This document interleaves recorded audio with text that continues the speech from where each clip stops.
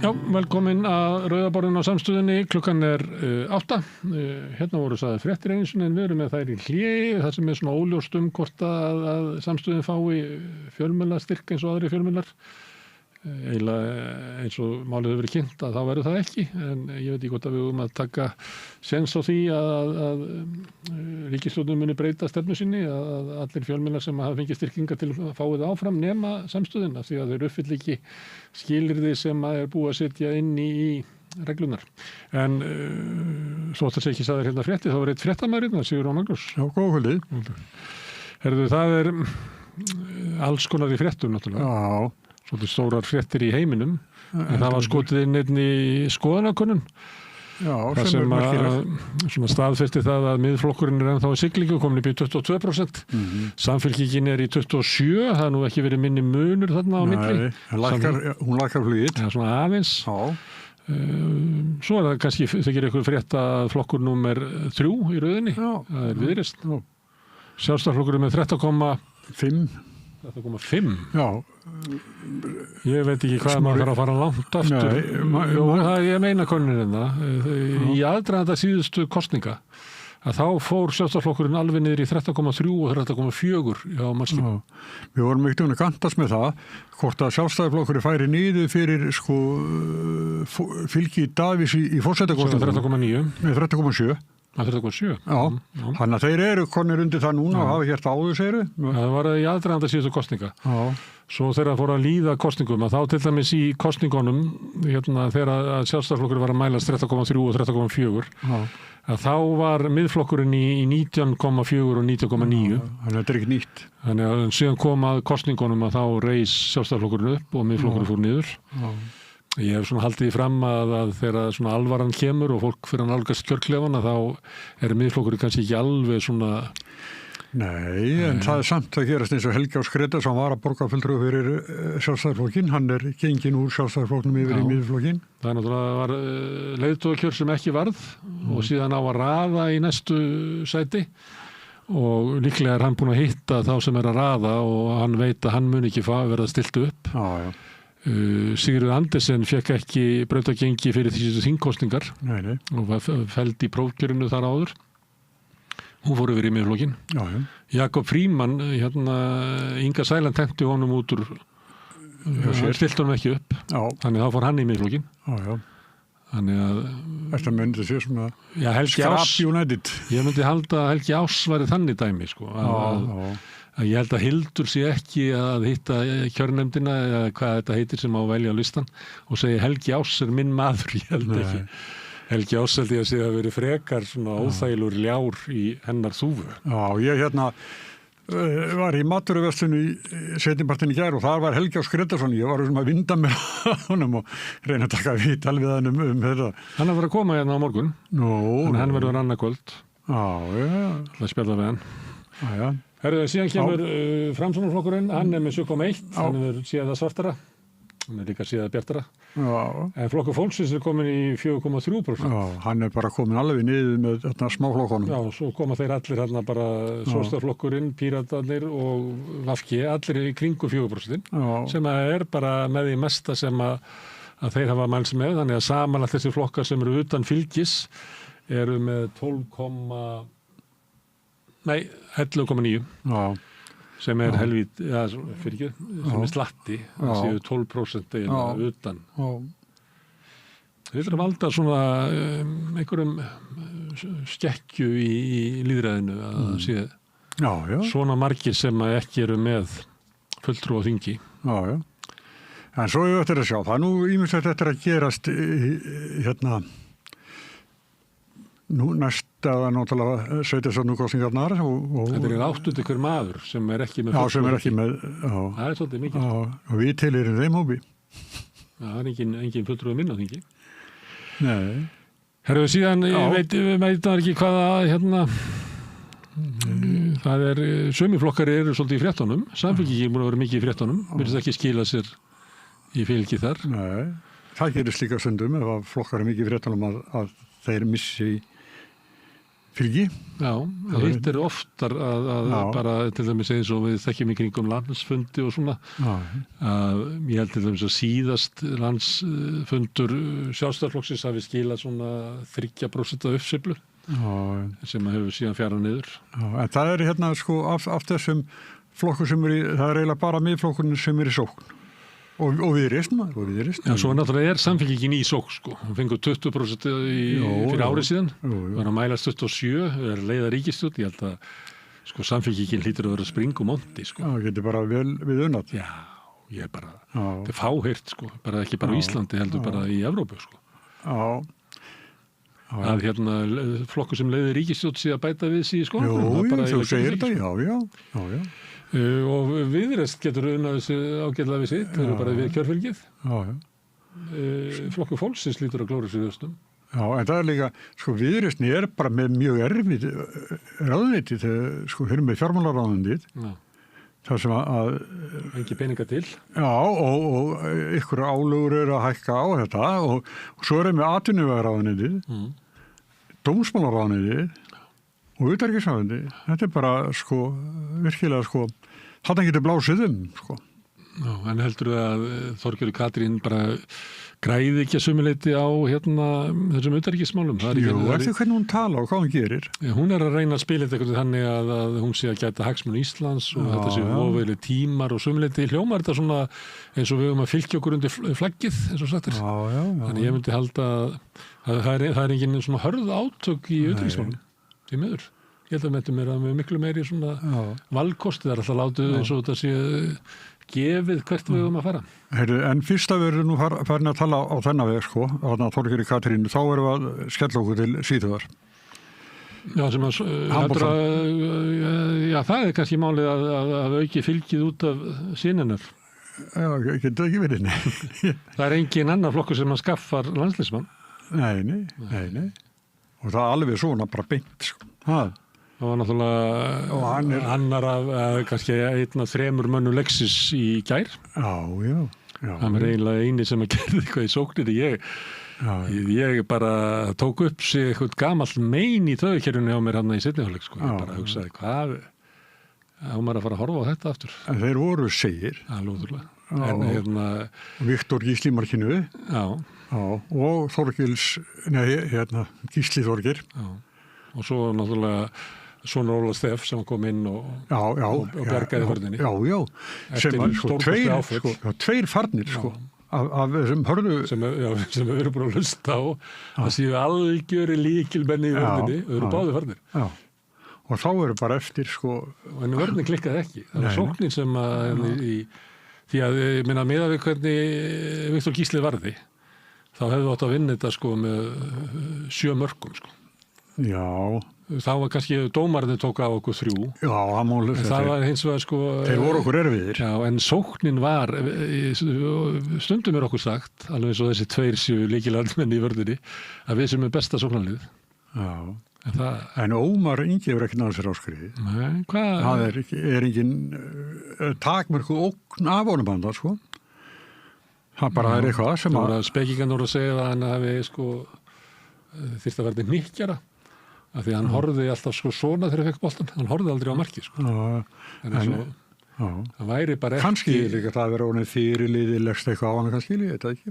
Meira ábyrgð. Og bara gera einhvern annan að fyrirliða. Það er betra að hafa hann í stöði heldur en þessi fyrirliði, sko. Já, ég er alveg sammálaðir. En mér finnst aftur hérna Gísli Þorgeir að leikstíllinn hans er mjög sérstakur. Og það er greinlega mjög erfitt fyrir þess að menn sem eru höfðun hærri en hann að stoppa hann. Hann skoraði 7 mörk. Já. Hann átti 3 stóðsettingar sem að einhverja hangveldur að býta það, hann lítur á að fleiri. Já, ég held að hann náði 3 víti. Já. Þannig þú ert með 7, og hann tekur ekki vítin, sko. Nei. Þannig þú ert með 7 mörk, 3 víti, 3 stóðsettingar að lágmarki, hann er komið 13 mörk. Það er eiginlega bara miklu meir en helmingun af því sem gerist í sókninni. Já. Mörkin sem koma er bara frá honum. Já. Hann var mjög góður. Já.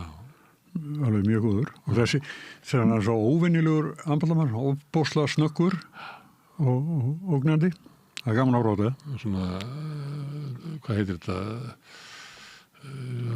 Hnóð.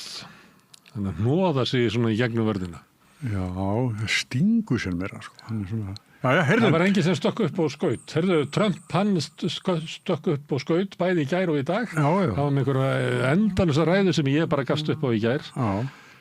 Það sem að var að halda upp á það, hann verið búin að vera 1 ár í embætti. Og það eru bara versnast ræðuna, sko. Þetta bara... Maður hugsa betur, hvar í bara mangisúðinni hefur þetta verið, svona? Þetta Og það sem að menna að koma með að leiðtúar Norður Kóru er oft svona. Þeir þykjast hafa unnið öll í frjálsíþróttamót og fundið allt upp, hann að geimflugarnar og svona, hann er eiginlega þar. Þykist hafa gert þetta allt saman sjálf. Og hvað hét hann, pabbi þessi nú er? Hann átti að hafa, sko, einu sinni farið í golf, spila 18 hólur, 12 sinnum hól í höggi og þetta er svona bull frá þeim, sko. 12 sinnum hól í höggi? Já, af 18. Já. Er það svona rosalega góður í... Golfi? Á þess að nokkuð tíma að spila það, já. Og svo... Kim Jong-il. Já. Og já, svona... En Trump er víst, hann er alltaf samfélag að hann sé bestur. Hann er þetta rákjöldur í golfur. Já, hann láta allir að vinna. Láta allir að vinna. Já, þú fara að spila við hann og bara valta yfir hann? Nei, já, sko, það sást í sjónvarpinu þegar hann var að spila golf og týndi boltanum og þegar aðstofmann sendi bolt og svo þeir búin að finna hann. Ég held að sé þannig, sko. Já. Það sé sem eins og, hann er svo mikið badd, sko, látur allt badn vinna, sko. Ég held að það sé þannig. En hann er á hættulegum stað fyrir þetta, að vera með þessa bernsku. Já, þetta er bara... Og móðguna kynni. Svakalegt ástand. Alveg... Við ætlum að hafa ýmislegt í þættinu kvöld. Aftast í þættinu þá ætlum við að fjalla leikrit sem að þú komst reyndar með mér á það. Já. Þetta er Bústaðurinn sem að Þór Túlinius, hann semur þetta og leikur í þessu. Hann kemur og Þórunn Lárusdóttir sem að leikur konu hans í leikritinu og Ásgeir Ásgeirsson sem að semur músíkina. Við ætlum að koma hingað og við ætlum að spjalla þennan svona kall sem er nú ekki á góðum stað. Nei. Lætur allt fara í taugarnar á sér og breytingar sem er að verða í samfélaginu. Þannig að við það. Já, þeir eru orðnir nokkrir maður. Georg Bjarnfreðarsson og hérna... Eitthvað sagði að þetta var eiginlega eini maður sem var hægt að gera grín af í dag væri miðaldra kall. Já. Það er svona verða þeir oft. Já. Þeir eru líka, sko, með það sterkar stöðu, það má skjóta á þá. Það má, það er þú átt að sparka upp fyrir þig eins og sagt. Já. Mátti ekki sparka niður fyrir þig. Þú ætlar að vera að tala svefli og gamalt fólk? Já, ég ætla að gera það. Anna Almarsdóttir heitir kona sem er lyfjafræðingur og prófessor við Kaupmannahafnarháskóla.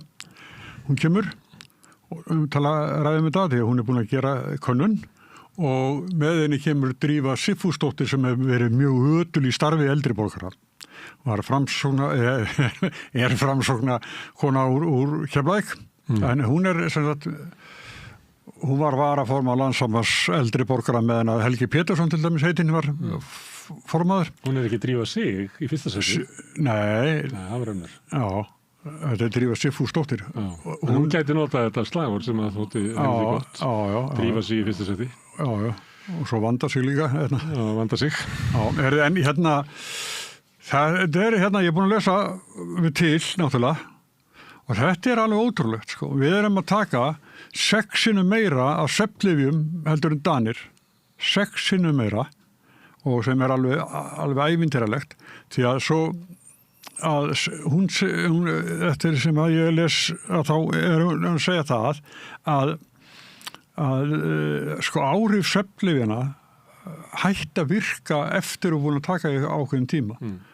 Og svo að halda því áfram er bara alveg gali, sko. Það er bara svipað og svona lyf að líkaminn venst við þeim og þú þarft alltaf stærri skammt til að fá sömu áhrif. Svo sljókar þetta fólk, það er hættulegt í umferðinu, það er hættulegt við það, sko. Af því að og talan um ef að fólk er að drekka áfengi onni í þetta. Þannig að þetta er alvöru mál og ég man til dæmis að 6 sinnum meira heldur en Danir og 3,5 sinnum meira heldur en Norðmenn til dæmis, þannig að við erum á vondu stað. Að við erum að taka alltaf mikið af lyfjum í þessu líka. Það á við alls konar önnur lyf, ADHD-lyf og náttúrulega frægt að við tökum miklu meira af svona pensilíni heldur en nokkur önnur þjóð. Já. En þetta gerir til þess með eldra fólk að það sem sagt fellur oftar dettur og slasar sig og meiðist og svo það líka þegar það gerist og eldri borgari dettur af því að áhrifin af lyfjunum eru of mikil að fer þá á sjúkrahús og þar bara byrjar hrörnun, algjör og þetta kostar fólki mjög mikið í líkamlega, andlega. Þannig að, þetta bara, ég skora á fólk sem er bæði koma að minn aldur eða á fólk sem á eftir eldast. Á foreldra sem eru hugsanlega í þessu. Við þekkjum þetta frá móður okkar að það er mikið mála reyna að raða saman þessum lyfjum, þannig að þau væri ekki til skaða. Það er náttúrulega, margt er óþekkt í þessu, hvernig mismunandi lyf virka saman og svona, þannig að það er margar hættur í þessu. Einhvern tíma spurði ég Hrafnistu að því, hvað ekki að gera, hvað þannig að þið vitið, það er til mottur, lega stíð á þær, þá ringi bjallan. Já, getur við ekki fengið hann svoleiðis? Nei, við eigum ekkert svoleiðis, en það er búið að finna þetta upp, en það var ekki til. Nei. Herðu, það er miðvikudagur og þá er Trump-tíminn hjá okkur. Það er Friðjón Ari Friðjónsson sem er komið inn oft, borgarfulltrúi. Hann var eitthvað að segja það í dag, hann var eiginlega alveg búinn að fá nóg af bandarískum stjórnmálum. Hann var að taka sér pásu. Hann kemur hérna og Brynja Elísabet Halldórsdóttir sem er dósent, kemur líka. Og Bryndís Ísfold Hlöðversdóttir. Þau eru öll velkunn bandarískum stjórnmálum og það er náttúrulega nóg að tala alltaf í sambandi við hann. Það er náttúrulega þess að ræða sem að vera mikið og svo varum við ræðu á Davos í dag og hann ætlar að taka Grænland og ruglast á Grænland og Íslandi og hann er að hóta því að setja herliða í Minnesota og margt að gera því á kallinum. Hann á bara slétt 3 ár eftir í embætti. Það er bara 1 ár af 4 búið. 4 búin, hugsið ykkur. Það getur margt breyst kannski ef það verður kosið, eins og hann segir, ef það verður kosið í vor. Nei, í haust. Þá geta hann mist meiri hlutann í þinginu.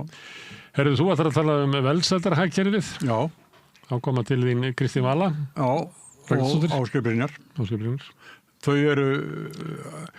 Kristín Vala er svona búin að, þetta eru svona alþjóða samtök, eða fjölþjóða skulum við segja, sem að hún er búin að vera með í þessu í nokkur ár og hann er sem sagt að við mælum hagvöxt en ekki hagsæld. Það er ekki Katrín Jakobsdóttir að breyta þessu og að mæla alls konar hluti. Velsældarhagkerfið. Jú, eitthvað hefur nú komið þessu, en þetta er nú samtannig að það er núna bara 29. janúar, þá verður Íslands til þessara samtaka stofnuð í Norrænhúsinu og þarna er fólk sem er bara... Þeir mæla velsæld með ykkur öðrum penningum. Já, ekki hagvöxtur neitt því að hann reyður alltaf eitthvað frá sér Það fleira getur skipt máli heldur en... Góðu svefn, það þjóðast að tala svefn. Já. Nei, þetta er nokkuð síðan að í þessum hópi líka Þuríður Davíðsdóttir og fyrir löngu síðan tók ég viðtal við hana þegar ég var með Sprengisand og þá sagði hún eitt til dæmis að það sem maðurinn er ekki, bara náttúran, dýr og náttúran, það er ekki að skaugar. Það er ekki áskuðar, nei. Nei, það er bara allt nýtt. Eða svo er bara rottnar í skóabotninum. Það er náttúrulega nýtt líka. En svo komum við... Þetta er glöggt fólk sem út að fara að... Já, mjög. Og ég hlakka til að tala um þér. Ég ætla að tala aðeins um vinstri. Það var samþykkt á fundi VG að ganga til samstarfs við Vor til vinstri sem er hópur sem að Sanna Magdalena leiðir og þau ætla að fá til mín Sönnu Magdalenu og Rakel Hildardóttir sem hefur verið að vinna með henni og svo komaði úr VG Rósa Björk Brynjólfsdóttir og Steinar Harðarsson og við ætlum að, ég ætla að spyrja þau hvaða erindi þau eiga í borgarstjórnarkosningar og hvaða svona áherslur þessi hópur ætla að leggja. Þannig að við erum að fjalla um borgarstjórnarkosningarnar. Þessu hefur verið að gera svolítið undanferðið. Þið er vant fólk sem nefnir hana. Já, þetta verið áhugavert samtal. Það hérna mörg hlaðborð sem við erum að bjóða upp á í kvöld, þar sem við erum að tala við marga leiklist, Trump og svefnlyf og velsældarhagkerfi og vinstrið. Veit ekki hvað allir sem margir gestir sem að koma til ykkur í kvöld. Það einhver Svo bústaðurinn. Bústaðurinn, það hellinga gestum, það eru 3 og svo eru 2 og það eru 5 og það eru 8 og það er 9 og 10 og það eru 14 gestir sem koma til okkur í kvöld. Þannig við verðum að fara að þagna til að hleypa gestunum að. Já, endilega. Það er aðalatrið. Ég ætla að minna á að samstöðin bara gengur vegna þess að það er fólk sem er að horfa á okkur sem að vil hjálpa okkur að halda samstöðinni úti og það hefur gerst áskrifundur og ef að þú vilt taka þátt í því að tryggja framgang samstöðunar þá getur þú gerst áskrifandi með því að fara inn á samstöðum.is, það er hneppur sem ástendur áskrift. Það kostar 2.750 krónur að borga grunna áskriftina. Þú mátt borga mér vilt og þeir sem að kjósi geta látið áskriftina að renna sér félagsgjöldin í alþýðufélagið en það er einmitt alþýðufélagið sem á og rekur samstöðuna. Allt sem við sjáum hér á heyrið er í boði þessa fólks. Ég ætlum að skjóta inn smá auglýsingum og svo ætlum við að tala vinstrið í Reykjavík. Gleði er svo mikil dauðans alvar. Ef að það er ekki gleði, þá vantar svo mikið kraft. Ég heiti Edda Björgvinsdóttir og ég trú á gleði. Kennarar eru þrefalt líklegri en ófaglærðir til að halda áfram í kennslu. Börnin okkar eiga skilið fagmennsku og stöðuleika. Fjárfestum í kennurum. Kennarasamband Íslands. Samlokubrauð, maltbrauð, tékkneskt-brauð, súrdeigsbrauð, brauð ársins, Bernhöfts bakari, íslenskt handverk síðan 1834. Samstaða skilar árangri. BSRB, afl í þágu almennings. Öflug verkalýðshreyfing er lykillinn að öflugu samfélagi. Alþýðusamband Íslands samstillt barátta í þágu launafólks í meira en heila öld. Fatamarkaður Vorstjörnunnar að Bólholti 6. Öðruvísi, skemmtilegur og ódýr fatamarkaður. Þar sem að það er ekki bara föt heldur allskins munir og svo er alltaf heitt á könnunni. Komið fagnandi. Opið frá 1 til 4 alla laugardaga og sunnudaga, fatamarkaður Vorstjörnunnar. Þú ert að hlusta á samstöðina. Róttækt sjónarhorn á atburði dagsins. Gerist áskrifundur á samstöðinni og taki þátt í að byggja upp öfluga og róttæka samfélagsumræðu.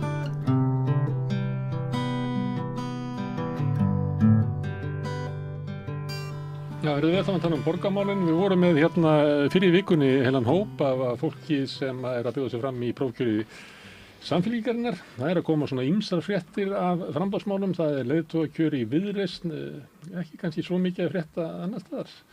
Sjálfstæðismenn eru búin að velja sér leiðtoga en eftir að velja lista og þar hundu gottunum. En það komu fréttir núna fyrir nokkur dögum að það væri listi á leiðinni sem er sambræðsla úr Vori til vinstri sem er hópur sem hefur myndast í kringu Sönnu Magdalenu Mörtusdóttur borgarfulltrúa og svo VG í Reykjavík og það er komið fólk úr þessum hópi hingað. Hérna er Sanna Magdalena Mörtusdóttir, Rakel Hildardóttir, Rósa Björk Brynjólfsdóttir og Steinar Harðarsson. Það verður að þessu. Þetta er hérna samvinna, tveggja hreyfinga fyrir íbúi í borginni að ég sé þetta þannig að við verðum að passa að ekkert vinstri atkvæði glatist. Ég meina við þurfum bara að hugsa strategíst og vera skynsöm og það er ýmislegt í kringum okkur sem var bara mjög leiðilegt eins og niðurstöður alþingiskosninga. Ég meina við viljum ekki að það endurtaki sig. Þannig að við þurfum bara að hugsa. Það sé ekkert vinstra megin við Samfylkingun og þingi, það er ekki gott. Þannig að það er bara eðlilegt að vinna saman og setja íbúa í forgang. Já. En er þá hugmyndin svo að reyna að ná þessum atkvæðum sem eru vinstra megin við Samfylkinguna? Já. Sem að samkvæmt kosningarannsóknunum skarast inn í Pírata og fleira. Það er alltaf verið vandræði svolítið með Píratana því að kjósendur eru alltaf svona félagshyggju vinstra megin, mælast alltaf þar. Já. En stundum er forustan alltaf að segja þessi hvorki hægri en vinstri og oft er hún svona meira hægri. Einmitt, svona út á söður. Já, en svo sósíalistaflokkurinn þess að þú varst í. Svona? Ég ennþá skráð í sósíalistaflokkin. Já, ekki búið að reka þig? Það Ég held að það verið samþykkt að þetta reka þig. Mögulega kannski. En ég ennþá sósíalisti. Já. Þeir eru ekki þarna með? Nei. Og ekki Píratar? Nei. Var reynt að fá þessa saman? Ekki þið það? Já, það var það. Það var reynt en gekk ekki upp í miður. Og ég var nú á þessu fundi VG, þar sem að menn svona fjölluðu þetta og samþyktu nánast að fara í þetta samstarf þó að menn getur svona hártogað aðeins orðalagið á þessari tillögu. En það var mikill einhugur á þessum fundi. Þetta var mjög góður fundur. Þetta var bara mikill hugur í fólki. Það sem samþykkt að VG færi ekki fram nema í þessu? Já, það færi bara fram í þessu. Það var ekkert rætt hvort eða hvað. Heldur bara að þetta samstarf var þarna undir og það var nánast bara algjör mjög góð samstöð það. Komu þarna fréttir Líf sagði að vera eitthvað óljóst en svo sagðist hann að hlaupi á sig. Já, hún bara talar fyrir sjálfa sig það. Ok, en fyrir hvað standið því? Þetta félagslegt og efnahagslegt réttlæti, þetta efnahagslega réttlæti að það verði í grunninn við bara allt sem við gerum fyrir íbúa, við sem hlusta á íbúana og það verði að hafa það að leiðarljósi í einmitt eins og húsnæðisuppbyggingu, samgöngumálum, umhverfismálum, menntamálum og skólamálum. Ég myndi segja að það sé svona rauða línan. Já. Ég hef verið með 5 mál. Það er dálítið svona þekkt tala úr Sjónvarpssýrjum? Já, það er húsnæðismálin, það eru umhverfismálin, það eru leikskólamálin, umferðarmálin og íbúalýðræði. Þetta eru þau 5 mál sem mér finnst mjög þýðingarmikil. Og ég held að þetta framboð geti sameinast eflaust eitthvað fleira en þetta finnst mér vera. Mér finnst gott að hafa fá en svona sterk mál á teinunum og þá lítum við til sigursins í New York. Það sem borgarstjóra efni þar var nánast óþekkt og úr mjög ósennilegu uppruna og hann vann þennan fallega sigur á þennan einfalda hátt og ég held að við erum að vera þar. Ok, hann lagði mikla áherslu á húsnæðismál. Hvað ætlaði að gera þeim? Ef ég má bara aðeins af því að ég satt nú ekki við þetta samningaborð fyrir þetta framboð en ég verð samt að segja mér finnst fyrsta lagi þá bara mjög ánægjulegt að þessi niðurstaða hafi orðið ofan á að félagshyggju-fólk vinstra megin við miðinu hafi komið sér saman sameiginlegt framboð í þágu borgarbúa. Mér finnst líka alveg vert að minnast á líka góðan sáttmála sem að Sanna og Líf og fleiri fulltrúar eru náttúrulega með núna í gangi í sínu samstarfi í borginni og þar til dæmis góðu grunnur í húsnæðismálunum og samgöngumálunum og svo framvegis. Og það hefur alveg verið, það hefur sýnt sig að aðkoma þess að tveggja afla inn í borgarmálin, hún hefur skilað okkur ákveðnum hlutum inn í þennan sáttmála og ég vonast þess að það verið framhald á einmitt þessum góðu hlutum þarna í þágu borgarbúa og ég bara held að þetta sé spennandi valkostur fyrir fólki hér í borginni. Ég held að við séum öll kannski svolítið sammála það að það hafi verið dapurlegt fyrir kjósendur að fá ekki fulltrúa sína inn á þing í síðustu þingkosningum. Og með þessu sameinaða framboði núna þá sé komið grundvöllur fyrir kjósendur að sjá svona sterkara afl í sína þágu.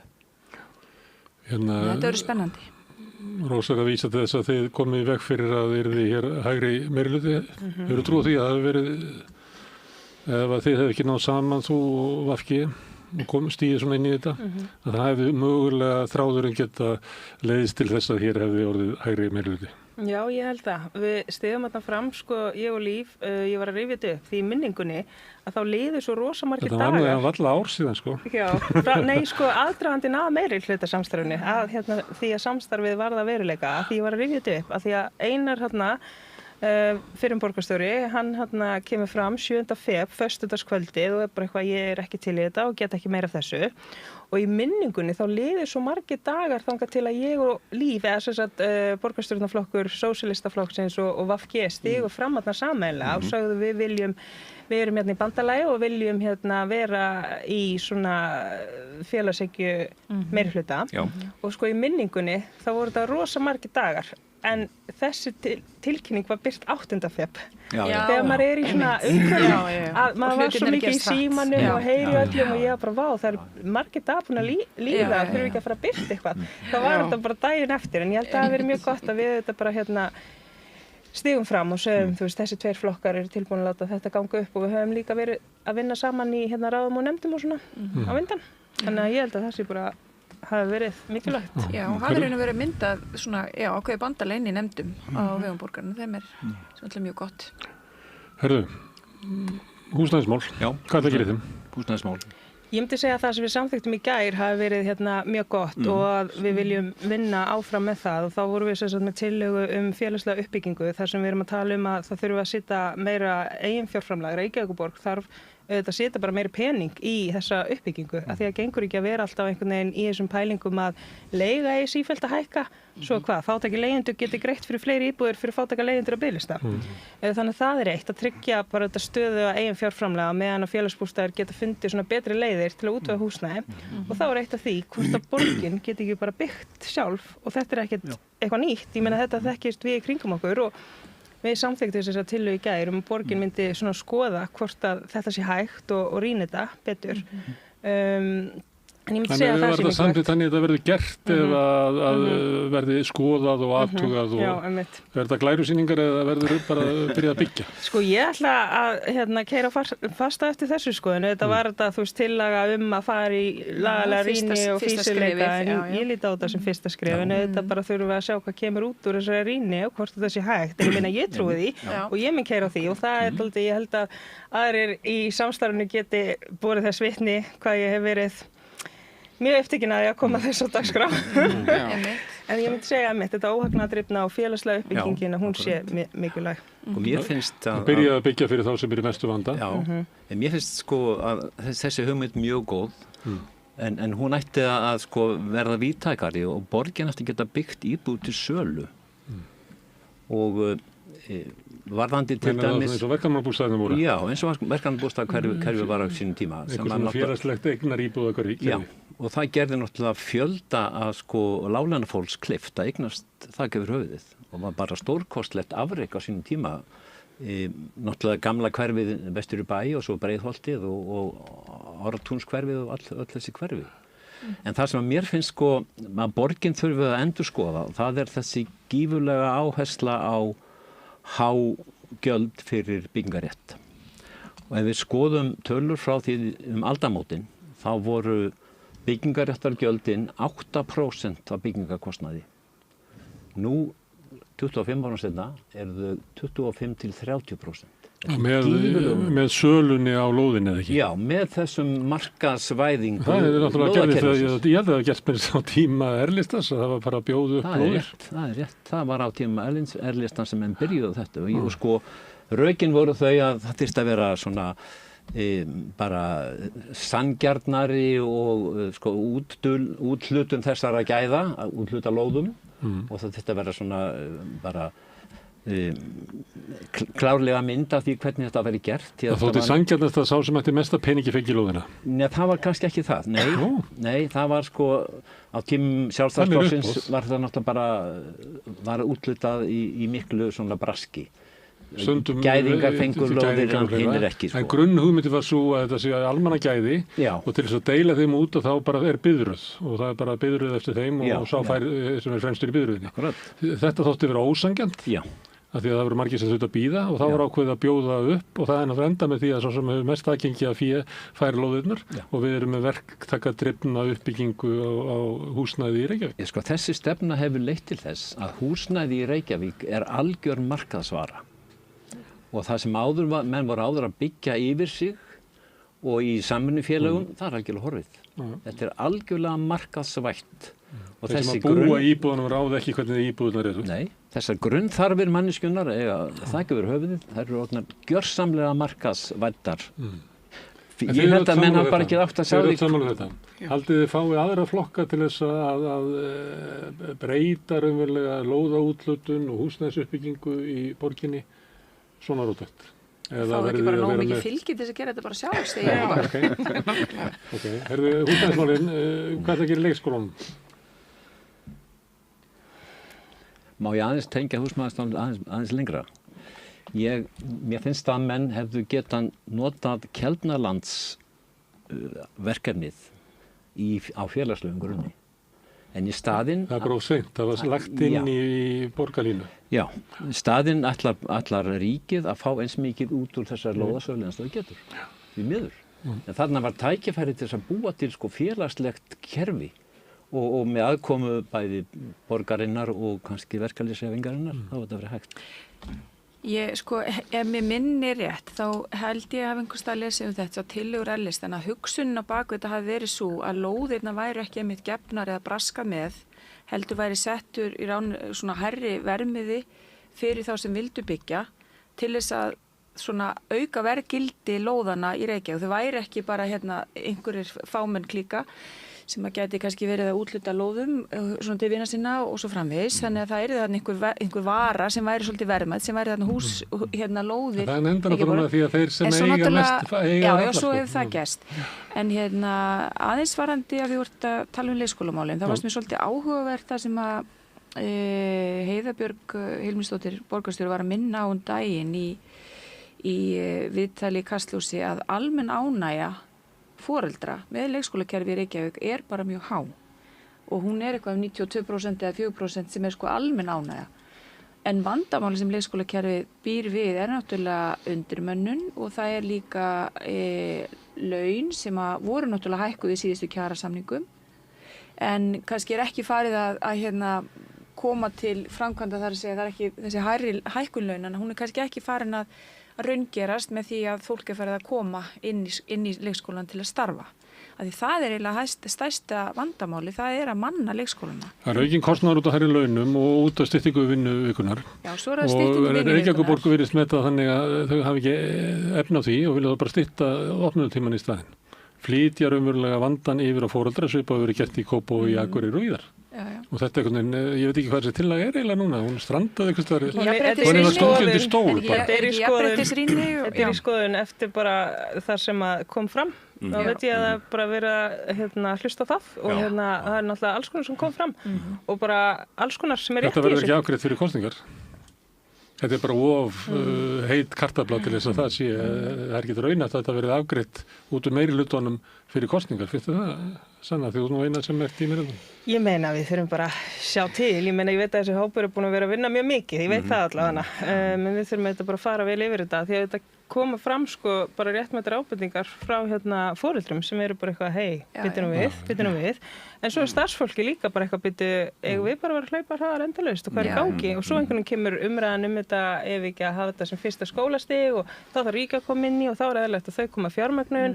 Við viljum alveg vera með góða leikskóla en til þess erum við pening, hvaðan kemur peningurinn, ekki erum við að skattleggja ríkja fólkið og þannig að auðvitað tengist þetta bara dagsdaglegu lífi fólks, þetta er ekkert eitthvað svona einhver Excel-skjöl sem við horfum bara á. Þið munið bjóða okkur fram til þess að leysa þetta mál, hvernig ætla að leysa þetta? Það er stórt spurt. Nei, menn væntanlega verður tekið tillit til þessara áhyggna foreldra og starfsfólks og það er eitthvað sem verður að gerast líka og þetta er náttúrulega eins og Sanna er að benda á, þetta er í ákveðnu ferli núna, það sem er verið að jafnréttisrýna það og út frá ákveðnum athugasemdum sem bárust og umsögnum. Og það vantar alltaf peningir, sko. Núna er bara verið að ýta vandanum frá starfsfólkinu sem hefur sittið uppi með hann yfir á foreldrana. Þannig að þú veist.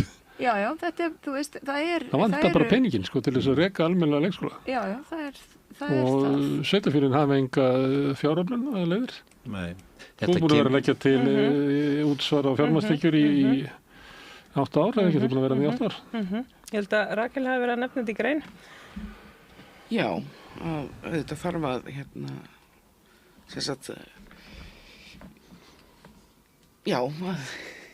Nú er ég bara kjaftstopp. Komur óvart. En jú, það er alltaf þetta sem þú hefur verið að segja í 8 ár, að bara að skattleggja fjármagnstekjur til jafns við aðra tekjur. Og það ætti náttúrulega að koma inn slattamílspenningur. Það eru margir milljarðar. Margir milljarðar. Ríkisstjórn Katrínar Jakobsdóttur þegar Bjarni Ben var fjármálaráðherra, ég man ekki hvað það eru þau voru að endurskoða þetta, en þá átti það að leggja bara á svona eins og á grunnlaun ykkur. Þannig ef ég væri með 200 milljónir á mánuði í fjármagnstekjur, þá myndi ég borga útsvar eins og ég væri með 700 krónur. Þannig það hefur aldrei náð lengri inn á þingi heldur en þetta sem næstu í svona táknræn aðgerð. Frekar heldur hún sé raunveruleg tekjuöflun fyrir sveitarfélögin. Og það er náttúrulega vandamál við að sveitarfélögin í vanda því að bara vantar. Þau tekið mikla þjónustu frá ríkinu. Ég hef gert við þá hugmynd að það þurfi að hækka útsvarið verulega vegna þess að bæjarfélög og sveitafélög hafa tekið við alls konar verkefni frá ríkinu og endalaust hafa komið fram upplýsingar og kvartanir það að ekki hafi fyllt nægir peningar. Og þá hafa menn farið að reyna að leita að einhverjum öðrum svona möguleikum á að fá peninga inn í rekstur sveitafélagana og ég held að til dæmis bara Reykjavíkurborg hafi fundið þessa gullnámu í byggingarréttargjöldunum. Og þar eru menn að taka inn það sem að skortir upp á í útsvarinu. Og það þurfum við hreinlega bara að hækka útsvar til þess að sveitarfélögin þurfi ekki að vera að leita eftir peningum í einhver öðrum gjöldum. Og útsvari sem mikið bara sanngjarnari fjármögnun á útgjöldum sveitafélagsins. Menn hafa reiknað út að séu næstu 20 milljónir sem eru á hverja íbúð í orkureiknum sem raunverulega kostnaður sem varð til áður en að fyrsta skóflustunga var tekin. Og það náttúrulega síðustu 20 milljónir sem að fólk að kaupa sem að það tekur líklega á láni. Þannig það borgar kannski raunvirði 50 milljóna fyrir þetta. Þannig það hefur náttúrulega svívirði skattlagning á þeir sem að þurfa að nota húsnæði til þess að veika tekjustofna á sveitafélögum. Og ég held líka, Ég sé tölur yfir það að byggingarkostnaðurinn sjálfur sé 50% af verði íbúðar og 30% jafnvel sé byggingarréttargjöld bara beint í vasa bæjaryfirvalda og síðan eitthvað fyrir hönnun og eftirlit og svo framvegis. Þetta er náttúrulega svakalega tölur. Nákvæmlega. Eins og með útsvarið þó að borgarstjórn get ekki ákveðið það, þá finnst mér alveg vera hlutverk samt borgarfulltrúa að tala hvað þetta er ósanngjarnt og hvað það þurfa að laga þetta og vera hávær í því og einhvern veginn svona byggja upp kröfu á meðal samfélagsins að þetta sé eina vitið og fá einhvern veginn fleiri með sér í lið fyrir því að tala þetta. Ég man við heyrðum frá ASÍ sem að tók undir þessa kröfur á sínum tíma og að við séum alltaf að tala að þetta sé eina vitið því þurfum við þetta aflið emmitt og talaður borgarstjórun í New York, aflið frá fólkinu til þess að knýja á breytingar. Þannig ég held að það er líka vinnan framöndan að halda einhvern veginn því áfram til þetta verði að einhverjum veruleika. Því að ef að ráðafólk heyrir alltaf bara það er fullt af fólki og samtökum sem bara eitthvað að fara fram á þetta, þá verður þetta að taka til skoðunar. Þó að við séum ekki inn á Alþingi, þá getum við alveg látið hátt heyrast í okkur til þess að verða eitthvað brugðist við og líka bara að því við vorum aðeins tala leikskólana áðan, þetta myndi ég segja þetta sé fjármagn, en það líka bara starfsfólki með ákveðin vinnudag sem ákveðin langur, það stytting vinnuvikunar, en það ekki stytting vinnuvikunar hjá öllum, svo fátækt fólk sem í meira en einni vinnu sem þarf bara að láta hlutina ganga upp. Þannig að þetta þetta líka bara inn í þá umræðu, bara hver með stytta vinnuviku og hver ekki og hvernig ætlum við að skipuleggja einhvern veginn samfélagi þannig að sé barnvænt. Mér fundist svolítið skorta ansi mikið á í þessari umræðu leikskólamánin, krafan sem að við verðum að fara að gera á vinnumarkaðinn. Að það sé ekki, krafan sé ekki alltaf endalaust á kerfin okkar að bregðast við þörfum vinnumarkaðarins. Og við verðum einhvern veginn að fara að krefjast þess með svolítið skýrar og afdráttarlausari hætti að stytting vinnuvikunum hún sé ekki bara hjá opinberu aðilum heldur líka hjá einkageiranum og sömuleiðis að einkageirinn sé að borga þá hærri laun til fólks en ekki að halda þeim niðri á láglaunum. Þannig að þetta allt spila líka inn í þegar við erum að tala leikskólamálin vegna þess að það eins og Sanna segir, það fullt af fólki sem að vinna tvöfalda vinnu, að hlaupa mjög hratt á hamstrahjólum til að ná endum saman, síðan að láta börnin sín í vistun og svo framvegis og hvar liggur ábyrgðin á þessu? Liggur hún á því að leikskólinn þarf að vera opinn eða liggur hún hjá vinnumarkaðinum sem þarf kannski að koma með í lið, sko. Taka tillit til þess að launafólki getur eignast börn. Já, ef bara launafólki sé góðir starfsmenn líka og líði vel inn í sinni vinnu og geti haft bara fjölskyldaðastæði þannig að það sé ekki allir að slegast, sko. Ég held að við stórlega vantum þetta. Ég hitti lækni daginn og ég var eitthvað svona rifja upp að íslenski læknar gefa allt og mikið út af sýklalyfjum. Og hann sagði, eina ástæða sem eiginlega ekki verið skoðuð er það að það er svo mikið þrýstingur á foreldrum á Íslandi vegna þess að foreldrar á Íslandi hafa bara eitthvað 7-8 veikindadag út á börnin, en þeir eru 130 í Danmörku. Þannig að þegar að foreldrarnir koma með börnin til mín, þá viljum það bara að börnin séu löguð í kvelli því annars missi ég bara tekjurnar mínar. Nei, ég meina þetta er bara veruleiki, sko. Þannig að við verðum líka að fara að snúa þessar umræði svolítið við. Við verðum líka bara að segja, býtu komið vinnumarkaðurinn verður að koma með okkur í þetta og verkalýðshreyfingin verður líka að koma með okkur í þetta í þennan þrýsting á vinnumarkaðinn. Og svo erum við með starfsfólk inn á leikskólum sem eru þetta bara, við erum með eflingastarfsfólk, við erum með leikskólakennara, við erum með, það eru bara alls konar, það eru líka raddir þar sem að starfsfólki finnst ekki alltaf hlustað á í þessu umræðu. Nei, nákvæmlega. Það er líka fólk sem er með langa menntun og er að mennta sig í fræðum á þessu fyrsta og mikilvægasta skólastigi sem að kannski vill líka geta unnið sína vinnu án þess að vera bugast, sko. Þannig að það þarf að taka tillit til stóra hópa og ég með þetta eru kvennastéttir líka. Þetta eru líka að taka tillit til þess. Þannig að Þetta eru tvö það er mörg að huga. Já, þetta er tvö atriði. Ég manna númer 4 hjá Georg, nei, ég meina Steinari, var samgöngumál.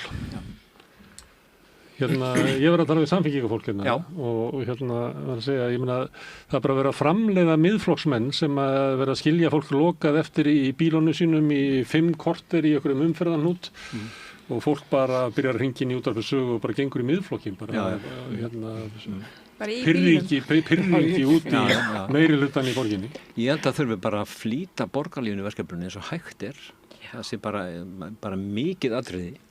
En á meðan þá held ég að menn eigi að reyna að nýta þau mannvirki sem fyrir eru á besta mögulega hátt.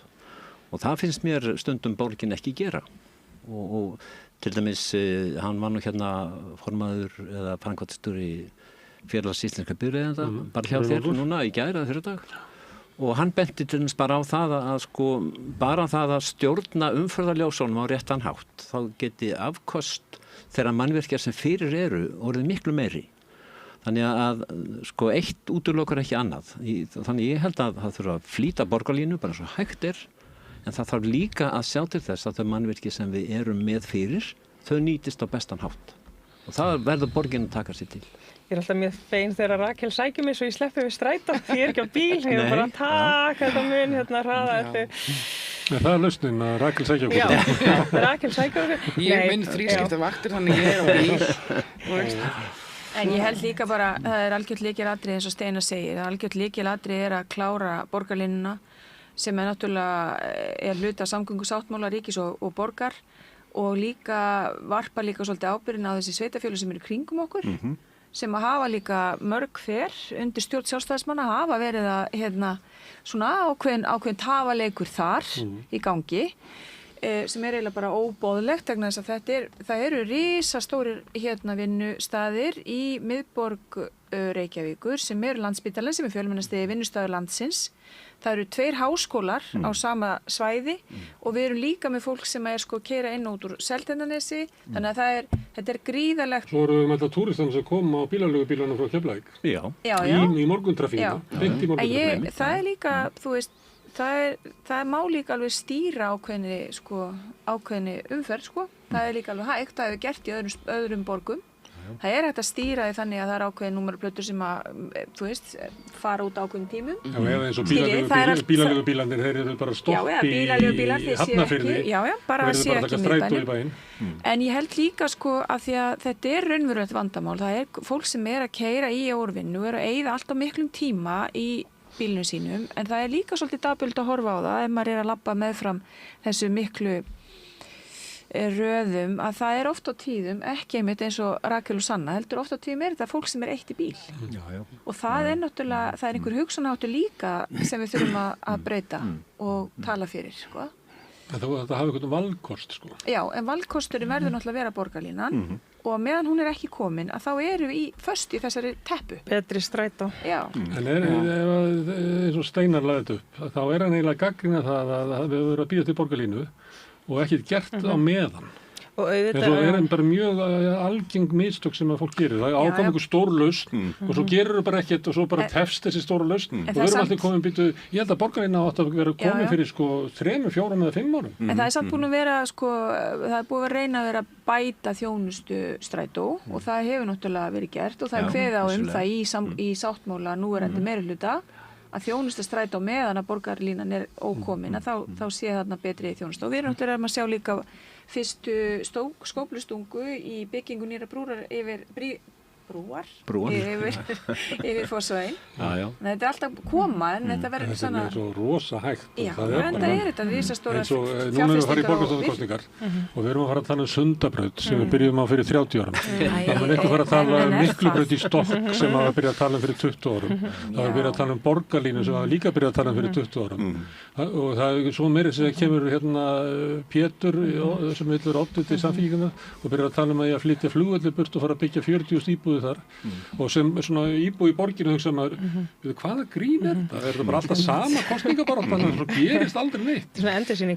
Ég held að sé eitthvað komið svona langverandi þreyta í borgarbúa að vera alltaf að hlusta á sömu glærusýningarnar en það bara gerist aldrei neitt. Auðvitað þarf náttúrulega betri strætó til þess að fólk treysti almenningssamgöngukerfinu þegar eitthvað betra síðan loksins kemur, þannig að getur sagt, herru, ég treysti þessu kerfi, ég veit ekki stóla á það, þannig að það eru þetta ýmislegt sem að þarf að... Hann hefur skánað.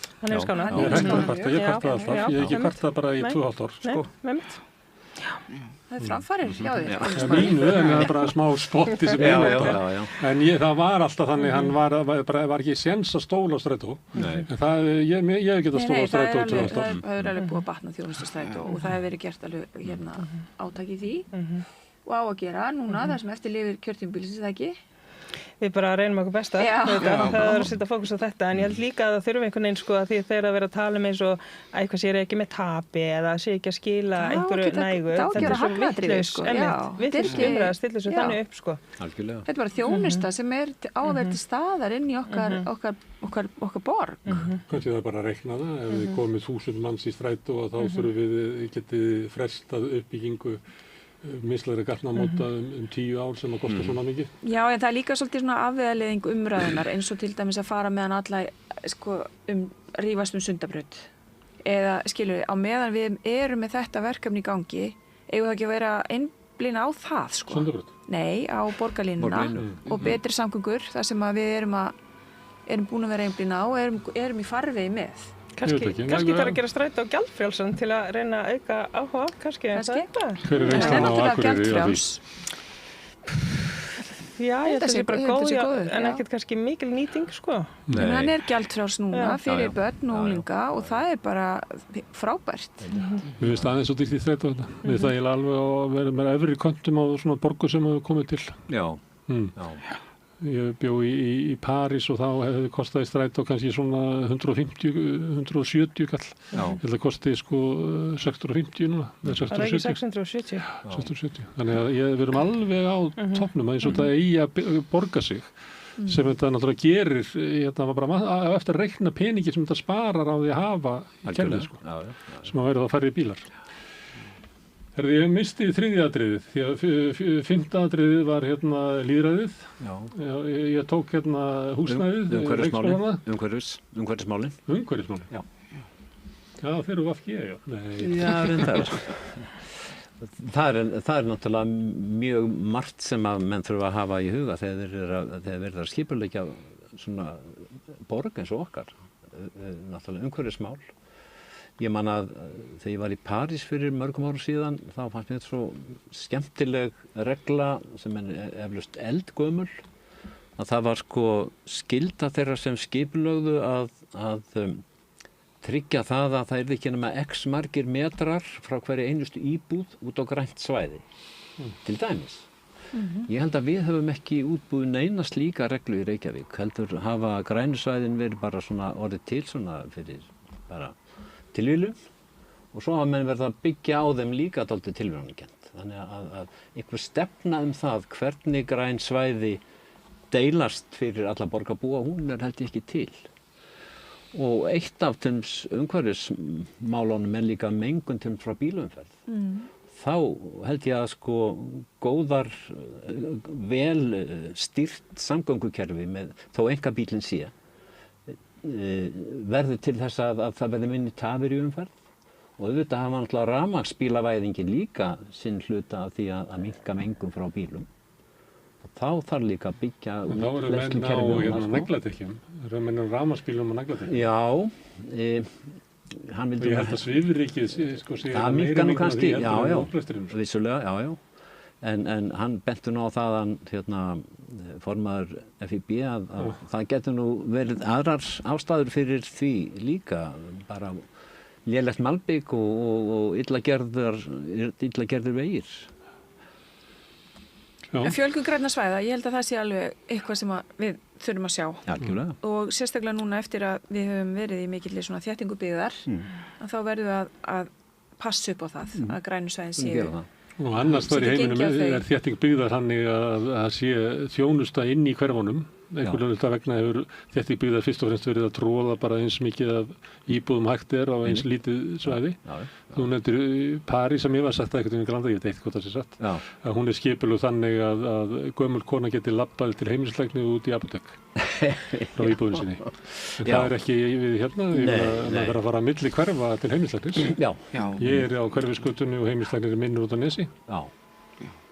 Tekur þú strætó? Ég tek strætó aðra leiðina, en ég labba yfirleitt alltaf hinna leiðina því að bara það gengur aldrei upp hjá mér að taka strætó tilbaka. Minnin er á Kirkjusandi. Minnin er á Kirkjusandi og ég bý upp á Sogavegi, það er aldrei langt.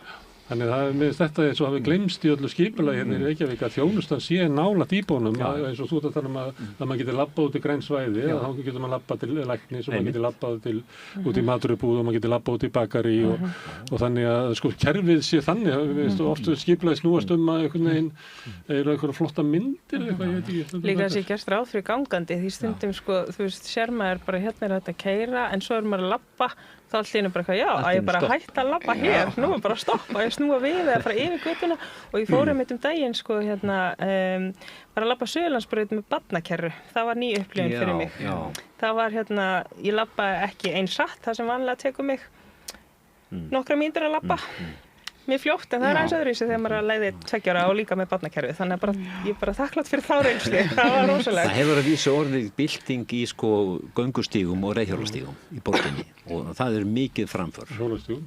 En við vitum líka sko eins og til dæmis bara þeir eru búin að vera að tala um París að því ég hef búið þar og sú borg hefur tekið algjörum stakkaskiptum þegar kemur að grænum svæðum og hjólreiðum, uppbyggingu hjólreiða og gangstíga og loftgæða sem hafa batnað ótrúlega mikið á svona 20 árum vegna einmitt pólitískra ákvarðanir sem voru teknar sem voru mjög erfiðar af því það var náttúrulega mikil andstaða Óði gegnum óvinsalar ákvarðanir Já, og bara frakkar eru elskað mótmæla og leigubílstjórar og bara allir þeir sem voru keyrandi voru alveg brjálæðir en það er allt annað og mikið lífsgæði sem að felast í því að gera borgina grænni. Mér langar síðan aðeins að pikka upp ef því þið voru að tala um íbúðalýðræði. Ég held að það sé alveg gríðarlega svona ábending inn í þessa málefnavinnu áfram að íbúðalýðræði og efling þess sé gríðarlega mikilvæg vegna þess að þar með upplifa borgarbúar sig hluta af ákvarðanatökunni og við erum líka búin að vera að sjá miklar samfélagslega breytingar miklu meiri fjölbreytileiki í Reykjavíkurborg meðal íbúa heldur en áður og við erum að sjá stór hverfi byggjast upp sem að til dæmis bara í heilsugæslu höfuðborgarsvæðisins og þá þarf túlkaþjónustu og þetta er líka þetta eru hópar sem við þurfum að hafa með í ákvarðanatökunni og hafa með því hvernig við gerum þessa borg betri og flottari, sko. Og og bara svona barnvænni og fjölskylduvænni heldur en ella, sko, því það auðvelt að missa hlutina frá sér, sko, eins og við erum að sjá bara í kringum okkur á alþjóðasviðinu. Það auðvelt að taka ákveðna svona réttindi eins og íbúalýðræði og þáttöku. Þetta held ég eitthvað sem við þurfum að vera svolítið meðvituð á næstu vikum og mánuðum. Svo að það myndist ekki fólk, eða hópar af fólki sem að upplifi sig ekki vera hluta af borgin okkar. Og það er bara vont fyrir alla, sko.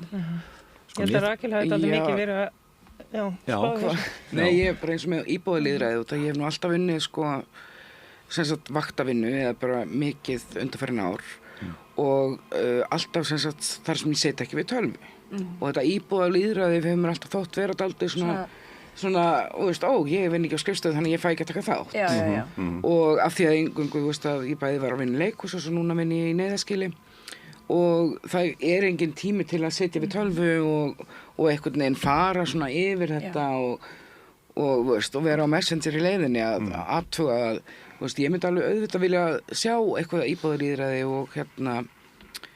og það útfært á einhvern hátt sem einmitt nær til fleira fólks af því að það er alveg risastór hópur sem einhvern veginn virðist sko ekki þetta nær bara ekki til Ég held að þetta sé gríðarlega mikilvægt Sýndarlýðræði sem er í gangi Sýndar samráð, það er til hugtakið það er vegna þess að samráðið er bara til sýndar tíðkast aldrei hérna í Reykjavík sko, menn hafa fengið að svona ákvaða hvað að setja niður svona bekk eða rólu en þegar kemur að stórum ákvörðunum þá er aldrei spurt og ég held að sko krafan íbúðalýðræði hafi vaknað jável betur eftir að menn fóru að sameina stór sveitafélög, við getum tekið með bara Norðurþing, nei, ekki Norðurþing, heldur Múlaþing, þar sem eru nokkur stór þéttbýlisvæði og þau hafa dálítið mismunandi hagsmuni og til dæmis Seyðfirðingar sem hafa barist ötturlega gegn fiskeldi í Seyðfirði, þeir komast ekkert með sitt vegna þess að það er sko reglurnar íbúakosningar þær taka ekki mið af því að sveitafélaginu eru orðin allt öðru sem þau voru og þetta þyrfti til dæmis líka að gera í Reykjavík svona svæðisbundið og eitthvað sjálfstæði Grafarvogs Já, því að Grafarvogurinn sko hann getur ekki átt undir íbúum Vesturbæjar hvort hann getur kosið einhverja hluti þar Ég vissum að það er stemming í Grafarvogi fyrir að fá ekki sjálfstæði Já Líka íbúar upplifir bara að þú veist þeir hafi einhverja áhrif að ákvarðanatöku í hvað átt borgin er að sko þróast en ekki bara eitthvað herði hér er komin hugmynd, við sendum hann í samráð hvað finnst ykkur hana? Þú veist þetta sé alveg frá svona grunni bara hérna eins og hugsa þetta alltaf. Og Rósa bendir á að þetta var grundvallaratriði í lýðræðislegu samfélagi ef við missum þetta sé ekki borgin okkar heldur þetta borgin ykkar og svo getur það náttúrulega maður líka spyr sjálfan sig Af hverju er svo sjaldgæft að sko stjórnendur sveitafélaga vilji ekki eða komi og bjóði íbúunum að taka þátt í kosningu. Það er nánast gerist aldrei. Tvisvar held ég að gerst í Reykjavík. Síðast kusum við hundahald og flugvöll. Hann er ennþá. Já, en við fengum að kjósa hundahald og flugvöll. Nánast aldrei annars hefur neinar ákvarðanir í Reykjavík verið borðnar undir íbúuna. Ég held að við þurfum fleiri svona beina kosningar. Já, sko, mér finnst sko að það þurfa að verða svo menning hjá kjörnum fulltrúum að það sé sjálfsagt að bera stórar og þungar ákvarðanir undir íbúana. Sumt er líka svona borgarlega eins og með hundahald. Já. Það er bara fáránlegt að sé einhverjir fulltrúar eitthvað að ákveða þetta, bara hendur sér í kosningu. Já. Þetta líka við kannski opnunartíma öldurhúsa og annað slíkt sem er svona sem þetta ekki flokkspólitískt mál held ég. Nei. En líka sko varðandi innflytjendur, þú veist, ég myndi segja að við séum eitthvað klikka þegar það er kannski stór hópur sem að veit ekki að með kjósa í sveitarstjórnarkosningum. Það er mjög lág kosningaþátttaka síðast, undir 30% undir Reykjavík. Þið ætla að gera eitthvað í því. Ég myndi segja að það sé okkar ábyrgð sko. Það er komin á laggirnar hópur innflytjenda sem er að stofna félag, sem hagsmannafélag og ég veit bara vegna þess að ég lenti á fundi með þeim í fyrsta fundi þar sem þeim voru að stofna þetta félag sitt sem fulltrúi VG og það voru einhver aðrir fulltrúar frá öðrum stjórnmálaflokkum á þessu fundi og þeir voru ég vel að hugsa að sko bjóða fram sjálfur en það algjörlega hárrétt. Þessi hópur hefur verið algjörlega utan við nánast öll mannréttindi í okkar samfélagi. Bara alveg afsíðis og það bara gengur ekki upp. Bara fullkomlega óásættanlegt. Hörðu, hvaða árangur ætlið að ná? Það ef við erum að tala kjósendahópinn sem vinstra megin við Samfylkinguna, þá eru núna þá taljum við Píratana með, þótt að forustan vil kannski ekki vera þarna, vinstra megin við Samfylkinguna, þá allar rannsóknir á hegðun kjósenda benda til þess að þetta sé svona sama kjósendamengið. Þá eru hvorki meira en 6 borgarfulltrúar frá þessu kjósendahópi. Eru þið að stefna á það? Já, endilega. Þú vilt. Já. Nei, hvað má bjóða ykkur marga? Það ekki eina vitið með að við 6 að lágmarki? Jú, ég veist það alveg, myndi vonast þess að sjá að kjósendur vildu sjá sem mest af okkur, sko. Þetta eru svona 20+% í Reykjavík? Já. Mér finnst það eina vitið, þannig ég skil ekki eitthvað öðrum að ekki finnast það líka. En ef maður horfir á þetta frá kjósendum, þá þetta svona hópurinn og við sjáum þetta líka í öðrum. Sjáum þetta í kosningunum í Kaupmannahöfn til dæmis, þar sem sko flokkarnir vinstra megin við krattana, ég held að þessi með sko, farin bara nærri slá upp í 40% sko. Já, sósíaldemókratar mistu fylgi í fyrst skipti 100 ár. Já. Þannig að það voru mikla breytingar þar. Ég spyr líka þessu vegna þess að skiptir máli sko, hvernig framboð til hverja þeir eru að fara að tala. Hvort það ætlist til þess að séu fjórðungur kjósenda sem við gæti kosið ykkur. Ég held að séu nú bara alveg farsælast að mínu viti bara klára málefnavinnuna og að hún sé liggi klár fyrir. Hún sé skýr, þetta séu fá og en góð málefni sem liggja fyrir. Þannig að kjósendur hafi upplýst val hvað sé í boði áður við förum að pæla í sko einhverjum tölum þó að ég sá að Egill Helgason var að spá okkur 10-15%, það mikla trú á þessu. Þannig að það ágætt að maður eins og hann sýni þannig trú á þessu og þá því það kannski að það eru fleiri sem hafa líka trú á þessu. Ég held að sé rosalega mikilvægt. Það kannski ekki líklega kjósandi. Já, en samt þarna var hann að lýsa yfir því að þetta gæti orðið farsælt framboð sem er bara mjög gott að heyra frá honum. Ég held að sé rosalega mikilvægt að klára málefnavinnuna sem fyrst, svo hún sé tilbúin og hún sé skýr. Já, en þetta framboð sem vinstra megin við Samfylkinguna og Samfylkingin hún ætlar að ná þeim árangri að verða áfram leiðandi í borginni. Með hvaða flokkum sjáuð þið svona möguleiki á að vinna með? Já, alltaf fyrsta val lítur alltaf að vera Samfylkingin. Ég bara get ekki ímyndið mér annað. Það svona gegnum tíðina sá flokkur sem... En af hverju kýsið ekki bara Samfylkinguna beint? Já, það svona mörgum finnst Samfylkingin að færst aldrei til hægri og undanfarið og ég held að sé margir sammála það. Og við þurfum bara vinstri rödd. Við þurfum rödd þar sem umhverfismálin til dæmis eru miklu sterkari heldur en í Samfylkingunni. Og við þurfum að minnka þessi sko einkavæðingar tendensar sem hafa sýnst, sem maður sér mjög víða. Ég held að ég hef heyrt bara í fréttum í dag að það stendur til að einkavæða strætó í framtíðinni. Það náttúrulega búið að einkavæða innan með útvistunum. Já, en nú á bara... Langflestir vagnarnir eru rúmlega reknir ekkur allt með strætó. Það ekki meira en helmingurinn. Jú. En nú á bara að bjóða þetta út algjörlega eftir nokkur ár. Ég held að það verið aldrei krafa ríkisstjórnarinnar að hún kom með fjármagnin í þetta því að breytist úr strætóbíðs í almenningssamgöngur, OHF, EHF, eitthvað svoleiðis sko, þannig að þetta auðvitað, þetta það sem við þurfum líka að vinda ofan að þessu útvistunum, sjáum eins og útvistun í ræstingamálum, við sjáum útvistun bara við í kringum okkur sem að skerðir þetta lífsgæði, útvistun í bílastæðamálum, ég myndi segja að þetta sé eitthvað sem að rödd vinstra megin við Samfylkingu setur bara skýra kröfu á og þetta líka svara bara þeirri gagnrýni sem íbúar hafa komið með eins og varðandi bílastæðin og bílastæðagjöldin og hvað þetta óskýrt eins og við sáum í Skaupinu, þetta nú bara meira ruglið. þó ég sé ekki að leggja, ofta er ég oft með fólki sem að leggja og að skutla mér út allt af því að ég þarf að komast hratt og strætó næri ekki að koma mér á áfangastað innan til 60 tíma, þannig að En það líka þetta með bílastæðina því það ákveðið stýritæki að minnka umferð með því að, þú veist, hafa há bílastæðagjöld og það ákveðin tilgangur með því, en það verður líka að vera val, og þá verður almenningssamgöngunar að vera til staðar, þannig að fólk sé líka tilbúið til þess að fara taka strætóna og almenningssamgöngunar á móti og það er líka akkurat þessi engavæðing bílastæði, ég held að það sé orðið svolítið, það er svona þau hittu svolítið í naglan og höfuðið í skaupinu. Ég held að þessi málefni sem við höfum rætt séu svona þverpólitísk. Þetta er áhyggjuefni allra í Reykjavík. Skiptir engu máli hvar þeir eru svona almennt í pólitík.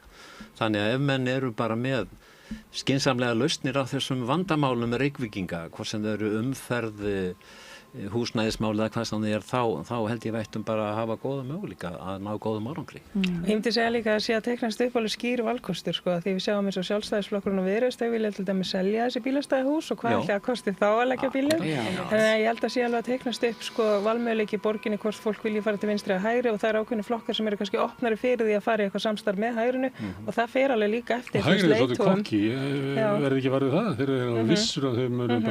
þegar við vinnum borgina sem Sjálfstæðisflokkurinn, Miðflokkurinn heldur hann sé að fara að gera einhverja stórkostlegar rósir. Viðreisn er með ágætis stöðu í könnunum í borginni, þannig að ef þessi 3 flokkar geta unnið saman eins og staðan er núna, að ég heldur horfið til þess og heldur þá fer fólk í kjörklefann og er þá annars að kjósa hægri stjórn, eitthvað þessu 3 flokkum, og hins vegar vinstri stjórn sem er þá Samfylkingin, Flokkur fólksins. Já, svo náttúrulega ég ætti að sjá niðurstöðu prófkjörsins í samfélaginu. Já, að kasta svona bolta í hjól sem er snýst, maður veit ekki hvað það fer, boltinn. En ég held að mikilvægast að sé bara að tala við íbúa, jafnvel íbúa sem eru ekki einhvern veginn sammála manni, því að maður þarf að vita af hverju er svo og er það eitthvað sem maður getur breytt í samtali. Og svo sérstakt vandamál líka að fólk hefur ekki mikla trú á borgaryfirvöldum. Nei.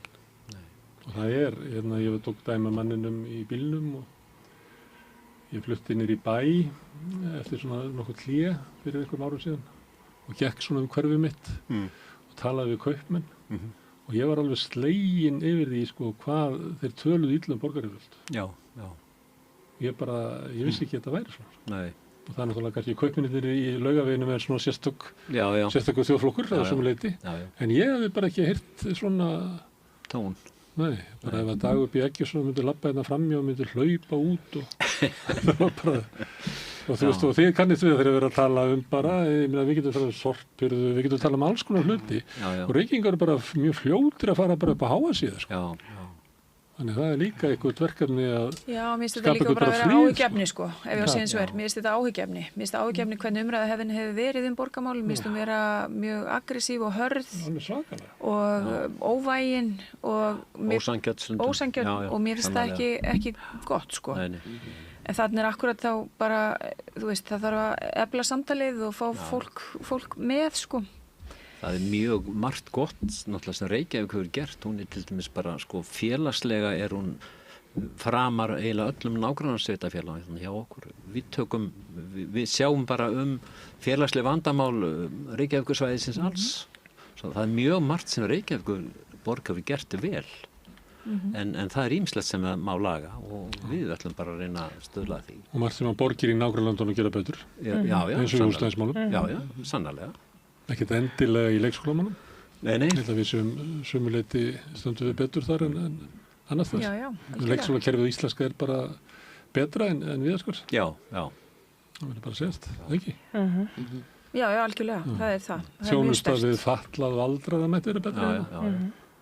Við erum með furðulegt vandamál í samgöngum eða hvað við erum, þetta er eiginlega lítið svæði. Kannski ræðist það að því að við erum náttúrulega með hvað erum við 7 sveitarfélög hérna á smá bletti. Já. Sannlega. Sem náttúrulega eitthvað, veit ekki hvernig þetta er. Já, og eins og Rósa benti á, við erum með mjög stóra vinnustaði á mjög litlu svæði og það lítur að hafa för með sér vandamál í samgöngum. Það er bara líkur hlutarins eðli. Þeir eru að fara að búa til málefnavinnu það langt í að verði komið listi frá okkur eða hvað? Það getur ekki verið mjög langt. Hvað er þetta? Hvað eru þið lengi að ræða inn á ykkar? Við erum í fara inn í forval núna sem að mun ljúka 21. febrúar. Já, þá erum við búin. Þá er listin klár. Þá er listin klár. Já, hann verður klár fljótlega eftir forval, sko. Það tekur ykkur daga kannski að sko ganga frá honum, en mánaðamótin. Þá 2,5 mánuðir í kosningabartu. Já. Það kosið svona fyrra laginu, ekki núna, það er ekki búið að færa þetta hvað aðeins. Þetta var alltaf kosið mjög seint í maí. Jú, það er einhverju... Svona fyrir miðan maí, eða? Þetta er 16. maí sem verður kosið. Já. Þannig að við mætum öll á kjörstað. Og þá er ykkar von að þið fáið góða kosningu og hérna, það verði góður vinstri meirihluti í Reykjavík. Já, þetta er spennandi tímar. Bara hérna verður mjög gaman að fylgjast með þessu og fullt að trúa á þessu. Herru, kæra þakki fyrir komuna. Sanna, Rakel, Rósa og Steinar. Takk. En við ætlum að setja þetta áfram, við erum alltaf að reyna að skilja hérna heim. Næsti kafli eftir augnablik. Við lifum á tímum þegar þörfin fyrir opna og gagnrýna umræðu er brýnni en nokkru sinni fyrr. Ég heiti Ólína Kjerúlf Þorvarðardóttir og ég styð og vel samstöðina, sjálfstæðan og óháðan fjölmiðil. Alþýðufélagið er frábær hugmynd. Félagsgjöld í Alþýðufélagið eru krónur 2.750 á mánuði og renna óskipt til dagskrár og útsendinga samstöðvarinnar. Samstöðin.is. Ertu á leið heim úr vinnu? Stilltu á FM 89,1.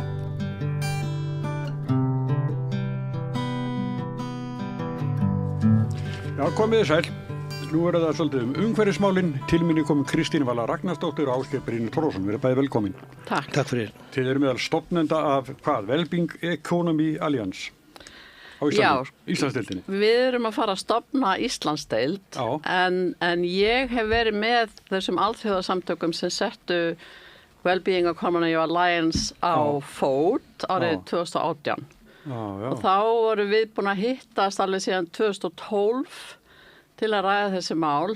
Fyrst að undirlagi kongsins og hérna forsætisráðherra Bútan. En forsætisráðherran hafði verið beðin að koma með þessa hugsun sem þeir eru með í Bútan að vera að leggja áherslu á velsæld eða hamingju fólks í staðin fyrir bara að hugsa að vera með nógu mikinn hagvöxt. Já, það er nefnilega hérna, segja ykkur aðeins að sko, fyrir mörgum ára síðan, eða nokkrum ára síðan, þá var Brynhildur Davíðsdóttir sem er með ykkur. Já, hún er með okkur í þessu. Já, þá var ég með viðtalið hann á Sprengisandi. Já. Og þá sagði hún að sko, hagvöxtur og hagsæld, ef við erum að velja þarna á milli, hvort veljum við, sko. Já. Þannig að það er einmitt þetta er hagsældin, skiptir verulega mikið máli. Og hvað segir hagfræðingur því?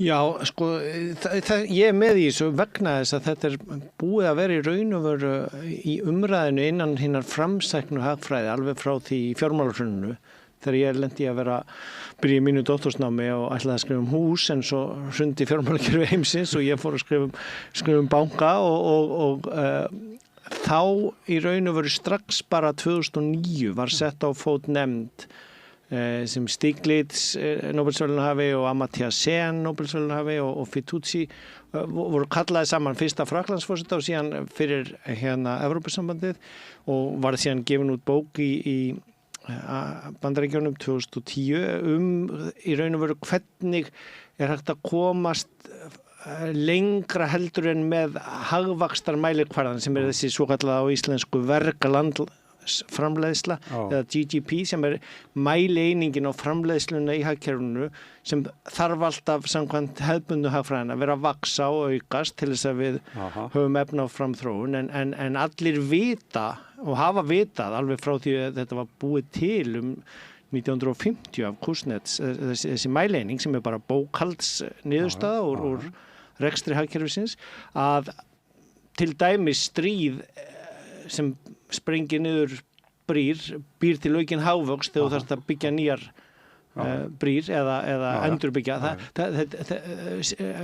hagvöxtur eykst eftir heimsfaraldur af því að það þarf að sko þannig að takmörkin á hagvaxtarmælikvarðan hafa löngum verið þekkt en síðan hefur svona nýfrjálshyggju hagfræðin fókusera svo mikið á þennan hagvöxt og þennan eina mælikvarða og það er raun og veru skapa vandan. Við erum nú nýbúin að fatta þetta síðan hér á landi þegar ný ríkisstjórn tók við og var farið að útvíkka frá því að fá bara hagvöxt sem var síðustu ár hér drifin áfram af innflutningi á fólki og innflutningi á ferðamönnum.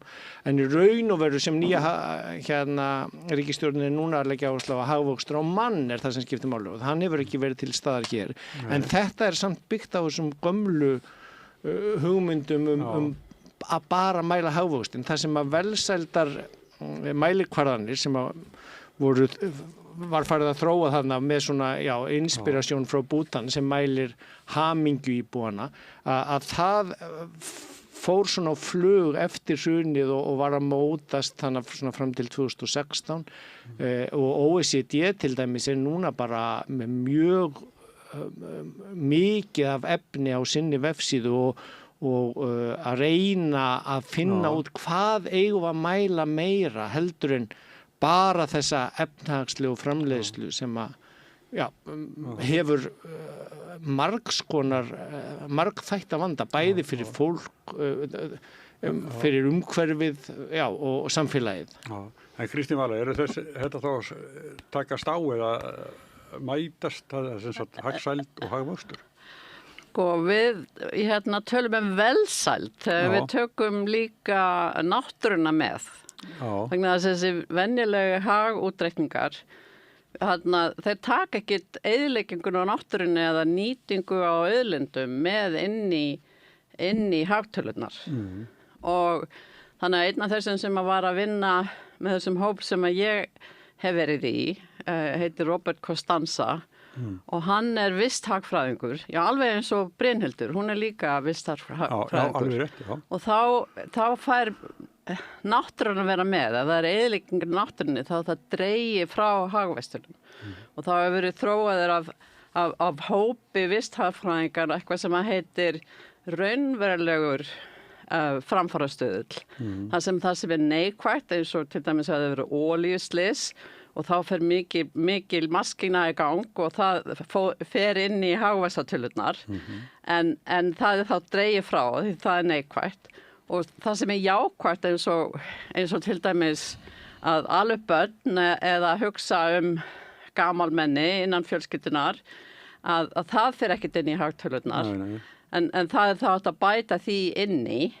Þannig að það fær maður svona raunverulegri framfarir fyrir hverja þjóð og það hefur komið í ljós að þegar þessi raunverulegi framfarastöðlund er borin saman við hagvaxtatölur að þá auksu þessi tveir svona saman þangað til að í lok 8. áratugarins að þá allt í einu bara fer raunverulegi framfarastöðlunina að bara hægja á sér og er núna að verða svona neikvæðari en hagvaxtatölurnar eru að fara upp. Þannig að þetta er í rauninni mjög óraunverulegur stuðull að vera alltaf að hamra á. En er þetta svo mikið verk að reyna að snúa þessu við? Nei. Það að velja verk landsframleiðsla sé það eina sem skiptir máli sem var gert af Sameinuðu þjóðunum upp á 1950 allir þurfa að skila inn tölum á hverju ári að þetta er manngert. Þessi stuðull er manngerður. Þannig að maður getur það bara breytt hver áherslurnar verða og í velsældarhugsuninni að þá er lögð áhersla á fleiri vísa. Það er ekki bara þessi eini vísi sem er hagvöxtur. Eins og til dæmis eftir að Ísland fór að vinna með þeim ríkisstjórnum sem að hafa tekið til sín þessa hugsun upp úr 2018 að þá fór Katrín Jakobsdóttir í samstarf við forsætisráðherra Nicola Sturgeon eða fyrsta ráðherra Skotlands og forsætisráðherra Nýja-Sjálands Jacinda Ardern sem sagt 3 konur tóku sér saman og sögðu nú ætlum við að leggja áherslu á velsæld og þau stofnuðu sem sagt samtök þjóða fyrir velsældarhagkerfi eða Well-being Economy Governments og síðan kom Finnland þarna inn og líka kona sem forsætisráðherra þannig að það voru konur sem allt í einu tókust til að fara að skoða hlutina öðruvísi og svo kom Wales þarna inn og Kanada líka að vísu ekki með konur sem leiðtoga því miður engin af þessu leiðtogum ennþá við völd og engin kona í þessum leiðtogasætum þar sem þessar 4 konur sóttu og það ekkit alveg en var ekki Katrín svona fulltrú Íslands? Jú, hún var fulltrú Íslands. Nú kona líka. Já, hún kona. Nei, nú í dag. Jú, það að vísu við erum núna að koma með konu á Íslandi en ekki í hinum löndunum. Já, þannig En sko, arfleifin af þessari vinnu, það var náttúrulega ekki einhver ný tala í staðin fyrir hagvaxtartöluna sem var hægt að skipta út. Heldur var verið að þróa hvernig á að mæla þessa velsæld sem mun flóknara heldur en bara að taka bókhaldsniðurstöðuna á hagnaðinn út úr. Og það Hagstofa Íslands mælir núna 40 mælikvarða. OECD að mæla hvernig mismunandi lönd mæla allt frá 9 upp í 130 held ég, þau sem eru með mest, en þar verið að reyna að vinna í að samræma þetta. Þannig að sko, þetta hefur alveg haldið áfram þróunin á þessu víða út heim og bara hér í síðustu viku var Mariana Mazzucato að tala hérna sem var með nýja forsætisráðherranum okkar varðandi atvinnustefnuna og hún talar bæði well-being economy, velsældar mikilvægið og það að hagvöxtur bara hagvaxtarins vegna sé slæmur, sé ekki góður og ég meina við höfum heldur betur reynsluna af því hér á landi. Sko ekki að taka ykkur að snúa viðhorfum ykkur svona íhaldsamra manna hverna? Já, sko nú eru komnir Katrín Jakobsdóttir settinnefnd sem mér var boðið að vera í árið 2018 og síðan 2019 og þá voru kynntir 39 velsældarvísar fyrir Ísland sem eru félagslegir og umhverfislegir og hagsældarlegir og þessir vísar voru síðan samþykktir af ríkisstjórninni skömmu eftir að COVID skall á árið 2020 og það hefur verið fylgst með þeim síðan af Hagstofunni og til dæmis ef við skoðum félagslegu vísuna þá eru 4 vísar sem tengjast heilsu, það eru 4 sem tengjast menntun, 5 sem tengjast félagsauði, 3 sem tengjast öryggi og 3 sem tengjast jafnvægi milli vinnu og einkalífs. Það nú verið að fylgjast með þessu frá félagslegu hliðinni. Síðan eru líka 7 vísar sem tengjast umhverfinu og það eru 14 vísar sem tengjast efnahagskerfinu. Og sko þessi 40 vísar eru svo til hliðar við að það náttúrulega fylgst með vergri landsframleiðslu sem 41. vísarinn. En segðu mér sko, verið að mæla svipaða vísa í öðrum löndum og hvernig, og þá samanburður milli landa? Nei, það nefnilega það sem við komumst að þegar við fórum að skoða þetta, að í einu landi, til dæmis Póllandi, voru 8 vísar en það voru 150 á Nýja-Sjálandi og Ástralíu. Þannig að það endaði með því að við völdum þess að 39 og þráttur við höfum verið með næstum 80 vísa til að byrja með en hvert land hefur valið sér sína eigin vísa og það eru engar svona alþjóðlega leiðbenningar hvaða vísar ættu að vera þannig að það sé hægt að gera samanburð á milli landa en það eru náttúrulega mismunandi samfélagslegar og efnahagslegar og umhverfislegar áskoranir í hverju landi þannig að það er kannski ekki raun sagt að hugsa allir að vera bara með sömu vísana en það væri að mínu mati mjög æskilegt eða væri einhver einhver svona kjarni af kannski 20-30 vísum sem allir væru að mæla. OECD að reyna það, Better Life Index, og þeir birta svona mynd af þá með mismunandi litum hvar lönd standa á þessum mismunandi þáttum. Ég meina, einfaldasta skýringin því oft haldið fram að Bandaríkin séu fremra hagkerfi heldur en Evrópa því að þeir séu með meiri hagvöxt. En það bara vegna þess að þeir taka hagvöxt raunar per mann, sko, sem við erum nýbúin að fatta hér að þarf að gera, ekki bara hagvöxt, heldur hagvöxtur per mann skiptir máli. Bandaríkjamenn eru færri en Evrópusambandið og þeir monta þess af því að þeir séu með meiri hagvöxt en Evrópusambandið, jafnvel per mann, en þá kemur í ljós að þú færð bara 2 vikna sumafrí í Bandaríkjunum en ert með 5 vikna sumafrí í Evrópu. Þannig ef þú tekur hagvöxt, þessa galluðu mæleiningu, bara hagvöxtin og deilir niður á vinnustundina, þá Evrópa með meiri hagvöxtur en Bandaríkin per mann og vinnustund. Því þeir ná meiri hagvöxti með því að vera með styttra frí. Vilt þú flytja þangað að lífa í landi með meiri hagvöxt og fá þá 2 vikur í sumarfrí í staðan fyrir 5? Þetta er svona einfalda leiðin til að sýna vandan við þetta. Svo kemur margt annað. Það meiri hagvöxtur þegar það dýrara heilbrigðiskerfi eins og í Bandaríkjunum. Og svo líka þarna galli á að vera með á mann vegna þess að þú ert með nokkra einstaklingar með risaháar tekjur en svo ertu með stóran meirihluta sem með litla tekjur. Þannig að reikna bara á mann það segir okkur voða lítið. Þetta breytist sko upp úr 2016 að þá var farið að tala inclusive growth, ekki bara vöxt heldur inngildandi vöxt hjá Alþjóðagjaldeyrissjóðnum, hjá OECD, að því þá var byrjað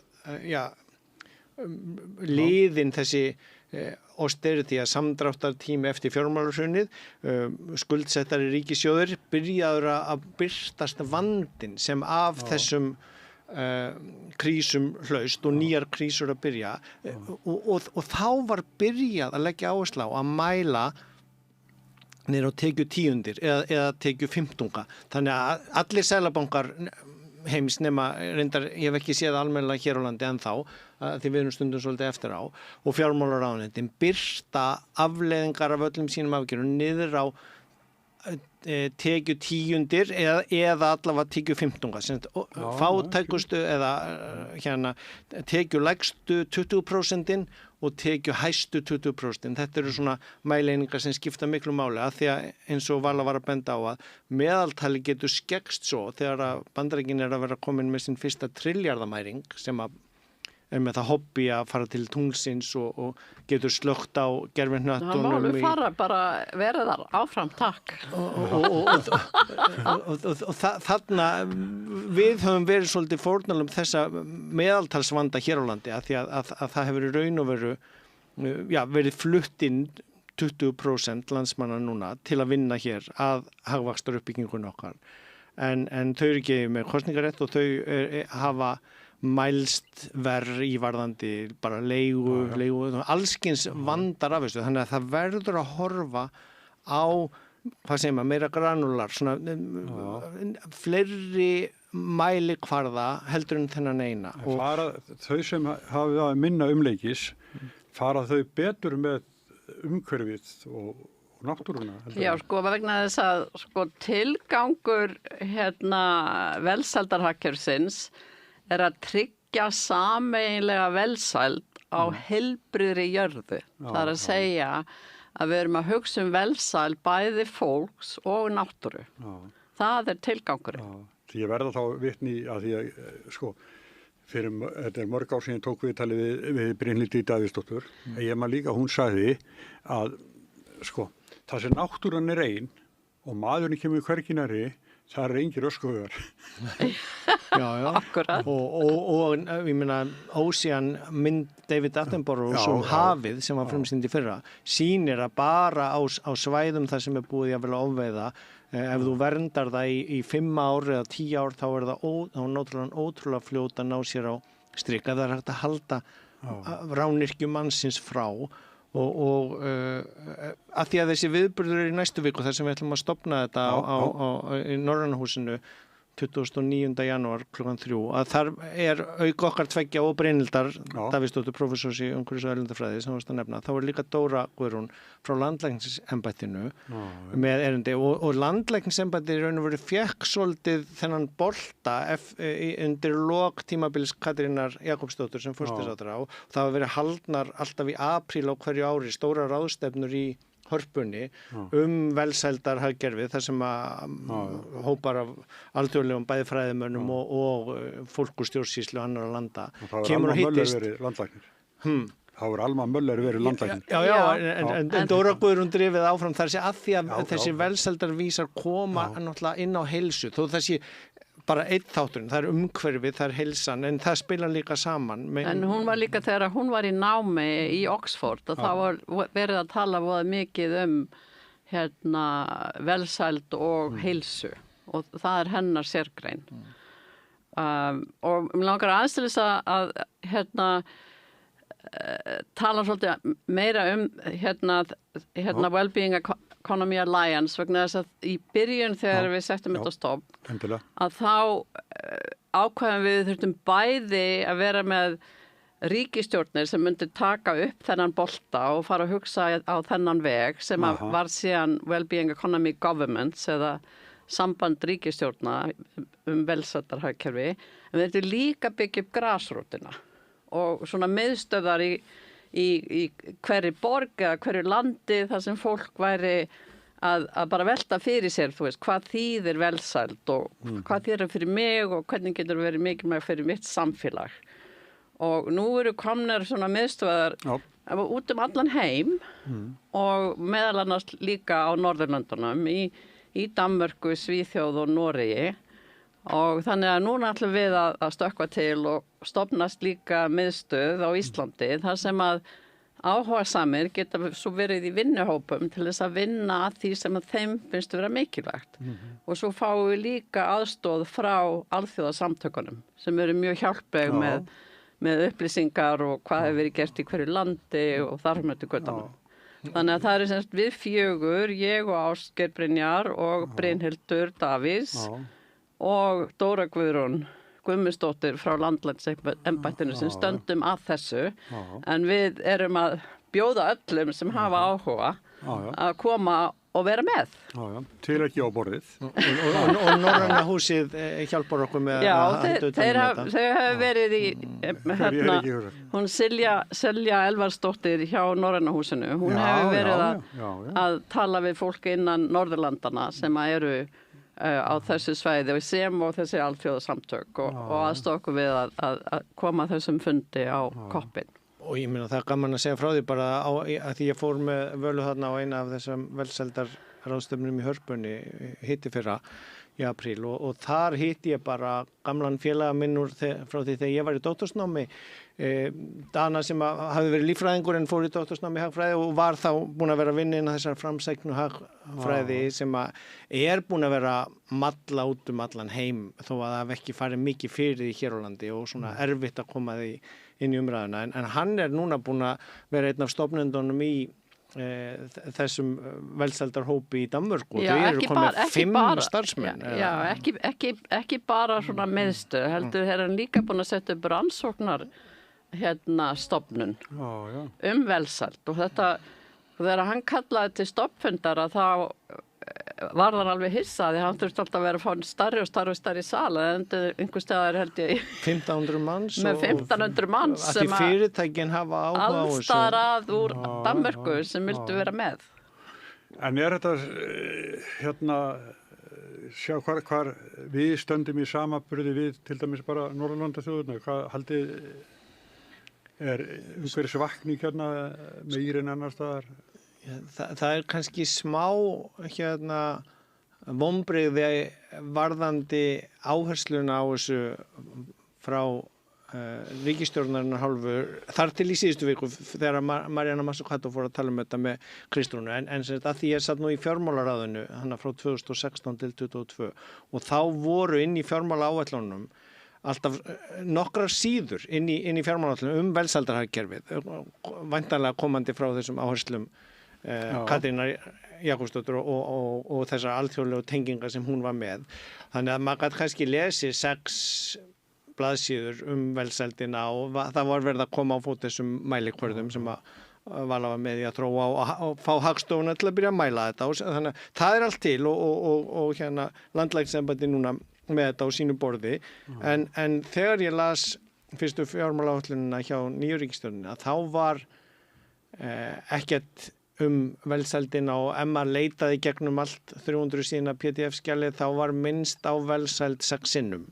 orðið semst að ekki 6 blaðsíður heldur niður í orðið 6 sinnum og raunar var það þá í mismunandi köflum, mismunandi ráðuneyta og ekki alveg skýrt jável hvað væri verið að meina með því. Við verðum aðeins að sko passa okkur á því að vera ekki bara að kasta upp einhverjum orðum, sko, velsæld eða hagsæld eða hvað þýða þau? Þú veist, hagvöxtur alveg skilgreint hugtak, en svo þarf að bæta við hagvöxtur á mann eða hagvöxtur á vinnustund.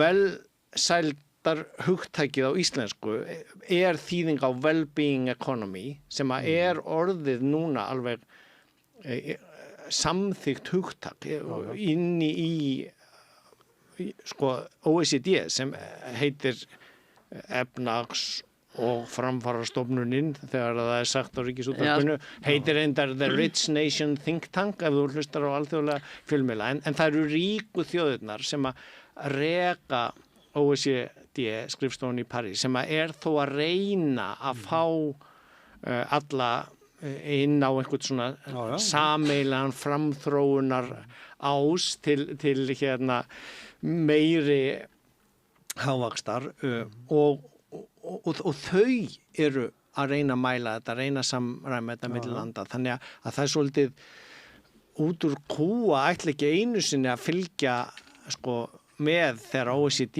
farið að draga þetta áfram og svo sjáum við náttúrulega allar breytingarna sem að verða í heiminum bæði út af umhverfiskrísunni og öllum hinum krísunum sem kallar hreinlega á að við verðum að Þegar ég skrifaði fyrstu greinina á íslensku sem var í Kjarnanum í desember 2017 þetta hugtak well-being þá með hjálp frænku minnar sem málfræðingur völdum við orðið sæld sældarhagkerfið þannig að það titillinn á greininni vegna þess að orðið velsæld hafi áður verið notað á íslensku fyrir enska orðið prosperity og well-being og prosperity ekki alveg það sama þannig að ég verða að viðurkenna að ég var svolítið spæld þegar ég tapaði fyrir Hagstofunni að við notuðum ekki orðið sældarhagkerfið heldur velsældarhagkerfið á Íslandi en nú þetta orð sem fólk hefur heyrt en það hafði aldrei verið í orðræðinni þangað til árið 2017. En ég nota orðið hagsæld ég... Það gamalt og gróið orð, ég kannaði það einmitt á sínum tíma, ég var að halda einhvern pistilumund í RÚV fyrir nokkrum árum og það var í skýrni hérna alveg 1800 eitthvað og miðaði bara við veður og uppskeru hérna grassprettu og í mismunandi löndum það komur svona hérna annálar Ég ristur heimi best svo vona ég finni eitthvað fortíðinni með mér en hagsæld getur kannski bara verið svona yfir hugtak held ég til þess að hvað sé að færa okkur frá hagvaxtar fókusnum af því að ef að sko ekki bara allir hagfræðingarnir heldur jáfnvel allt fólki í landinu trúir því að það sé hagvöxturinn sem færi okkur allt það sem við þurfum og betra líf að þá eru við þá verðum við að horfa allavega bara 10 ár tilbaka og hvað hefur allir þessi hagvöxtur fært okkur hérna Því allir sem nálgast þetta á allt annan hátt heldur til þess landvernd gerir eða það ekki? Jú sko í rauninni þetta ekki umhverfis, þetta ekki umhverfis grasrótarhópur, heldur hópur sem að vill að við höldum við öllum lífsgæðum bæði í náttúrunni og hjá fólki og það verði meiri vegna þess að á ónýtir jörð þá eru náttúrulega engin hagvöxtur eða ekkert hagkerfi. Þannig að við megum ekki alltaf gleyma náttúrunni og nú mjög mikil ásókn í íslenska náttúru sem að ég myndi gjarna vilja koma að tala um seinna en það á bara að fara að byggja baðlón í hverju reppi og alveg við landamæri þjóðgarða og setja vindmyllur upp á annarkvörn ás á Íslandi og þar mötugötunum. Það náttúrulega gengur ekki. Þarna hagvaxtarsókn og hagnaðarsókn fyrirtæki annars vegar og hagvaxtarsókn þá efnahagsstýringarinnar. En aftur, ef maður má vísa í söguna, við hefðum getað hámarka hagvöxtin okkar á örfáum árum eða einu ári bara með því að skópla upp öllum þorskinum úr hafinu. Þá hefur komið rosa mikil hagvöxtur það ár. Í 1 ár. Og svo hefði verið svolítið vesen árið eftir ef við höfum, þannig að við þó gátum sett stýringu á það en við erum ekki alveg að ráða við að setja stýringu samkvæmt rammaáætlunum orkunýtinguna eða samkvæmt umhverfismálunum varðandi náttúrugæðin í samspil við ferðaðina en þetta eru allt dæmi einmitt af hverju fjölþættari mælikvarðar eru mikilvægir og af hverju það þarf að vera ákveðið bæði úr grasrótinu upp á við, hvað sem fólk vill og hefur áherslu á og síðan í stefnumörkunum og áfrá en það getur ekki verið einstrengislegt eða bara við þurfum meiri hagvöxt og þá munum við geta haft efni á velferðar ríkinu á Íslandi. Nei, en við náttúrulega sem þjóð, við náttúrulega eru náttúru auðlinda knúin, náttúrulega hafið og landið og vatnið og heita vatnið og fiskurinn og við eigum mjög margar auðlindir. En það gæti verið að einhver kall hérna vestan við okkur komi bara og taki það ef hann áliti sig þurfa á því að halda. Já, það er möguleiki. En við náttúrulega, ef maður bætir við sjálfbærni hugsunar hættunum, svo ég fari nú ekki inn í stríðsástandið, að við eigum auðlindirnar sem þjóð saman og okkur ber skylda til samkvæmt bæði bara skynsamlegri hugsun en líka samkvæmt sjálfbærni markmiðum Sameinuðu þjóðanna að skila landinu okkar eins og jörðinu okkar til komandi kynslóða ekki í verra ástandi heldur en við tókum við því. Frekar í betra. Og það kallar aftur á að hagvaxtartraktorinn fá ekki að drulla áfram yfir engið og skemma bæði akurinn og blóminn og fuglana og allt sem þar. Það verður að vera stýring og hún verður að byggjast á fjölþættum mælikvörðum en ekki bara hámörkun hagvaxtarins. Já, okkur vantar svona meiri þverfaglega hugsun í samfélagið. Því að menntakerfið okkar voða mikið ennþá í sílóum. Það eins og hagfræðingar læra ekkert hvernig auðlindis myndast eða hvað mikið til af þeim. Það læri ég sem jarðfræðingur. Þannig að, en ég lærði hins vegar enga hagfræði. Nei. En þannig að ég hef lagt alveg gífurlega vinnu í það í síðastlegin 10 ár pluss að reyna að skilja hvernig hagkerfi virkar. Sem kemur svo út í bók sem við vorum að skrifa saman. En við komum að tala um hana þegar hún kemur út í apríl. Það bara svona. Heyrðu, en ég þakka ykkur mikið vel fyrir kona. Ásgeir Brynjar og Kristín Vala. Og Rauðaborðið heldur áfram eftir augnablik. Frjáls fjölmiðlun á í vök að verjast allstaðar, ekki bara á Íslandi. Peningavaldið og sterku hagsmunaöflin eiga greiðan aðgang að stjórnvaldi og fjölmiðlum og eiga jafnvel sína eigin fjölmiðla. Þess vegna samstöðin svo mikilvæg. Hér pláss fyrir alla raddir, málin eru krufin til mergjar og samtölin eru stór og innihaldsrík. Samstöðin mikilvægt lýðræðistæki. Ég heiti Kristín Helga Gunnarsdóttir og ég styð samstöðina. Ódýr og öflugur miðill, 40.000 manns sjá eða heyra þætti samstöðvarinnar í hverri viku. Ef þú vilt auglýsa, sendu post á samstöðin@samstöðin.is.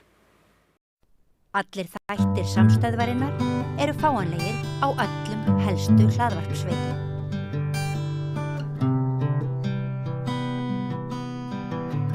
Þá komið að Trump-tímanum á samstöðinni. Við höfum haft hérna á miðvikudögum spjall þar sem að við útgangspunkturinn eiginlega Donald Trump og áhrif hans á samfélagið í Bandaríkjunum, heiminn og hugmyndir okkar. Og hingað komin Bryndís Ísfold Hlöðversdóttir, stjórnmálafræðingur, Friðjón R. Friðjónsson, borgarfulltrúi og Brynja Elisabeth Halldórsdóttir, lektor. Dósent. Ég dósent. Dósent fyrir ekki.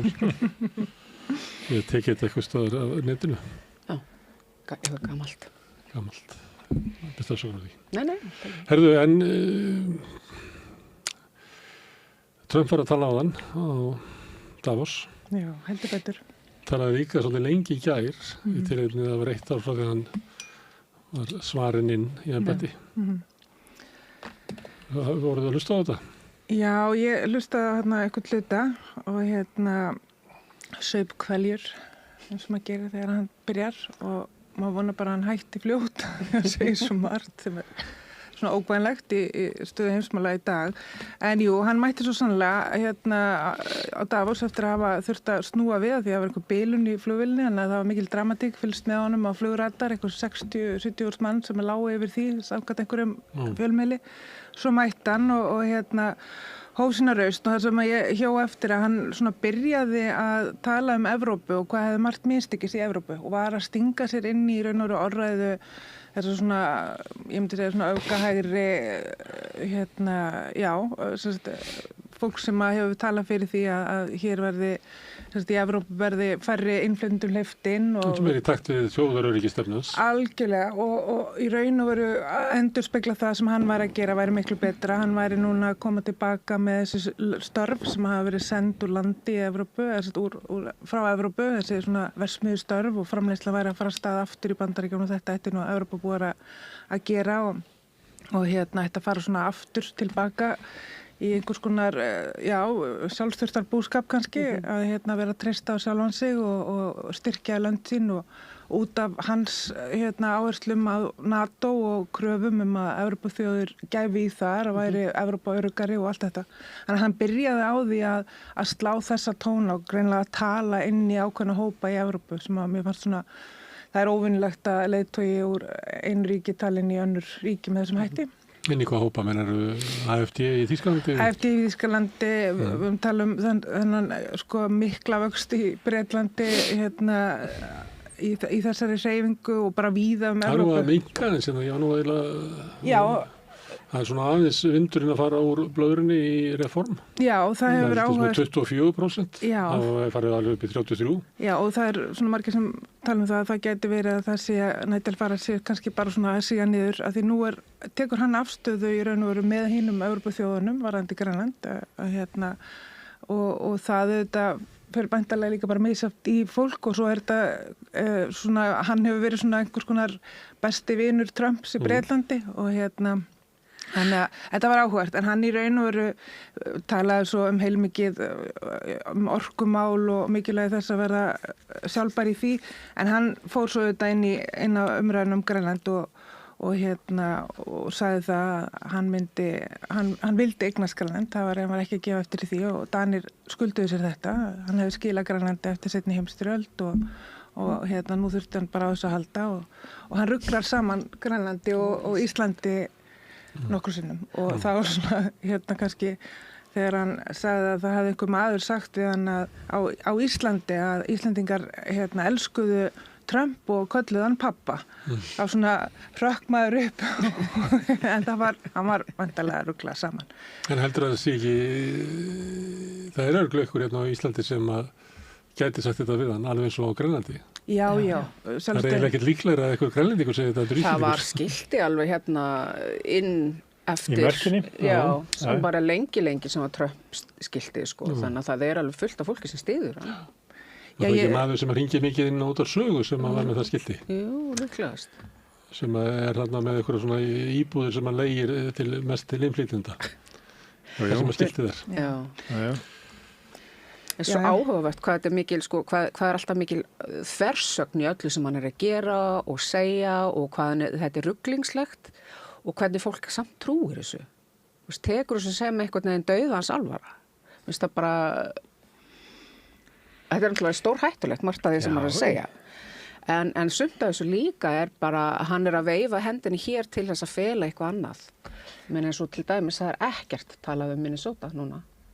Hann talaði hellingu Minnesota í gær. Í gær, já. Alveg brendar þess að hann er rosa reiður út í það. Myndir af komið upp í púltið með myndir af svona 50 glæpamönnum í Minnesota sem áttu ættir að reykja til Sómalíu og hann var einn af samfélgur því að allir sem væri frá Sómalíu væri ónýttir, en þetta var ónýtt land. Já.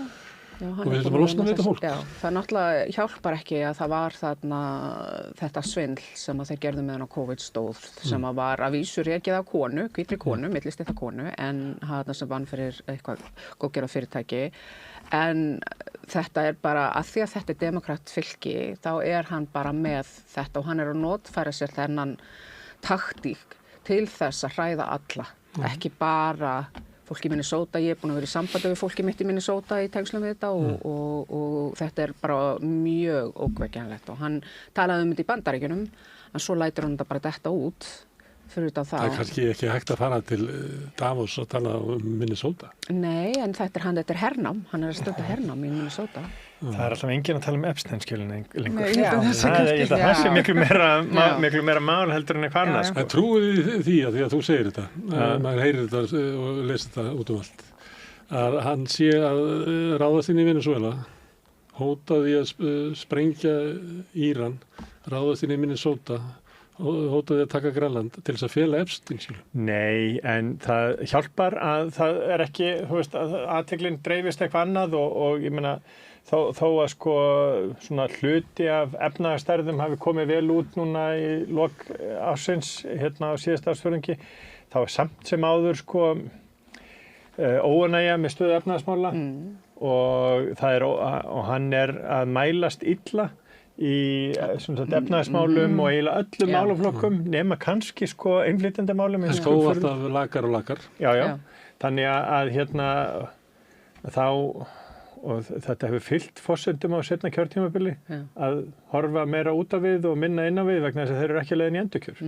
Nei, og hann kemur inn á það í þessari ræðu þarna í Davos sem að var nú bara rétt á hann í stigum minni í Vindværi að þá fór hann yfir þau efnahagslegu svona íviljanir sem að hann ætlar að beita sig fyrir núna á næstunni gagnvart sínum þegnum og það snýrist mikið um íbúðalán og vexti á kreditkortum og það eru svona í raun og veru ákveðin mjög vinsalar aðgerðir klárlega, sérstaklega fyrir þá kjósendur sem að kusa hann fyrir í raun og af því að hann lofaði að gera hlutina ódýrari og efnahagsmáli voru auðvitað mjög ofalega og hann mældist allan tíman í kosningabaráttunni langsterkastur þar. Fólk trúði því að hann myndi raunverulega gera róttækar breytingar og hann talaði um það í ræðun líka en við vitum það 85% bandaríkjamanna vilja ekki að Bandaríkin ráðast inn í Grænland og hætti þessu rugli og hann í raun og veru, hann heldur þessu til streitu og svo kemur hann inn með mjög vinsalan pakka á sama tíma. Þannig að sko, við erum alltaf að reyna að horfa á Trump og reyna að útskera hann einhvern veginn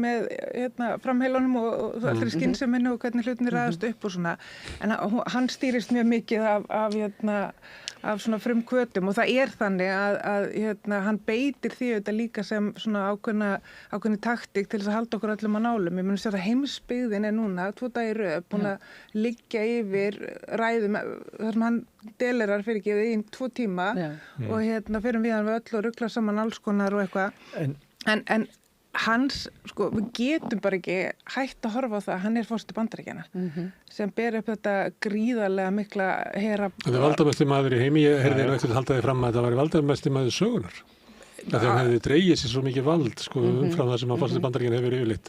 Og það er bara aldrei neitt maður í sögunni haft annað eins vald eins og þessi maður. Nei, en ég verður að bæta hans við, að því að sko, það sem skiptir auðvitað öllu máli, alveg saman hvort það séu samskipti Trumps við alheiminn eða bara við hérna á milli, tveggja eða þriggja einstaklinga, að þá snýst þetta alltaf einhverja dýnamík að taka einhver pláss og hann tekur alveg gríðarlega mikið pláss og það sem hefur gerst núna í heilt ár að leiðtogar í heiminum og sérstaklega þessar evrópsku leiðtogar hafa lúffað og hafa reynda að láta eins og bleikifíllinn sig ekki í stofinni og það er bara við erum að horfa á stærsta leikrit í meðvirkni bara sem sögur fara að mörgu leiti mjög skynsum hvötum að því þeir ætla ekki að setja sitt land í heitasæti og vera í heitasæti Trump sem þetta mjög óþægilegt og hafa farið af þessu mismunandi leiðir en það sem við sjáum þess að eftirstendur að þeir sem hann ber virðingu fyrir eru þeir sem fara að harrast í hann og það forsætisráðherra Kanada hélt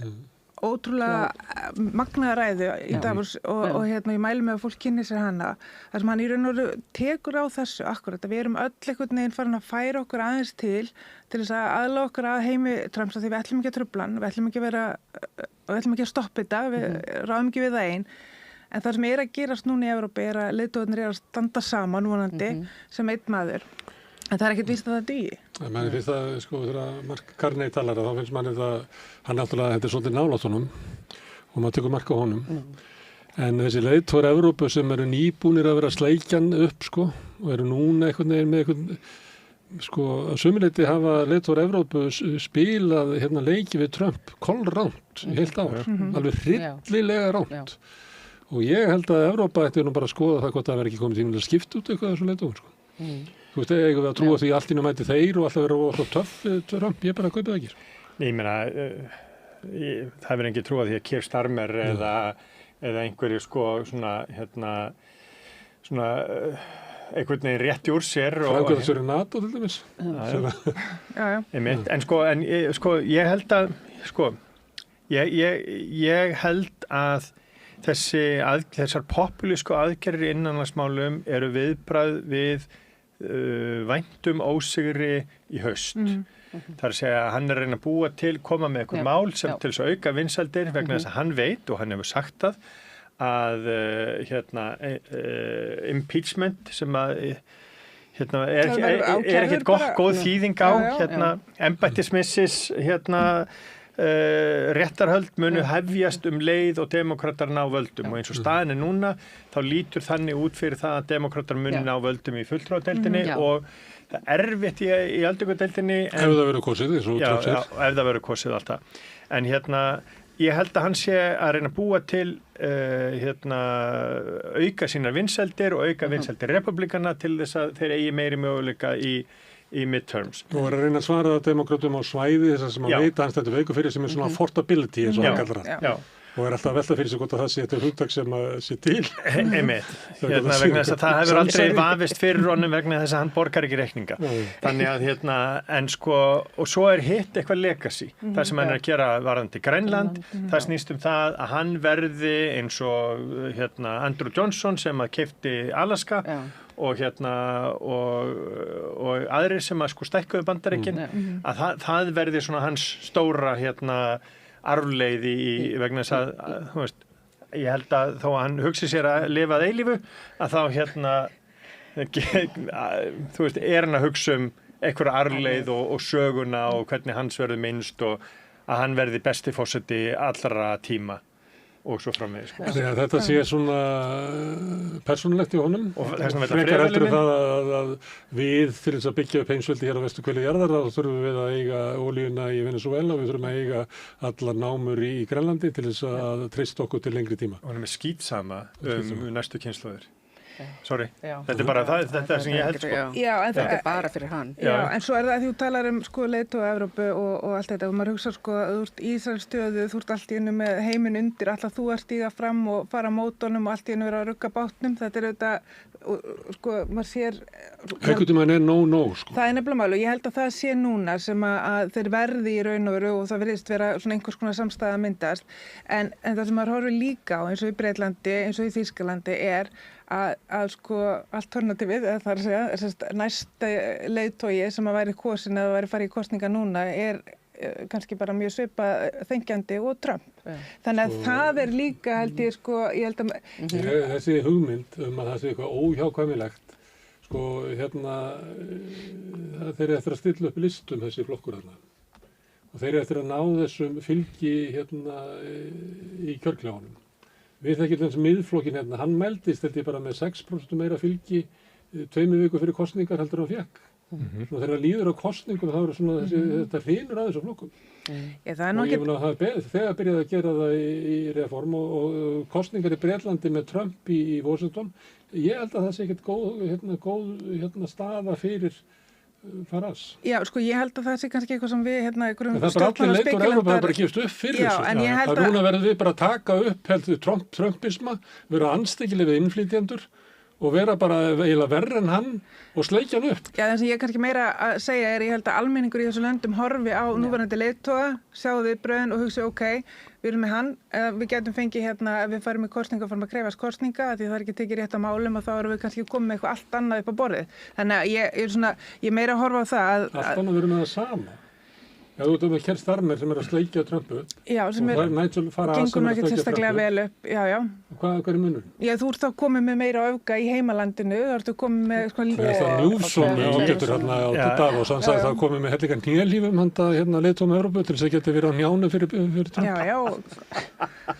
Nei, ég meina, þetta er það sem að blasir bara við heiminn, þannig ég veit ekki hvað. En þú veist, það sem gerðist í Kanada var bara að Kanadamenn fóru frá því að kjósa Pierre Poilievre yfir í það að kjósa Mark Carney. Sem var eiginlega fyrir síðasti stórsigur hægrimanna sem bara í langan tíma, sem var sem Trump eyðilagði. Já. Og ég meina, og verandi hægrimaður, að þá þetta, og það hefur verið frá því ég byrjaði að skrifa Trump, hefur þetta verið áhyggjuefni mitt varðandi hægri pólitíkina. Við horfum, Íslendingar og Evrópubúar horfa oft til Bandaríkjanna þegar hvað að gerast og gerjast í pólitíkinni. Hvort sem vinstra megin að hægra megin. Við sáum það þegar Clinton vann að þá kom einhver þriðja leið hjá krötunum í næstu 10 ár þar á eftir. Tony Blair og Co. Já. Og Guð minn góður, Anthony Giddens var fluttur hingað inn og svo framvegis og svo framvegis. Þannig að sko... Þú er þrættur að Trump komið óverð á hægri mennskulega? Ég held að hann hafi gert það. Ég hef búin að hafa þær áhyggjur lengi, sko. Hann hafi gert það og við erum að sjá það að alls konar fólk, sko, sem hefur valdeflst í einhverjum rasisma og óþoli og svona ekki virðingu fyrir, sko, náunganum, sem eru grunnforsendur frjálshyggjunnar, Gunnar Smári. Þannig að sko þetta er það sem hefur valdið mér áhyggjum og mér finnst óþægilegt og en sko það sem við erum að sjá hins vegar víða að í þessum vestrænu lýðræðisríkjum hafa kjósendur hafa Trump áhrifin verið svo að kjósendur kjósa meira til vinstri. Og það það var í Ástralíu og ég held að maður geti bent á Holland, ég held að maður geti bent á bara, þú veist, jáfnvel í Danmörku, sveitarstjórnarkosningarnar, hvað er þessi hægri bylgi þar? Menn voru að reyna að ljúga upp einhverju að Danmörku demokratar hafi náð eitthvað næstu 9% á landsvísu sem einhvern sigur. Sko, það eru hægri sinnaði frambjóðendur í Suður-Ameríku sem hafa náð fylgi undanförnum misserum en ekki Evrópu og þessum tradisjonal vestrænu lýðræðisríkjum, hvort sem Ástralía eða Holland, þar sem að Viðreisn vann kosninguna og svo framvegis. Sósíalisti kosið forseti í Írlands. Við getum alla bent á við erum þar til Austur-Evrópu og Suður-Ameríku til þess að sjá sigra hægrisins. Já, ég held að við höfum aldrei tekið að því að okkur finnst það svo fyndin einhvern veginn, hann er svo mikið skrýpmyndi að þú veist, Evrópa hefur aldrei tekið, við höfum aldrei tekið hann svo alvarlega fyrir núna að því að við heldum líka að lýðræðið í Bandaríkjunum og kosninga og kerfið í Bandaríkjunum var svo sterkt að við gerðum ímynduðum okkur aldrei að hann geti gert allt þetta fyrir ofan þingið. Þó að, þú veist, margt af þessu algjörlega ólöglegt og það hefur enginn getað stoppað. En Brynja, veistu okkur trúðu því? að það eru menn eins og Friðjón sem hafa komið hingað í mörg ár og sagt að sé eitthvað svona vörn inn í bandaríska kerfinu sem að muni hemjan. Ég meina Er það ekki Friðjón? Þú hefur haft trú á því og miklu fleiri en þú sem hafa sagt að bandaríkjani eru þróa lýðræðiskerfi en svo erum við bara hægt og bítandi að sjá mann sem að taka sér ég trúi því að bandaríkjan séu ennþá landlagana og kerfið sé byggt á lögum og að hann muni á einhverjum tímapunkti mun hann rekast á. Ég hef hins vegar og ég hafna því að ég hef sagt að allt sé einhvern veginn allt í lagi og það verði ekkert, Trump mun ekki hafa neinn áhrif eða mun ekki komast til valda og svo framvegis. Þegar hann tapaði 20 þá og eftir 13. þegar margir sögðu, já nú er Trump búinn. Þá var ég algjörlega viss það að hann myndi og sagði það einhvers staðar að svo ég sé að rétta minn hlut við borðið að hann myndi koma aftur og hann myndi bjóða sig fram 24 og hann myndi og svo ef að Biden hefði ekki svikið það sem hann gaf í skyn og óbeint lofaði að hann myndi bara vera eins kjörtímabils forseti þá hefði Trump mögulega ekki unnið. Aðeins til að bjarga Friðjóni smá í Friðjón sem við sagt þetta. Já, en í þessi stóra tilraun, 250 ára tilraun að því ég lærði stjórnmálafræði út í Bandaríkjunum og satt í mjög þungum kursi Federalist Papers og Checks and Balances að í raun og veru öll umgjörðin og við kannski erum bara að sjá það núna hvað hún var í raun og veru veik og í raun og veru en við vitum það líka alveg að lýðræðisríki geta molna, það getur molna undan þeim ef að þessum aðferðum er beitt og ég bara hvet fólk til að lesa Timothy Snyder hvernig land smátt og smátt að hrynur undan þeim og hann hefur í raun og veru beitt öllum þessum aðferðum. Það eru háskólarnir, það eru hótelnirnar, það er farið í hvern einasta þingmann sem segir stiðar á móti þeim. Það eru auðvitað gerrymandering að vera að reyna að breyta kjördæmunum þannig að það falli frekar republikunum í vil.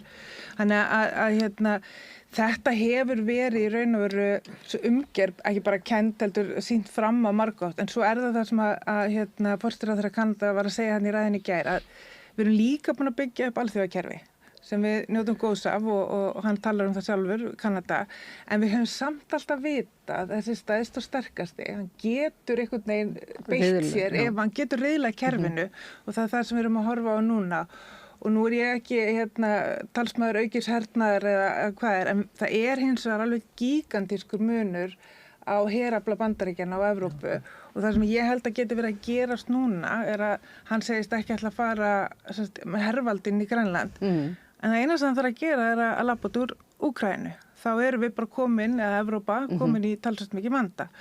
Og þú veist, þetta er það að vera stór og sterkur, þessi svona gamla realíska pólitík sem hann er að spila, sem við vorum í raun og veru svolítið búin að kúpla okkur út og ætlum öll að vinna saman, sem við öll menning Evrópu og Bandaríkjanna í raun og veru líka að megninu til. Gengur út á að hún er í raun og veru bara núna upp í loftið. Það er bara spurning hvernig við ætlum að lendinni og hvernig fólk stendur saman til þess að gera það. Af því við erum líka, Bandaríkin eru náttúrulega í gríðarlegum viðskiptum, bæði við Evrópu og Suður-Ameríku og heiminn allan. Þannig að þau geta ekki heldur lifað í sem eitthvað eiland, það virkar ekki heldur. Já, eins og getur oft verið hættulegt að hugsa andstæðingurinn eins og þessi tilveitir í Bandaríkin að þau geta ekki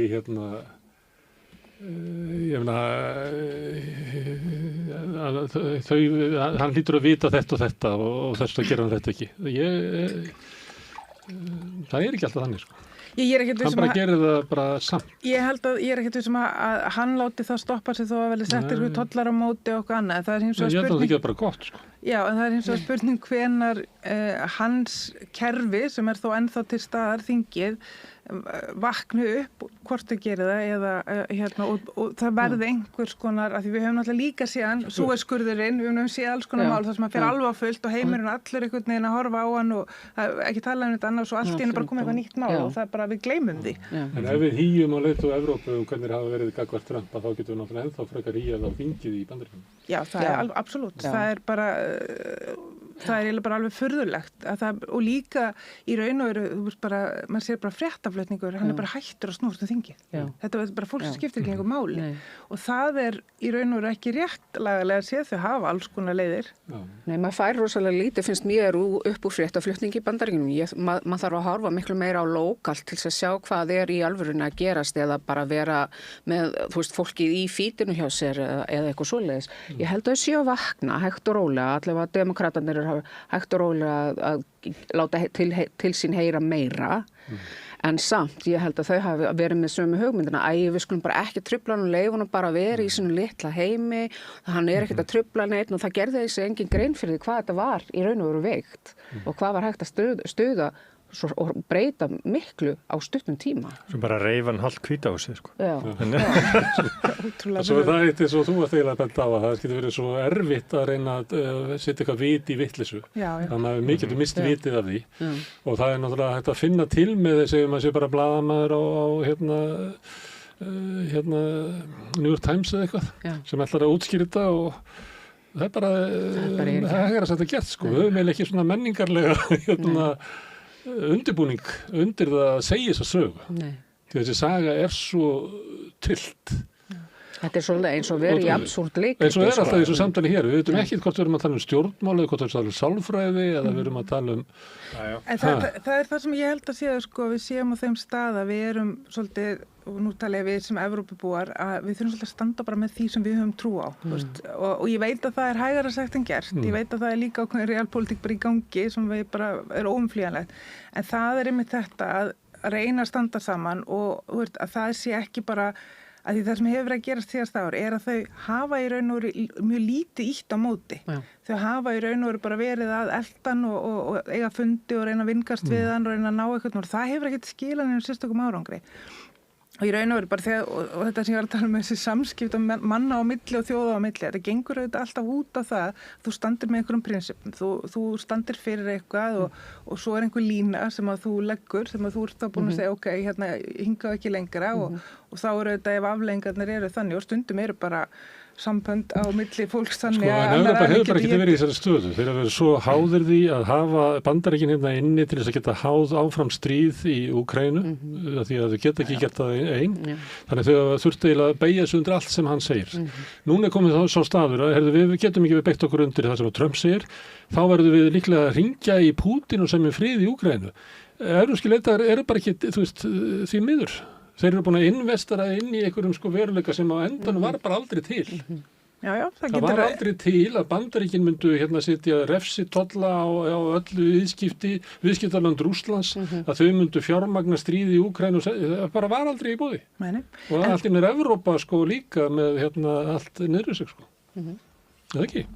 Jú, ég meina, þetta er þetta rosalega erfið staða en það sem ég er að segja er að þú getur ekki bara endalaust tekið við, þú verður einhvern tímann að stiga fæti niður og ég held að það tíminn sé núna og ég er ekkert viss að þessi taktík sem að þau hafa verið að spila og vorum að tala um þetta hérna áðan að í raun og veru að vera eldan uppi með hverja einustu vitleysu og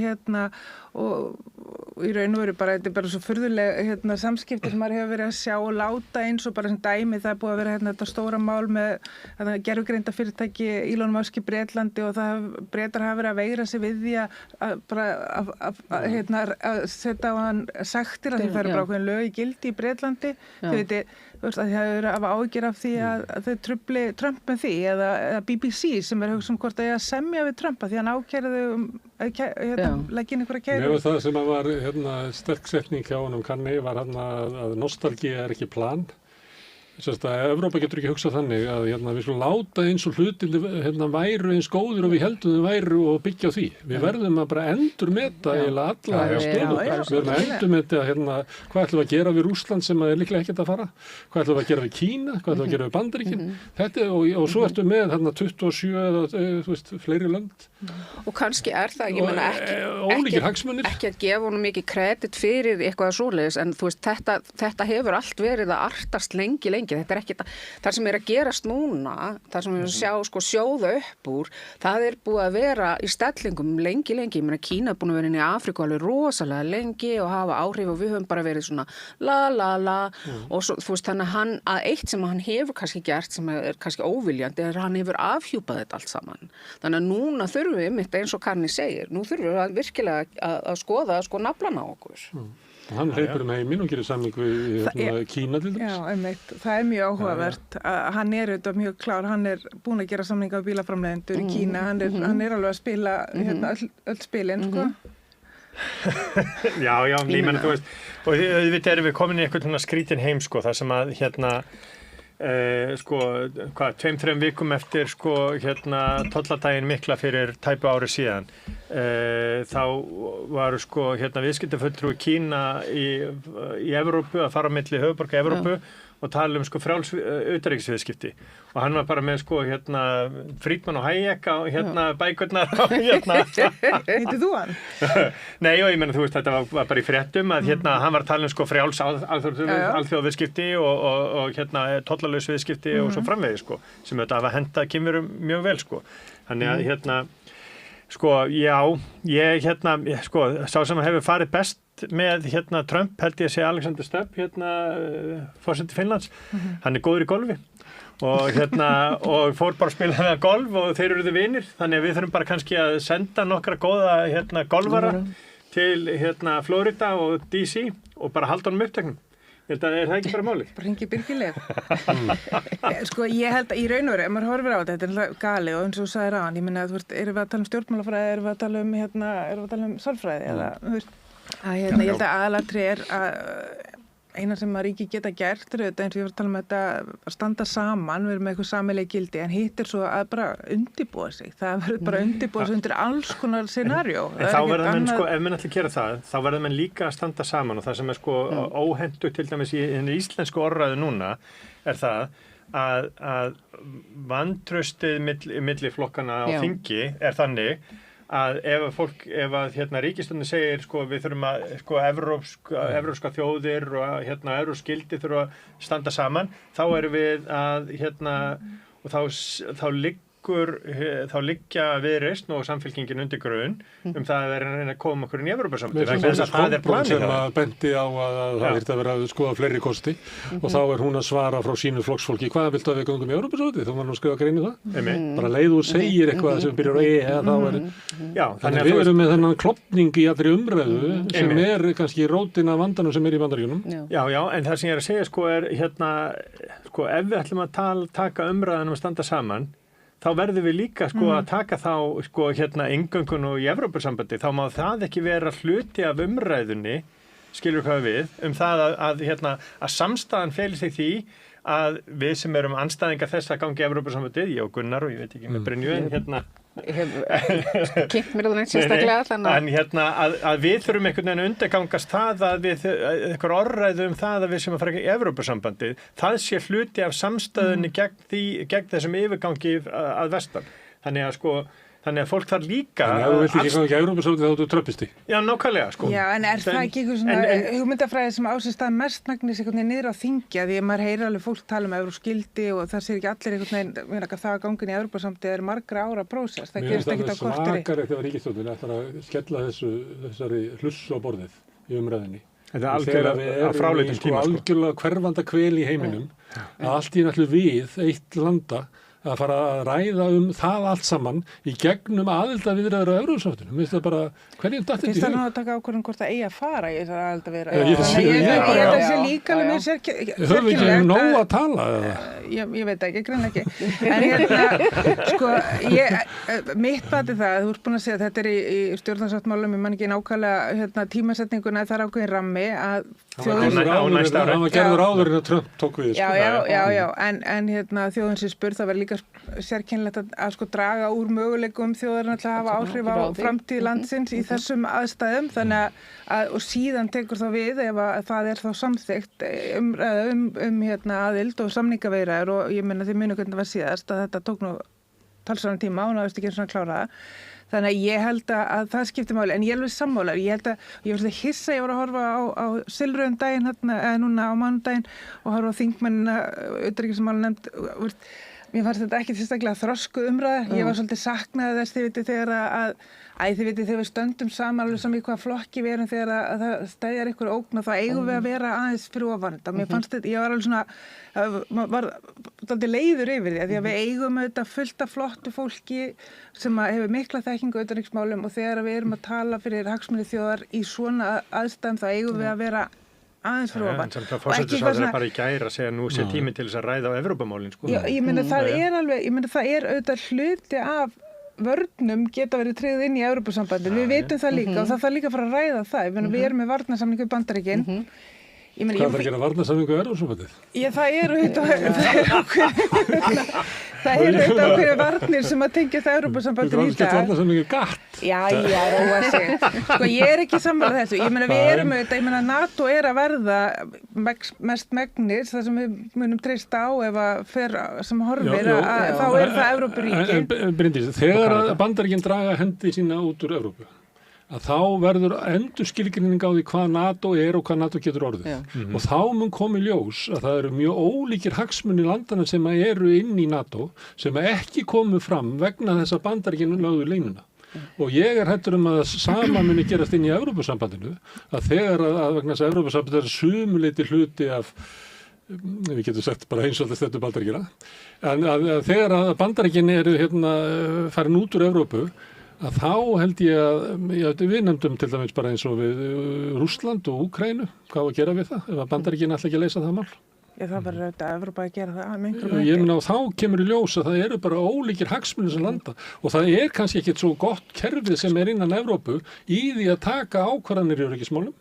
Þeir hafa ekki gert það sko síðan, síðast þegar ég gerði það voru þeir í stríði sko og þar áður þegar ég gerði það voru líka í stríði. Já, en ég meina, sko, fólk verður auðvitað að hafa val, ég held að það sé líka, ég meina, við ætlum ekki að vera að tala um þetta endalaust og þá held ég að fólk eigi að fá að kjósa hvort það vilji fara inn í Evrópusambandið og ég meina, fyrst þarf þetta ákveða hvort það vilji fara í þessar samningaviðræður. Mér finnst fáránlegt að það sé einhvers konar, það er að loka fyrir það því að nú sé svo allt svo ótryggt. Ég held að sé einmitt þá sem að maður eigi að hafa fleiri valmöguleika og skoða hvað er, að því við vitum í raun og veru ekkert hvernig staðan verður eftir mánuð eða 2.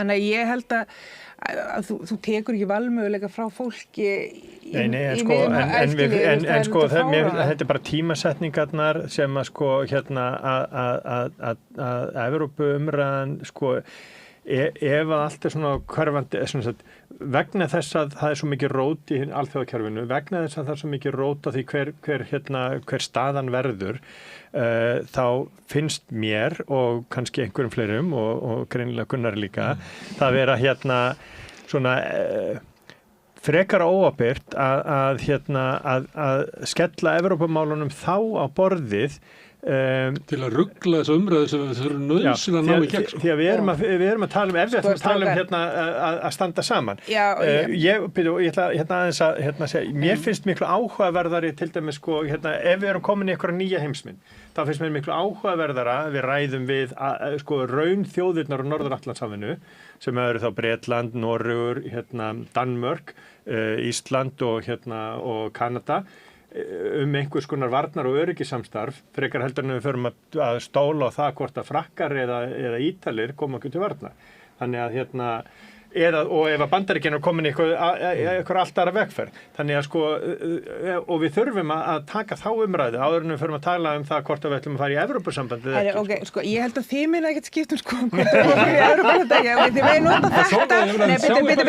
Sjáu í þessu þætti, bara þetta mál. Já, ég ætla bara, leyfðu mér bara að svara. Herru, sko, fyrsta lagi, sko, hafa það alveg á hreinu að heimsmyndin sem við viljum ekki fara úr, hún byggist á viðskiptum milli landa, samvinnu, dýpri samvinnu, minni tollum, frjálshyggjunni þinni og Evrópusambandið það gengur út á það og hefur verið þetta friðarbandalag í raun og veru tryggt frið með sameiginlegum hagsmunum frá því að var stofnað. Ég ætla ekki að rekja söguna.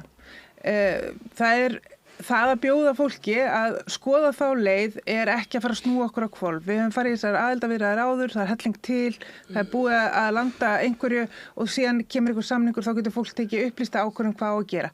Við tökum ekki valmöguleika að borðinu þegar við erum í óvissu. Það er fráleit. Þú varst að kvarta yfir silfrinu að það væri svona einhvern veginn Já, ósótt ég er ekki þingmaður utanríkismálanefndar. Ef þú hefði skellt Evrópusambandinu þarna í ofan á allt annað, þá hefði þessi umræða orðið sko bara idiotísk. Já, en þarna var bara verið að tala Grænland og varnarmál og eins og staðan þeirra í dag og ég meina, þetta allavega, ég held að þetta sé einhver sem að bara líka þjóðin myndi ekkert sætta sig við. Ég meina, það helmingur þjóðarinnar fylgjandi aðild í dag. Það mjög margir sem að það eru mjög margir sem að vilja fá að greiða atkvæði samning og sumir vilja fara inn, aðrir ekki, forsendur geta breyst, það getur alveg verið að þetta verði mjög vanlegu kostur eftir nokkur ár, kannski ekki, en þá kýs fólk það. Hins vegar, að þá erum við með eitthvað realíska stöðu núna sem svo að við erum að byggja varnir okkar á Bandaríkjunum sem ætla sér að grípa næsta nágrannaríki. Það hlýtur að vera kalla á einhver nýtt samstarf. Við verðum að fá að geta rætt það. Ég pröfaði það hérna á sunnundaginn og það var bara ég var hlegin út af borðinu því ég var að tala varnarsamningin. Þú veist, við erum með varnarsamningu ríki sem að hóta því að ráðast inn í ríki sem með nákvæmlega sama samningu við. Og mér það sem ég er ykkur forvitni að vita, hver ekki bandarískir hermenn á Íslandi? Hvernig, af því við vitum það að til þess að sko operata á Grænlandi að þú þarft að komast til Grænland, það ekki alltaf hægt. Það mismunandi aðstæður, hafnir og flugvellir, þetta ekki land sem auðvelt að sinna, þannig að ekki líklegt að Ísland verði einhvers konar móðurskip. Mjög líklegt að núverandi stjórnvöld í Bandaríkjunum séu með einhverjar ráðagerðir að auka mjög viðbúnað bandaríska hersins á Íslandi. Það sé bara mjög líklegt. Já, ég hugsa það. Já, ég er ekki þess að. Ég hef verið svolítið hljóðlátt líka. Þegar við fórum aðeins að tala um Evrópusambandið. En ef við förum aftur inn í Bandaríkina, þá eru Bandaríkjamenn ekkert svo mikið að pæla í þessu. Það er sáralítinn áhuga á Grænlandi. Það eru allir mínir vinir að spyrja Grænland. En eru ekki meira að horfa á æs? Jú, það eru náttúrulega rosalega margir að horfa á æs. Flestir vinir minni, ég bjó í Minnesota í 20 ár. Þetta er barnið mitt ólst þar upp og býr þar ennþá og þau eru náttúrulega að horfa inn á við. Þetta er alveg stór hættulegt og bara mjög ógveikjandi að þú þarft að sonur minn var að segja, sonur minn er brúnn og hann var einmitt að segja mér, ég talaði við hann á föstudaginn að hann keyrir á bílnum sínum með vegabréf sitt og í augnablikinu skiptir það engu máli og hann heitir Þorkell. Það er bara, hort á vegabréfa hans, hvernig segir þau nafnið þitt? Þannig að þetta er alveg rosalega ógvekkjandi og það eru rosalega margir að horfa inn á við en það eru mjög margir að spyrja mig hvað að gerast í kringum Grænland, hvað finnst Íslendingum það að það verið að tala Grænland með þessum hætti og ég náttúrulega sagt að þetta er ógvekkjandi fyrir okkur, ekki með sama hætti að það er engin hætta á því að við sem greipin að götunni og hendinni inn í einhverju fangabúðir og það verið að taka þetta fólk sem eru í bandaríski ríkisborgarar og flytja frá Minneapolis niður í Texas og það veit engin hvert fólk að fara, það er kona sem að liggur núna í dá inn á spítala og það veit engin hver fjölskyldan hennar það verið, ég fæ bara auglýsingar eftir auglýsingar að hjálpa að finna sómalska fjölskyldu hennar, þannig að þetta er bara, og ég held að það sé rosalega lítið talað þetta í fréttunum í Bandaríkjum, það Minnesota-búari eru virkilega að tala það, hvað það er lítið fjallað þetta, hvað er mikil hætta í gangi og hvað þau eru hrædd og samt eru þau ekki að ganga með byssur, þau eru ekkert að mótmæla með þannig hætti að þau eru að skapa neina hættu.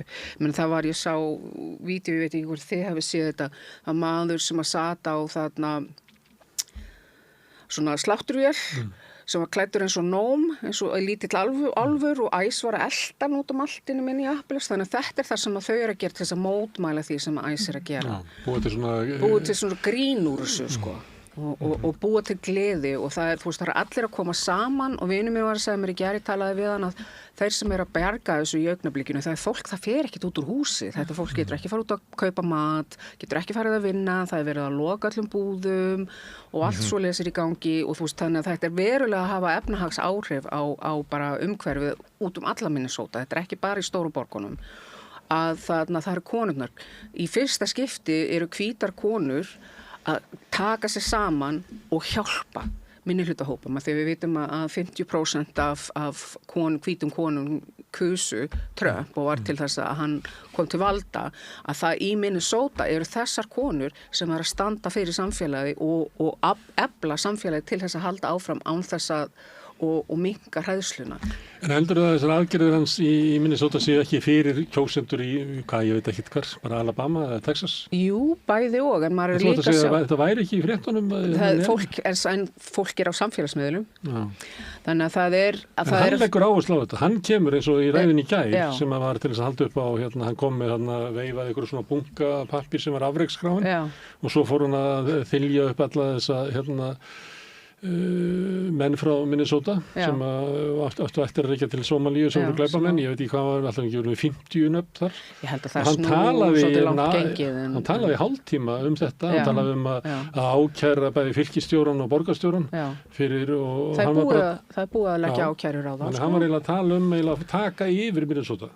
Svipað og hann var að tala að taka yfir Grænland. Hann heldur því fram að hann hefur 3 unnið þarna í fylkinni í forsetakosningum sem hann hefur aldrei gert. Og talaði að setja herinn inn, ekki bara æsaldur herinn. Hann er að tala það núna. Já, og og ég held að það sé alveg rétt að auðvitað hann er að búa til einhvers konar narratífi, það er einhver saga í gangi sem að hann er að stækka til þess að fá í raun og veru athygli og svona aðdáun frá makahópnum sem að er víða. En líka bara geta það sett bara herlög. Já, og þetta er búið að vera markvisst ferli, hann er búið að vera að leiða sig gegnum þessa borgir, þessi íbúborgir. Það sem að sér líka það sá málaflokkur sem að hann er minnst undir gengur skást í þrátt fyrir allt immigration og innflytjendamáli. Þar er hann minnst að gefa eftir og hann er minnst óvinsæll í þeim málaflokki, af þeim málaflokkum sem að eru og þetta er alveg rétt þegar þú segir það vegna þess að ég er með einhverjar þjónustur hérna á sjónvarpinu hjá mér og ég horfi gjarnan á lokalfréttir frekar heldur en CNN og eitthvað svona og það er ekkert. Það er rétt, vegna þess að ég var skiptinum í Chicago og þannig mjög gaman að fylgjast með fréttum það og það er ekki talað um Minnesota og það er bara næsta ríki, Þannig að ég er samt við verðum alltaf líka átt okkur á því að alveg eins og hér að þá býr fólk í litlum upplýsingaheimi og lokalmiðlarnir eru oft líka svolítið að fjalla bara lokalmál, þannig að það er ekki í Minnesota Við getum náttúrulega aldrei skilið þetta því að við erum land, borg, þorp, allt í einu. Það er einu við erum að lesa skessuhorn alla daga og ekkert annað. Nákvæmlega, vikufréttir sem það ekki gerir. Nei, en það er líka þessi lokaði upplýsingaheimur sem að samfélagsmiðlarnir bjóða upp á og við sjáum eitthvað sem að síðan fólk sem maður þekkir í Bandaríkjunum heyrir ekkert af. Maður er að tala við vinni sinni í Bandaríkjunum sem ertu búin að lesa hvað Trump bara gerir yfirleitt við hvað og fólk veit kannski ekki af því að það hefur ekki verið í svona þeirra streymi en það sem er auðvitað framöndan þessar þingkosningar þannig að það sem að maður óttast að hann sé í raun og veru einhvern veginn að búa til ástæðu til þess að setja herlög þar sem ekki verður hægt að annarkvort hreinlega bara verður ekki hægt að kjósa í landinu því að það sé einhvers konar stríðsástandi eða hann sé í stríði hann var nú að tala hvað þetta væri erfitt fyrir Úkraínu að það hefði ekki verið hægt að kjósa þar og þau var nú í stríði og svo hann auðvitað að búa sér til tilefni og þá hann er búin að vera fókus á þessi demokrataríki þannig að hvort sem að verða einhvers konar ögrun á kjörstað eða dregið úr möguleika til að kjósa eða fólk hreinlega óttast bara að fara út til þess að kjósa að það getur auðvitað verið mjög góð punktur Ég held að hann þór ekki að setja herlög ég held að hann þór ekki ganga svo langt en ég held að sé hins vegar menn í kringum hann eins og Stephen Miller og mögulega Vance og svo framvegis og bara fólk sem búið að þú veist og Kristi Nóm og einhverju sem búin að gera hluti og taka þátt í hlutum sem að óhjákvæmilega mun leiða til þess að höfðu verið máltið á hendur þeim og eina leiðin fyrir þau að lenda ekki í bara einhverjum stórkostlegum vandræðum að þeirra félagar haldi völdum Já, og svo, það er búið að bakka þeim út í Hann að horfa á svona, þú veist, að skapa eitthvað glundur og að hafa lögreglan sýnilega sem að dregur úr kjörsókn og allt það alveg upp í eitthvað sem bara herlög og hann þetta er ekki plan hvað hann alltaf, en ég held að hann horfa á þetta er svona eins og litakassi, hann vil hafa alla sem möguleika og þegar það fyrir að líða kosningum og þá það bara matað okkar staðan og svona ef að staðan okkar góð og við getum við jafnvel unnið kosningarna þá fyrir við bara hingað en ég held að það sé svona. Já, ég held að besta greiningi sem að ég hef heyrt Trump sem ég held að því svona eftir að hafa fylgst með honum í allir þessi ár eigi best við og sérstaklega núna á nýju, eftir að hann verða forseti aftur, það að þetta einhvers konar raunveruleika sjónvarp. Það bara nýr þáttur á hverjum degi og stundum bara tekur efnum mjög miklum breytingum og það bara nýtt viðfangsefni að því hitt gekk einhvern veginn upp og við sjáum þetta í mjög mörgum málum sem við heldum, hann ætlaði náttúrulega innlima Kanada fyrir korteri. Þá vorum við bara öll að pæla í því. Það var nú að postaði bara í gær, var ekki í gær eða fyrradag, það sem var með Kanada sem hluta Bandaríkjunum. Já, ok, það var svona eitthvað kýtl, en hann var í raun og veru bara með þetta var svona eitt aðalmálunum. Já. En hann ekki búin að gleyma því. En við skulum ekki gleyma því heldur að hann talaði Grænland á síðasta kjörtímabili þegar hann var forseti fyrst. Og þá var það ekki kannski stórt fólk og svona þetta var svona eitthvað hluti af einhverjum ræðum svona hér og þar en ekki svona ég held líka sko að mótvæði viðbröðin við þessu tali stækkar máli og svo allt í einu orðið aðalmáli á Davos sem þetta bara snúast efnahagsmál og eitthvað. Þannig að síðan þegar að þetta einhvern veginn gengur ekki upp að þá fer hann inn í Íran eða maður veit aldrei hvað næst en það að vera einhvern veginn dag frá degi svolítið samhengislaust, það vantar svona einhverja heildarnarratífu. En hann nærist á því. Það það sem hann nærir hann og þá sem í kringum hann vegna þess að meðan þú ert að horfa þarna og allstaðar annar staðar, þá eru þeir sem eru á bakvöðan að gera það sem að þeir vilja eins og Kristín Nóam með skilti sitt sem að þarna var frá SS, Third Reich að þú veist, það tekur allt í einu, engin eftir neinu af því að við erum svo upptekin að því að við erum að tala um Grænland eða Íran og ekki gleyma því að á meðan hann líka sko að græða stórkostlegar fjárhæðir og mjólka ríkið og mjólka stöðu sína og það var mjög það var grein sem var núna bara í fyrradag eða eitthvað á helgina í New York Times sem að það var ofbúrslega skemmtileg grafísk framsetning á því hvernig hann hefði hvað hann búin að raka að sér miklu féð. Þetta mann er 1,5 milljarður bandaríkjadollara að lágmarki sem hann er búin að græða á einu ári, hann og fjölskyldan. Varðandi raunveruleikasjónvarpið, þá það ógnarlegasta sem ég heyrði það var að við verðum að horfa á þessu eins og þessu raunveruleikasjónvarp. Raunveruleikasjónvarpið, það var lögmæli það að þú voru alltaf að toppa þig á hverju þætti og þessi þáttur getur ekki enda nema á einn nátt, hann endar í kjarnarúrstjöld. Já, ég vonum ekki. Krossa fingur, það gerir ekki. En þá það, þú veist, raunveruleikasjónvarpið þannig, það ekki svona. Nei. Þetta alltaf upp. Ég held að þetta að fá ráðgjafar sem að horfa á Kardashian eitthvað svona, ég held að við gerum það ekki, ég held að það var örugglega góð greining á þessu. Ég var að fara í fyrsta season af The Apprentice og bara þvæla sig í gegnum það bókmenntagreiningum. Ég man ég horfði á einhverja þætti þegar þetta var og var alveg skildi ekki akkur þetta var svona vinsælt eða hvers vegna þá var ég nýflutt út til Bandaríkjanna skildi ekkert í þessu manni. Akkur var hann svona vinsælt Við erum först í hvötunum hneyksli. Við erum bara hneykslat allan daginn. Þannig erum við búin að sitja í 8 klukkutíma og hneykslast á ástandinu. Auðvitað erum við að reyna að greina það og reyna að skilja það. En þetta gengur út á að svona toppa sig að hneykla hópa. Ég á samviskusemi hef ég hort á svona stóran hluta þessum blaðamannahöfðum hans. Ég alveg að gefast upp á því og ég gafst upp í gær. Og ég var að velta fyrir mér, hvenær í mannkynssögunni höfum við verið með þessa stöðu? Þarna valdamesti maður í heimi. Rantandi einhverja ótrúlega steypu. Aldrei vegna þess að við höfum aldrei verið eins tengt. Það náttúrulega þú veist, þetta í fyrsta skipti sem við getum öll hort á þetta bara í rauntíma. Ég fór ekki að pröfa að segja að þetta gæti verið Caligula í einhverju svona lélegu leikriti Rómaveldi og þá komu Rómarfræðingarnir og skömmum við fyrir það að Caligula hefði aldrei verið svona slæmur. En við erum á einhverjum stað sem svo skrítin því að maður komi fram og afhjúpi sig sem eiginlega fávita. Hann heldur ekki þræði nokkuð skapaðan hlut. Hann svo sjálfsupptekinn, hann bara helsjúkur af mikilmennsku brjálæði og sjálfsegli og öllum syndum sem hægt að ímynda sér. Var hann ekki að tala í daginn að hann vissi alveg að hann myndi aldrei fara til heimnaríkis til dæmis. Sagði hann sjálfur einhvern tímann í einhverju viðtali. En hann svo sjálfhælinn að maður hefur aldrei bara hitt annað eins.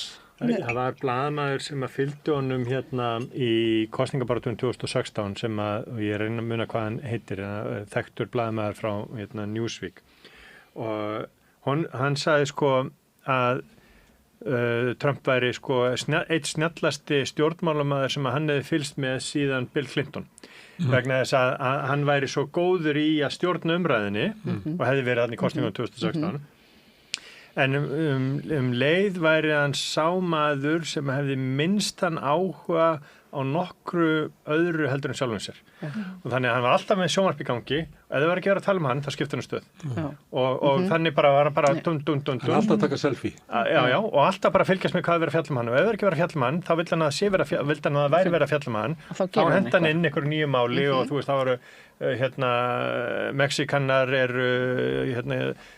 nauðgarar og þetta og hitt og svo framvegis að borða ketti og hunda og núna þetta einmitt orðið svo stigmagna sko að við kippum okkur ekki upp við það að hann kalli heila þjóð nauðgara og það passar inn í raunveruleika sjónvarpið sko. Já, eða þá að reyna einhvern veginn að rökstyðja það að hann geti bara áselt eitthvað land sko, það var einhverjir greinendur á BBC að tala að það væri ekki fyrir síðan sko Genghis Khan hefði að einhver hefði bara komið og sagt að ég ætla að fá þetta en það er ekkert verið að bera fyrir sig eitthvað erum við með sögulega rætur eða eitthvað heldur bara eitthvað lagalegt eitthvað að reyna að svo kemur bara eitthvað svona gimp eins og Stephen Miller og bara ef þú ert nógu sterkur þá máttu gera það sem þú vilt og þetta er bara þú veist og hann er bara hann er eins og eitthvað förðu fyrirbæri sko. Já, en svo er það bara spurningin að hvort að fólk ætli að fara á ráðum forsætisráðherra Kanada og setja eitthvað annað skilt út í glugga hann talaði það í ræðinni að í kommunismannum þá hefði það verið þannig að menn hefði sett skilt út í glugga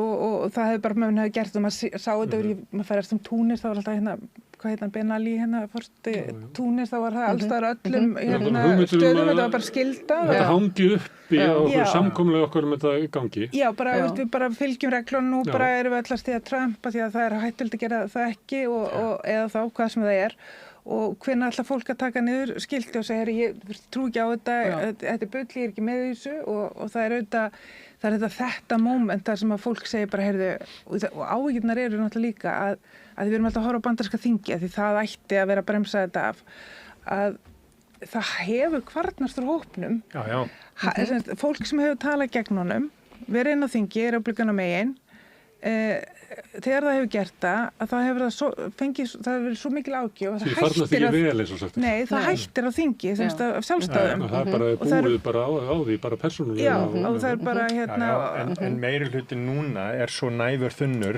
að sko það þarf hvert tvö sæti eða eitthvað svoleiðis þannig að sko það þarf ekki mikið að gerast til þess að hann falli býsna mikið hugrekki og það sem hefur gerst sem ætti að verða þess valdandi að fólk myndi snúa sig gegn honum er svo stórkostlegt að ekkert ykkar hefði spáði að það myndi ekki duga bara fyrir viku eða mánuði ég fylgist náttúrulega við það því ég hef kosningarétt í Bandaríkjunum og ég fylgist náttúrulega með þessu og er farin að fylgjast meira ég hef aldrei gert áður að fylgjast fyrir utan fylki sem ég bý í og ég er farin að fylgjast með fleiri fylki og hvað þarna fólkið er að segja þess að pólitíkarnir eru að segja í kringu þetta og ég er bara farin að sjá miklu meira mér segja í Suðurríkjum svona miklu meiri opnun að fólk sjáu og bara almenningu líka sjáu rosalega eftir þessu hafa mist svo ógeðslega mikið að þau sjá eftir að hafa kosið hennar mann að bróður hennar mömmu kaus hann og hann er kaþólskur prestur í Boston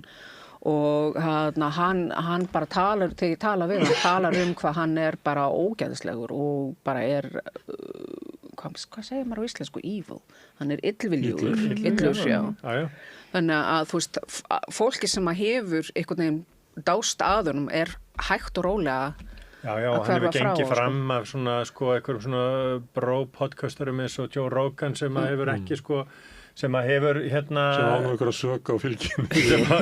sem að valið Bernie Sanders. sem að valið Trump klárlega í ákveðum hópum, sko. Og ég hef líka séð einhverja grínista sko sem að lýstu við stuðningi við Trump og þeir hafa verið að bakka frá honum og svo framvegis sko. Og það er ekki vegna þess að þessi orðni svo vók eða eitthvað svoleiðis sko, heldur bara vesennið og óreiðan og lætin og allt það er sko fólk var svo þreytt undir lok kjörtímabelsins 2016-20 á öllum veseninu og ruglinu, þrátt fyrir að ég fór í gegnum öll Suðurríkin 2018-19 og þá sá maður bara að það var meiri velgengni og það var einhvern betri bílar og það var búið að mála verundina og svo framvegis og þá hugsaði bara hann á eftir að vera endurkjörinn, en svo bara var þetta svo mikil óreið og COVID-feldan svo að lokanum, en fólk var bara orðið uppgefið. Það var bara svona fatík, Trump-fatík. Það sem að maður kannski batt vonir við, eða svona maður hélt að myndi gerast þegar hann byrjaði þetta tollastríð, sem að núna náttúrulega á að fara að dæma í hvort að hann meiri og vera að leggja allavega þessa tolla að hægri vinstri á ríki, er að viðskiptalífið yrði fyrir svo miklum skelli að þeir færu að þrýsta. Þeir hafa náttúrulega verið bara á hnjánum, sérstaklega tækni geirinn í kringum hann, og maður veltir í fyrir sér í þessu varandi Evrópu, Bandaríkin og í kringum Grænland að hvort að þetta áhrifin í kaupöllunum og allt þetta sem hefur verið að gera. Þeir eru bara mjög glaðir, hann er að nota ríkisvaldi bara til þess að reka hagsmuni þeirra. Hann er að nota auðverkisþjónustum til að reka hagsmuni þeirra. Þetta er bara mjög glaðir. Já, kannski enn sem komið það er það sem að maður er svolítið hort. Þetta er ekki talsmenn lýðræðis eða... Nei, en við erum samt að tala það er gott fyrir ríki að geta átt viðskipti, óhindru viðskipti á milli landa, það er gott fyrir fyrirtækin að gera það. Það er ennþá betra að hafa ríkið í liði með sér. Já, en við erum að tala þessu stóru bandarísku fyrirtæki sem er að þjónusta. Þetta eru einoguna fyrirtæki meira að minna, þú veit ekki fyrirtæki sem er að miða að einhverju frjálsri samkeppni, þetta eru Amazon sé að horfa við okkur vantar meiri samkeppni. Fyrirtæki sem standa bak við hann eru fyrirtæki sem hafa einogunarstöðu og þau eru horfa til ríkisins að þau verji þá stöðu sinni. Þeim líður ekki vel þegar að Trump tekur 10% hlut í Nvidia. Takk fyrir. Þá líður kapitalistunum bara mjög illa. Það er bara þannig. Nú kom kapitalistinn og bjargaði mér. Þegar pilsfaldakapitalistin, þetta hættir að vera pilsfaldakapitalismi og verður bara einhvers konar ríkiskapitalismi þar sem að Trump er bara að taka hlutdeild í útflutningstekjum og er bara að fá kött í öllu fyrir ríkið og guðma þetta fyrir hverja aðra, þá líður kapitalistunum illa. Ég segi bara sem kapitalist. Þeir eru að borga mútur upp að einhverju marki. Já, en ok. Það er ekki á mikið. Við erum samt að tala það. Það helst ekki innanlands. Við erum að borga mútur í Suður-Ameríku. En það sem hann hefur svarað, það sem hann hefur hreyft Trump einhverju leiti er þegar að kaupullin hefur orðið mjög rauð, mjög lengi og svo er þetta þessi stóra ógnum að... Hann bakkaði í tollamálunum. Já, hann gerði það. Þessar skuldabréfamarkaðarnir fóru af stað. Nákvæmlega, og það sem ég er að tala er að ég hélt einhvern veginn að þetta hefði meiri áhrif fyrr. Hugsanlega gerir það núna. Við erum líka að tala að Microsoft er að halda uppi nánast öllum fyrirtækjum í Evrópu, bara í samskiptum og geimslu og vísu eru það ekki hýst í Bandaríkjunum gögnin, þau eru held ég hýst á Ég held að ríkisbókhaldi okkar sé hýst í Bandaríkjunum. Nei,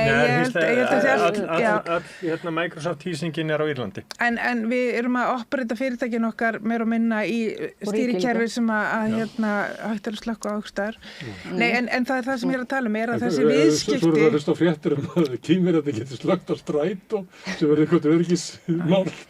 Svo ekki þá frétt. Ég held að þetta frekar að búti frétt að þetta hluta. Já, en pointi er að maður hefði haldið að viðskiptalífið hefði haft meira þetta, hefði beitt sér meira, þau eru svona einhvern veginn hafa náttúrulega orðið fyrir ákveðnum tekimissi með tollunum, ég meina þetta er bara skattur, þetta er ekkert annað.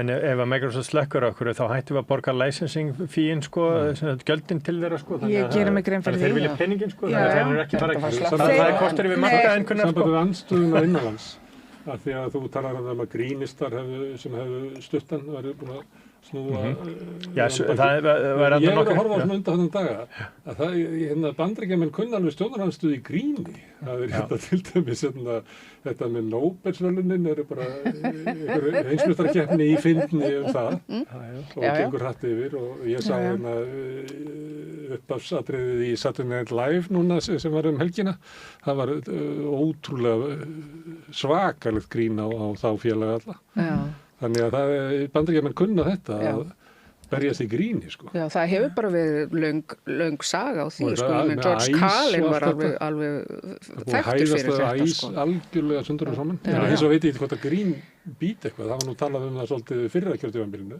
að þessi grínista sem var alltaf að tala hann sem hafi verið fáiði, að þeir hefur verið lauki fylgjans. Já, og svo líka sagan það að grín á á hans kostnað hefði ítt honum í frambáð á sín tíma, þannig að þegar Obama gerði grín á honum á fréttamannadinnernum, þannig að þú veist, hann tekur ekki gríni, við skulum vitum það, sko, við erum að sjá allavega í þeim könnunum sem gerðar í Bandaríkjunum að það fjarar undan honum og replikunum. Og hann skilur ekkert í því og hann hélt þarna ræðu fyrir í mánuðinum sem hann var bara krossundrand á því að þeir varu með frábæra stefnu og það var allt frábært og það var allt stórkostlegt en samt sem aður gengi illa í könnunum og þeir varu bara að horfa fram á það og það var auðvitað þingmönnunum að kenna að þeir varu að fara að tapa núna í haust. Og kannski þyrfti að gera eitthvað í því. Og ræðan sem hann held yfir þingmönnunum fyrir svona 3 vikum. Já, einmitt. Þannig að sko, þannig að þeir eru hann átt að segja á því og eins og ég var að segja áður sko, þess vegna hann að fara í þessar populísku aðgerðir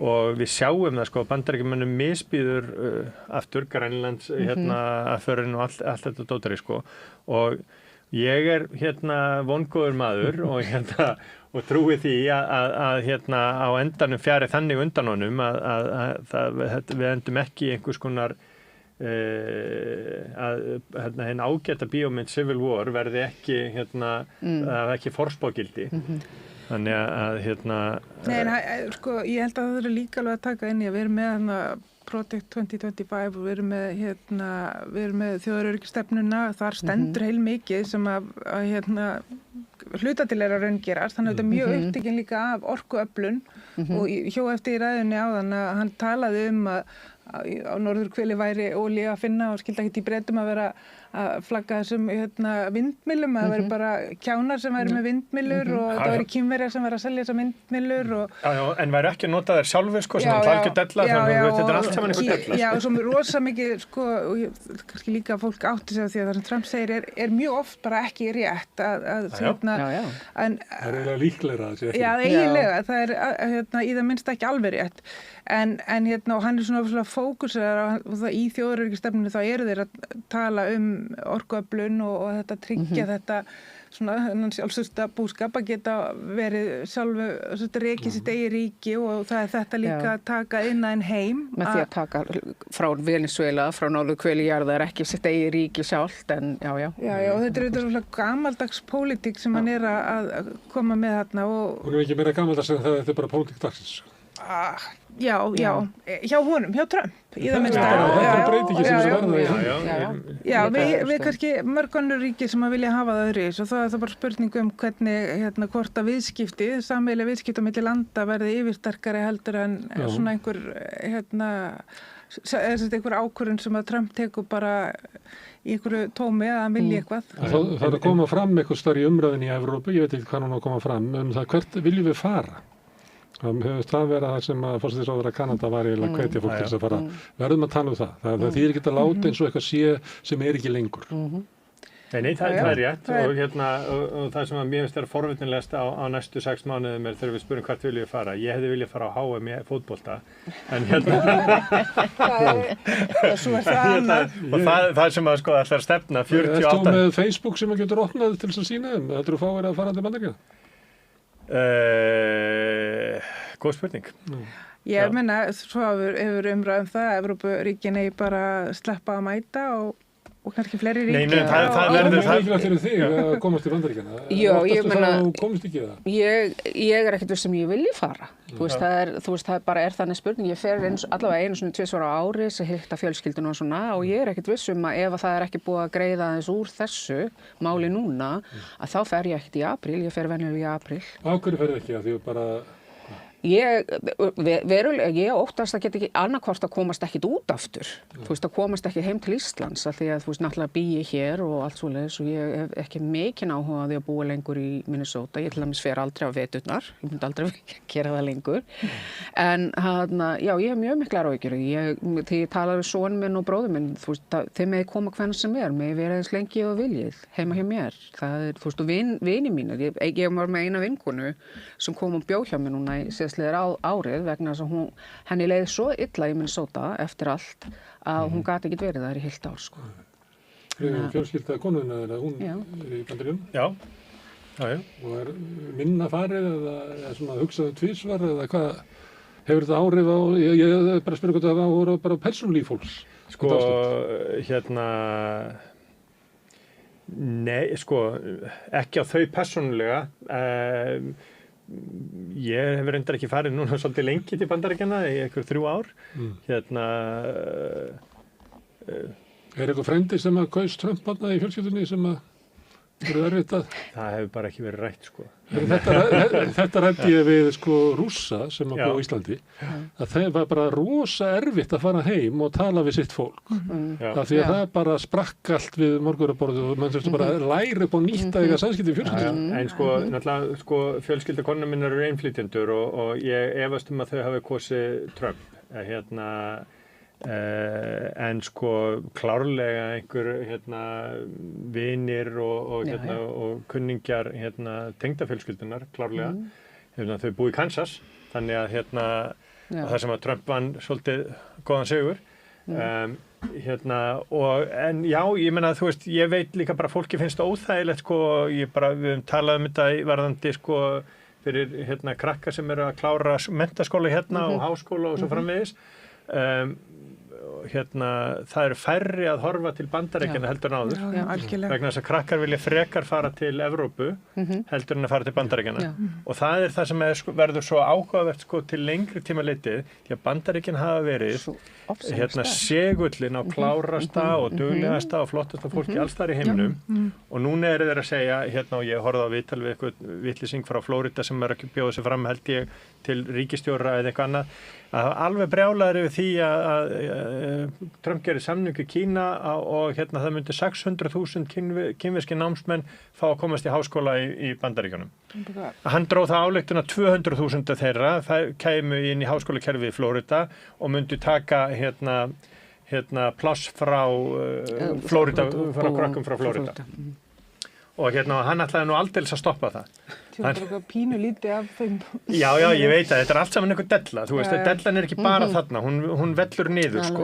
Og en ef að Bandaríkin fara að missa það, þá missa þeir sko fólki sem að stofnaði Google. Þá missa þeir fólki sem að sko hefur stofnað mörg af þessum ofboðslega stóru og flottu fyrirtækjum og þetta fólk fer annað. Og háskólanir í Kína, háskólanir í Indlandi, háskólanir í Evrópu styrkjast. Ástralíu.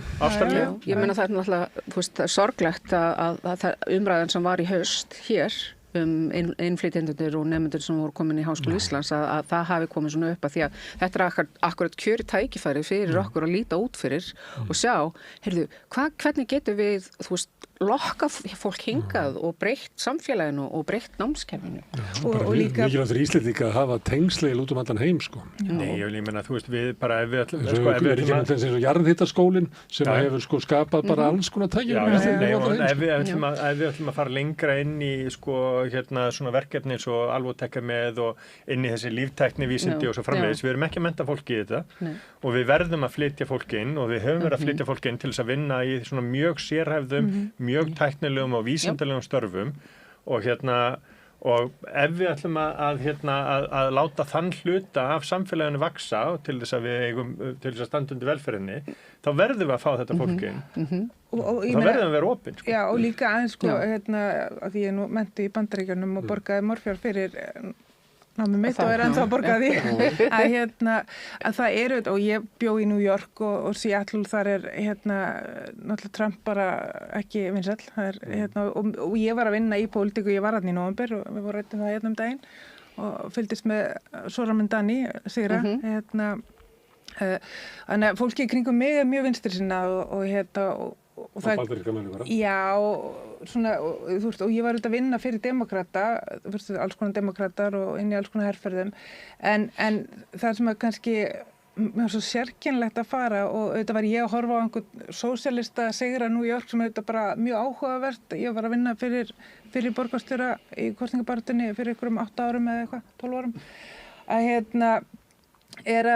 Að það er ákveðin svona, mér þykir mjög vænt Bandaríkjun og sérstaklega New York. Þetta er svona mín borg og þetta er einhvern veginn svona, þetta er svo mikil suðupottur af alls konar menningu, einmitt háskólarnir hafa verið ótrúlega flottir og ég meina það hefur verið dæmi fjölmenningarsamfélag sem gengur upp. Bara, ég meina það er eins og gerist víða sko. Fátt skemmtilegra heldur en að bara skella sér í strætó í New York og byrja að spjalla sko. Það er bara einhvern veginn, þú hittir bara alls konar fólk alls þar á heiminum og allir að gera eitthvað ótrúlega áhugavert og það hefur verið þetta háskólarnir, nýsköpunin í Bandaríkjunum, viðskiptalífið. Það hefur þetta verið alls konar mismunandi, Bandaríkin eru bara mörg ríki sem eru gríðarlega ólík, en það er, ég held að þessar taugar margra Evrópubúa til Bandaríkjana og öfugt er að þessar tvær álfur eru svo samtengdar. Ég held að verði rosalega erfitt að einn maður, ég trúi því ekki, setja okkur á svona sérkennilega staði eins og við erum að upplifa í dag. Ég bara trúi ekki, ég held að þurfi meira til. Þannig að ég held að þessi saga og líka menning, þó hún sé einhver leyti ólík, að þá held ég að við erum bara svo brjálæðislega trengskupum. Það er að komu í Trump-tíman. Það stundum verið að segja við mig talaðu mikið Trump en ég veit bara tekið eftir því að fólk kofi mikið náðu þessu. Og við gerum þetta einu sinni í viku, ættum kannski að gera þetta hverjum degi, alltaf svona undir miðnætti. Alltaf undir miðnætti kæmi Trump-tíminn. Ég komin á þann stað sko að ég verða að fara að taka mig pásu frá því að hugsa og hlusta og lesa bandarísk stjórnmál. Ég bara, þetta er og einhvern veginn að sena mig og komast í núvitundina aftur. Ég er svo fegin að geta farið inn í tíma og séð alla flóruna sem við fáum á menntavísindasviði og okkar nemendur. Takk fyrir að koma hingað, Bryndís, Friðjón og Brynja. Takk svo leiðis. Við ætlum að setja hérna áfram, ætlum að reyna að skilja hérna heim sem við lifum í næst á dagskrá eitthvað allt annað og ekki Trump. Ég heiti Þórhildur Þorleifsdóttir. Á Samstöðinni er fjörug, opin, skemmtileg og gagnrýnin umræða allt milli himins og jarðar. Samstöðin á erindi inn á öll heimili. Öflugur og ódýr auglýsingamiðill 40.000 manns sjá eða heyra þætti Samstöðvarinnar í hverri viku. Ef þú vilt auglýsa, sendu póst á samstöðin@samstöðin.is. Allir þættir Samstöðvarinnar eru á YouTube.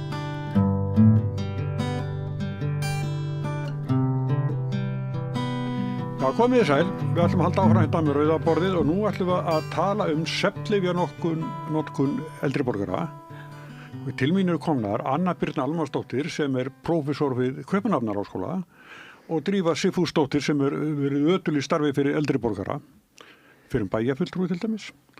En þið gerðuð rannsókn á notkun svefnlyfja fyrir eldri borgara. Já, og það má eiginlega segja að það hafi byrjað þannig að við ákveðum að það var ákveðið fyrir kannski 3 árum að það væri mjög mikil nauðsyn orðin á því að bæta lyfjanotkun í landinu. Já. Það var bara málþing sem ákvað það að þetta væri mjög brýnt og það voru þarna komu sérfræðingar frá Kanada sem höfðu reynt að nota þessa aðferðafræði að fá almenning með í að skipuleggja hvernig bæti við lyfjanotkunina í landinu. Og þá hófust svona umræðan hvað eigum við þá að gera, eigum við að reyna að bæta alla lyfjanotkun eða ætlum við að taka eitthvað fyrir sem að kannski svona sem að er hægt að gera kannski svona sem fyrsta skref. Og við ég var fengin inn í það þegar ég er sérfræðingur í sín almennings á lyf og hvernig ég vinna með fólk, skjólstæðingum eða einstaklingum að því að bæta lyfjanotkun og líka á svona líðgrundvelli þegar við erum að tala heila þjóð kannski, hvað gerum við?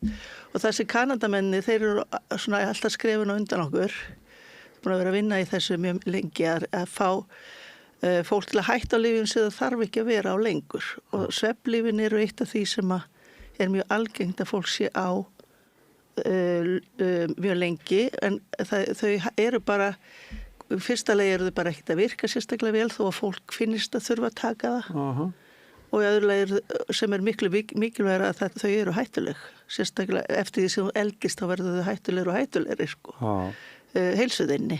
Og hvar sjáum við það? Í hverju sko? Það er að detta og meiða sig til dæmis. Það er eitt af þessum stóru vandamáli sem geta hlotist af þar sem svefnlyf eiga þátt í því. Það er að fólk hérna er að fara kannski fram úr og er ennþá undir áhrifum þessar lyfja og dettur. Þetta hefur áhrif á minnið og það er nú að aukast náttúrulega þessi það er orðið algengar að fólk sé með minnistap. Það er ekki að segja að lyfin eiga alltaf þátt í svona þó þess að sé ekki eini þátturinn sjálfsög. Þannig að ef við getum minkað áhættan verður meiri og það sem við sáum líka var að það var að gera rannsókn hérna 2020 sem sýndi að Íslendingar voru að nota 6 sinnum meira svefnlyfjum heldur en Danir og þá sagðum við ok, það er eitthvað sem við þurfum að taka til í hér og við byrjum á svefnlyfjunum og það höfðu þeir líka gert í Kanada eða þeir höfðu gert mjög góðar voru búin að pröfa tvisvar að gera svona herferðir og í seinni herferðin þá notuðu 2 bæklingar sem að líta svona út, annar þeirra fjallar að hætta hvernig er hægt að hætta á svefnlyfjum og hinn fjallar hvernig við getum þá lært að sofa án svefnlyfja ef við eigum í vandræðum með að sofa.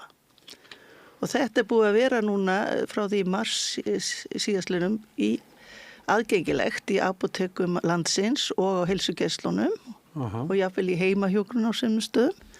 Þannig að og þetta erum við sem sagt búin að vera að rannsaka síðan hvað kom út úr því að gera þetta. Þetta sko, þegar við erum að nota 6 sinnum meira en Danir, hefur engum bjöllum verið hringt sko, þetta er náttúrulega ótrúlega mikill munur. Jú, það er náttúrulega ýmislegt sem Íslandingar að gera eru hástökkvarar í, sko, við erum bestasta land í öllu mögulegu og við erum mjög duglega í lyfjanotkun líka. Við erum oft hærri, sko, en þannig að þetta var valið út af því, sjálfsagt, við völdum þetta út af þessu, hvað þetta gafti við okkur að við værum ekki á góðri leið, við erum reyndar að svona hægt og sígandi að minnka en við erum ennþá bara miklu hærri heldur en hina Norðurlandaþjóðirnar í svefnlyfjanotkun en við eigum líka sko met í mörgu öðru eins og til dæmis að nota lyf við við bakflæði eða magarsýrum sko þannig að það er ýmislegt að var þetta okkur langar að halda áfram sko að taka fyrir fleiri svona en þetta sýndi sig þetta átak sem við gerðum þessi samvinna Landssamband eldri borgara og mín og svo skulum við ekki gleyma að það var fullt af aðilum í heilbrigðiskerfinu sem voru með okkur í þessu það var landlæknisembætti studdi virkilega vel við okkur heilbrigðisráðuneytið Reyndar var það sama manneskjan, hún byrjaði sem landlæknir og svo kemur hún fram sem heilbrigðisráðherra þarna aðeins seinna og svo var það er verkefni sem heitir Lyf án skaða sem er líka með mjög góðan aðila sem hefur hjálpað okkur mikið og að því standa öll fagfjölögin, það er læknafélag, lyfjafræðingafélag, hjúkrunarfræðingarnir, það er lyfjastofnun með í þessu. Þannig að það er fullt af aðlum og Landspítalinn ekki, við skulum ekki gleyma Landspítalinn. Nei. Þeir hafa virkilega stutt upp baki okkur, þannig að þetta var fullt af aðlum sem koma saman, en það mikilvæg var líka að ég fann svo gott lið til að koma inn sem fulltrúar eldriborgar, eða fólk sem er eldri en 60 ára. Þeir vilja kannski ekki kalla sig alltaf eldriborgar, en fólk yfir 60 ára gamalt. Sem að Landssambandið tekur til og fekk þess að frábæra aðla með og meðal annars Drífu. Við vorum það voru 8 frá ykkur sem kom inn og ég hefði ekki geta gert þetta sko án þeirra því að það var svo margt sem sem kom inn sem ég hafði aldrei, mér hafði aldrei dottið í hug að gera og þetta eitthvað sem við drífum síðan að fara að tala í Oslo fljótlega. Hvernig við unnum saman og það stór alþjóðleg heilbrigðisráðstefna hvernig maður breytir heilbrigðiskerfinu. Drífa, varst þú fulltrúi Landssambands eldri borgara í þessu? Já, ég var ein af þeim. Við vorum 8 sem bættust við þarna og þarna var fólk sem keyrði meðalans frá Patreksfirði til þess að mæta á fundi, þannig að fólk var mjög áhugasamt og svo voru líka fundi bæði á netinu og staðfundir og menn voru að lesa yfir hvernig og velja hvaða aðferðum átt að nota og þessi Kanadaransson hafði gefið mjög góða raun. Og niðurstaðan var svo að eftir við vorum búin að ræða þetta og lesa allt yfir að þetta og síðan fórum við yfir spurningarnar og orðalag og þú veist hvað passaði fyrir þennan hóp og það voru allir mjög spenntir. Mér finnst þetta alveg afspyrnu gott verkefni. Ég mjög ánað að fengi tækifæri til að vera með því án önnubyrni þá hafði þetta aldrei orðið og sko það sem að kannski snýr af eldra fólki og hættulegast það náttúrulega það sem fólk vill ekki detta eða verða fyrir minnisglöpum og svefnlið eru þarna alveg svakalegir skaðvaldar. Þú veist, við vitum að 65 ára eldri, þeir detta cirka þriðjungur þeirra, 33% eða svo, dettur einu svona ári, en þeir eru 80 til 85 ára, þá helmingur sem dettur. Og þarna eru svefnlyfin mjög sterk inni og ef þú dettur og þú veldur alvarleika eins og broti, þá ertu að lenda í kannski sjúkrahúsvist eða hvað. Ef þú lendur inn á sjúkrahúsi, í korsaðan út af þessu eða öðru þá eru svona 7-10 dagar á sjúkrahúsi þau eru að elda þig sem nefnir eðlilegri hrörnun 10 heil ár og það vill enginn lenda í því. Síðan náttúrulega þessi vitræna skerðing, þetta hefur áhrif á minnið, þú dettur, þú ert hættulegur í umferðinni og til dæmis ef þú færð flensu eða veirusýkingar í lungu þá skapar svefnlyfin 4 sinnum meiri hætta á lungnabólgu sem býsna margir deyja úr og meiri 20-faldar líkur á dauða ef þú ert með flensu og farð síðan svefnlyf og tekur þau, þá ertu 20 sem líklegri til að deyja og ég held að fólk viti þetta ekki. Nei, það er ekkert svo langt síðan að móðir mín var á hjúkrunarheimili og hún datt og oftar en einu sinni, oftar en tvisvar og ég man aldrei eftir einu umræðu þetta til dæmis. Kannski bara vissi fólkið ekki, starfsfólkið, ég veit það ekki. Nei, en svo er ekkert reyndar engir faglærið starfsmenn heldur, sko. Það er oft bara einn faglagur en það sjást ekki, sko. Nei, nákvæmlega og ég þekki einmitt þetta sama, móður mín var á svefnlyfum, sko, og henni var alltaf að gefa svefnlyf og hún datt oftar en einu sinni sem mjög manneskja sem þurfti að vera mikill í hreyfingu og þetta var henni mjög erfitt af því hún bæði brotnaði og fleira og þá var hún sett í hjólastól og fyrir manneskja sem er vön að vera sífelldri í hreyfingu þá er þetta mjög mikil skerðing og þetta er að eyðileggja lífsgæði fyrir fólk og mér finnst það mjög alvarlegt að það sé verið að gera vegna þess að sko þú sé vera meðaltali 7 mínútur lengur á svefnlyfum sem er ekki mikil viðbót en sko það ætti ekki að taka það meira en 2 vikur en þau eru hægt að virka eftir 4 vikur og ég held að fólk sem er að taka svefnlyf það veitir ekki af því að eina afleiðing að taka svefnlyf er svefnleysi. Ef þú hættir að taka þau, þá lendur í frákvæðsengjunni sem eru svefnleysi. Og það náttúrulega hefur líklega stoppað mjög marga í því að reyna hætta, þó þau kannski vilja það. Og við erum með í þessum bæklingi hérna sem heitir hvernig má hætta á svefnlyfjum. Sem á nálgast í öllum apótekum ekki. Og heilsugæslunni. Og heilsugæslunni, já. Og við erum að prenta fleiri eintök núna, svo að það voru nokkri staðir sem voru búnir með bæklingana, þannig að við þurfum að koma fleirum út. All land, þetta er alltaf all land og hér er verið að sína til dæmis hvernig maður getur trappa niður svefnlyfin sín hægt og hægt og það er mikið lagt áherslu á hér að líka ef maður er óviss að sækja sér hjálp og apótekin geta hjálpað og sjálfsögðu heilsugæslunar þannig að ég hef haldið sko fundi líka fyrir þessa aðila og undirbúið þá undir að taka við bæklingunum svo þau vissu hvað þeir væru með í höndunum. Já. En þetta, sko, þessi föll eru algeng. Mjög. Já. Og náttúrulega venjulega bara á hart gólf, ekki? Jú, þannig getur alltaf verið utan dýra líka. Þannig Já, en ég sé bara fyrir mér reyndar þar aðstæð sem að mínir foreldrar voru sem voru á hjúkrunarheimili. Já. En þessar tölur að það er 1/3 yfir 65 ára sem dettur allavega eins ári. Þessar tölur alla sem yfir 65 ára, ekki bara þá sem liggja á hjúkrunarheimili. Það er yfirleitt, það er alltaf veikasti hrumasti hluti eldri borgarna sem liggur þar eða býr þar.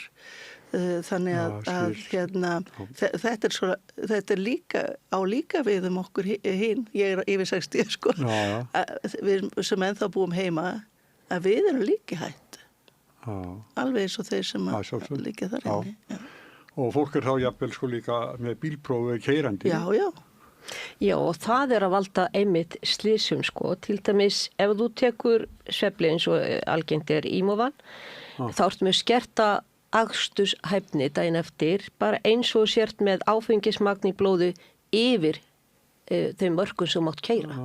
Og ég held að fólk átti sig ekki á því, þú ert hægari að bremsa, ef barn hleypur fyrir bíliðinn, þá nærðu kannski ekki að bremsa því að hugurinn verði hægari. Og það er hættulegt í umferðin. Og það voru, sko, samkvæmt gögnum landlæknis í 2024, það var yfir þriðjungur af þeim sem eru 80 ára og eldri, þeir voru að nota þessi algengustu svefnlyf. Og þá voru við ekki að telja með allt mögulegt annað sem líka getur sleppt þig ef þú tekur það fyrir nóttina. Þannig að bara þessi lyf sem eru langþekktust, Stilnoct, Imovan og Imomed, það voru yfir þriðjungur áttræðra að nota það og yfir 50 af þeim sem er 67 ára eldri. Já. Þannig að þetta eru mjög margir sem eru undir áhrifum þessa, mögulega, og það eru stórhluti sem er að nota þetta hverju einustu nóttu í mörg ár. Og það er hægt að virka fyrir löngu síðan, get alveg lofað ykkur því að þetta er hægt að virka. Þetta er bara orðin ávani og líka minn orðin vanur þessu. Ég segi ekki þetta sé fíkn, þetta er alls ekki fíkn, ekki miskila mig. Þetta er bara líka minn orðin vanur þessu og þá þarf þetta að venja hann af því líka hægt, mjög hægt. En sko, bara náttur svona, hvernig getur það verið að við sem þjóð að við skulum nota 6 sinnum meira af svefnlyfjum heldur Danir? Hvað skýrir það? Það er margt, ég náttúrulega eins og sagði, það er margir lyfjaflokkar þar sem við erum heimsmeistarar. Já, þetta er ekki eina. Nei. Og það er búið að sko vera það er engin ein rannsókn sem að sýni fram á Íslandingar séu einhvern veginn öðruvísi, en það er svona nokkra litlar rannsóknir sem segja, jú, við erum hrifnari af bæði við, sérstaklega við almenningu, bara við öll, eru hrifin af þessari fljótlegu lausn að leysa hlutina svona og við þrýstum á læknana til þess að gera þetta. Því að það er ekki, til ekki þetta sé við svo mikið við læknana að sagast, þeir eru náttúrulega bara þau lifa í því umhverfi sem þau náttúrulega vinna í og þau þurfa að eiga við okkur hinn á dagsbasis og það er bara meiri þrýstingur á notkun og lyfjum hérna. Það er ekki sko hamagangurinn bara í samfélaginu að lækna bara þeir gefast bara upp undan þrýstingnum. Jú. Þeir eru bara mannlegri svo við. Við viljum bara retta allu. Og þeir geta ekki, en Danir voru líka, þeir gerðu ýmslegt þarna aldamótin síðustu. Þá gerðu þeir hluti sem að hafa haft mikil áhrif. Þeir bara tóku læknana svolítið fyrir. Þeir þetta fóru læknaleiðina. Við förum almenningsleiðina hér. En þeir fóru læknaleiðina og gátu alveg þrýst þessu niður í gegnum þá. Og og síðan tóku þeir fyrir ökuskírteinið, endurnýjun ökuskírteina. Það þú máttur ekki vera að hafa fengið lífsseðil fyrir slíku lífi. Ef þú ætlar að endurnýja lífsseðilinn eftir einhvern ákveðin aldur. Nei, ég meina endurnýjað ökuskírteini, já. Og þá sá maður líka svakalega brekku niður í lyfjanótkunni, þá bara fór hún mjög langt niður líka í þessum aldri. Það talum við í Danmörku. Já. En svo er þetta líka eftir með tölur hérna með Noregi, við erum 3,5 sinnum meira af þessum lyfjum heldur en þeir. Þetta er ekki bara, við erum ekki bara að bera okkur saman í Danir. Nei, þetta er danski samanburðin náttúrulega hrópar lang hæst á okkur, en við erum bara, Noregur er næst okkur í nótkun og þeir eru samt meira en 3 sinnum lægri en við, sko. Já. En í hópi, eða fólki sem er í félagi eldri borgara, þetta hlýtur eiga við bara talsverðan fjölda þar. Já, þarna er stærsti hluti notenda, það er þetta eldra fólk sem er að fá mesta svefnlyfjum og það er frekar erfitt að venja fólk af því, en þeir sem að notuðu bæklingin í þessari könnun, það var tæp 47% sem að notuðu bæklingin og ákvað að draga úr notkun eða hætta alveg, sem er nokkurn veginn það sama hlutfall og var í Kanada, þannig að við hljótum verið eitthvað svolítið skild andlega Kanadamönnum, en þannig að þetta er býsna hátt hlutfall, 47% þeir sem að notuðu bæklingin hættu notkun eða minnkuðu. Þannig við náðum alveg verulega góðum árangur á mínum mati, en við erum ekki búin en þá sko. Það þarf að gera meira. Já. Við þurfum að komast undir Dani og helst undir norðmenn, sko. Já, það er verk að vinna. Já. Þetta er alveg ótrúlega tölur hjá okkur. En þessu var mjög vel tekið í heilbrigðisþjónustunni, því að þá hafði vantað einmitt svona efni til að taka umræðuna svefnlyf við fólk, því hún er mjög erfið oft á tíðum.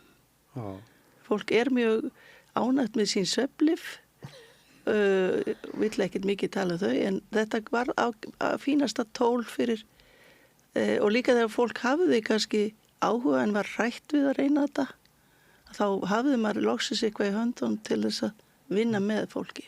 En er ekki hluti af þessum lyfjum eru svona ávanabindandi? Jú, þetta sko, það er til náttúrulega bæði líkamlega ávana, þar sem að líkaminn fer í svefnleysi til dæmis, sem var að tala að ef þú hættir ef þú bara hættir mjög skarpt á svefnlyfjum, bara segir, nú er ég hætt á svefnlyfjum, ætla ekki taka næstu nótt. Þá liggur sjálfsagt andvaka þá nótt og nokkra nætur og eftir. Þannig að það er mjög erfitt það er svona, þá er líkaminn þinn orðin svo vanur þessu að hann vill fá þetta og getur ekki, hann verður ekki róni fyrir nú tekur svona. En svo líka þessi bara andlega ávenni, ég verð að taka lyfið mitt. Þetta er svona regla sem er inni hér upp í höfðinu á þér, ég verð að taka lyfið mitt, annars sef ég ekki. Já. Þannig að... En þetta er, en svo náttúrulega til fleiri sljókandi lyf. Já, ég var bara að tala um þessi algengustu sem eru svona, kannski, ég myndi segja, í okkar rannsókn, við gerum svo rannsókn á því hvað fólk var að nota líka, þessum 2200 sem svöruðu hjá okkur, að þá var rúmur helmingur að nota þessi algengustu lyf sem við þekkjum sem Stilnoct, Imovan eða Imomed. Þau eru kölluð að stundu seta-lyfina þegar þau byrja, efnafræði heitin þeirra að byrja á seta. Þannig að helmingurinn var að nota þau, svo var fólk að nota allt mögulegt annað. Það er til dæmis mjög algengt að nota það sem er þekkt undir nafninu Fenergan, það er svona ofnæmislif, eða það er annað sem heitir difenitramin, fólk kaupir það oft út í Ameríku, þetta difenitramin, það er inni með, það er notað sko, það er í lausasölu þar sko, og fólk fattar ekki, það heldur að það sé svo skaðlust að því að það er nú bara ofnæmislif, en það er svo slæfandi að fólk er hætt að nota það sem ofnæmislif og það er meira að fara að nota það til þess að sofa og það er jafn hættulegt að keyra undir áhrifum þess eins og setalyfjanna, sko.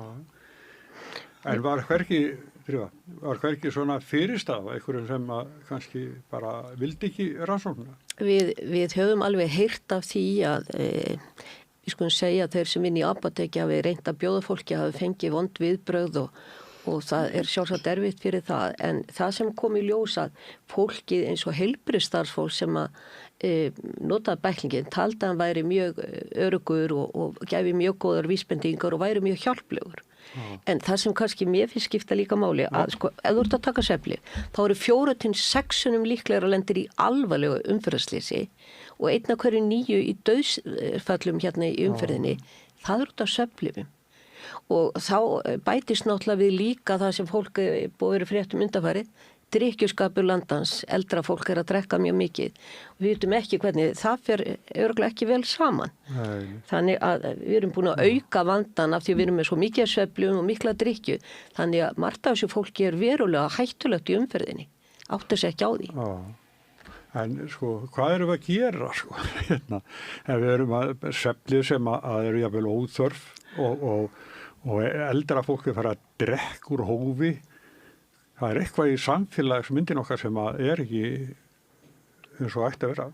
Það eitthvað mikið að, ég held að sko, ég skil ekki þess að drykkjuvetna, ég læt nú það eiga sig, en hérna, þetta ég bara get ekki ímyndið mér að þetta sé fólk sem hægt að biðja að passa barnabörn eða yfirleitt vera með fúli 5, sko. Ég skil þetta alls ekki, en við náttúrulega kannski erum ekki að einbætt okkur af áfengi núna en lyfin og við vitum alveg þessar byltur sem eru, þú veist, eins og fyrir elsta fólki, 80-85 ára, og við erum bara að tala um þann hóp, ekki eldri og ekki þessi líki, bara allir á þessum aldri, helmingurinn dettur.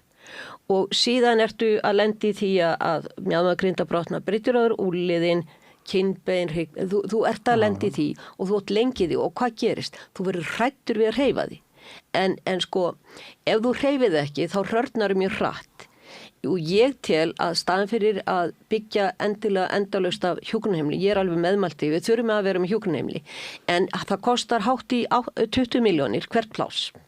Og fyrir 20 milljónir fyrir bara einn einstakling sem að þú ert að byggja hjúkrunarheimili fyrir, þá getur þú þjálfað mjög marga til að bæta heilsuna þeirra, auka liðleika og svo framvegis.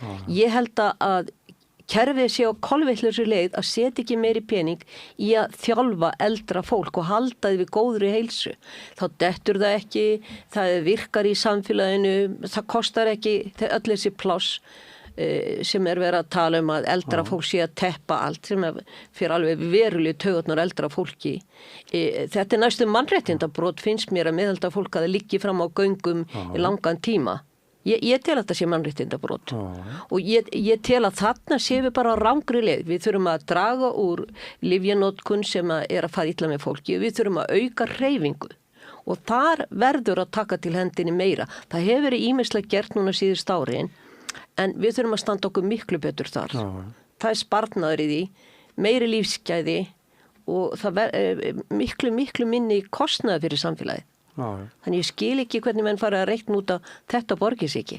En svo eru frjáls félagsamtök eins og eldri borgarafélögin, þau eru að standa fyrir allir mögulegu sem alltaf virkja fólkið og það er alltaf, kannski, ég veit ekki hvað þér finnst það, en finnst þér ekki að það ætti að vera meira, það ætti að vera í gegnum ykkur félagsamtök en auðvitað með styrkjum frá einum og sko, það var styrkur frá heilbrigðisráðuneytinu og fleiru, þannig ISI og það var stemt að því og það farið í flest stað á landinu til þess að ræða við sveitarfélögin og félögin og það eru, þú veist, eins og í mínum heimabæ, þá alveg styrt eldra fólk til þess að hreyfa sig og það opið svona inni aðstæða til þess að ganga og svo leið og það mjög víð á landinu og eins og í mínu bæ þá getur ég býr Reykjanesbæ og þar getur líka, þú kemur bara inn með ákveðna uppæð, annarkvort líkamsrækt eða eitthvað annað og það auðvitað líka þessi andlega heilsa sem við þurfum, þannig að við viljum ekki að fólk einangrist að því að hrætt við að hreyfa sig, hrætt við að fara út eins og dagurinn dag þar sem mikil hálka,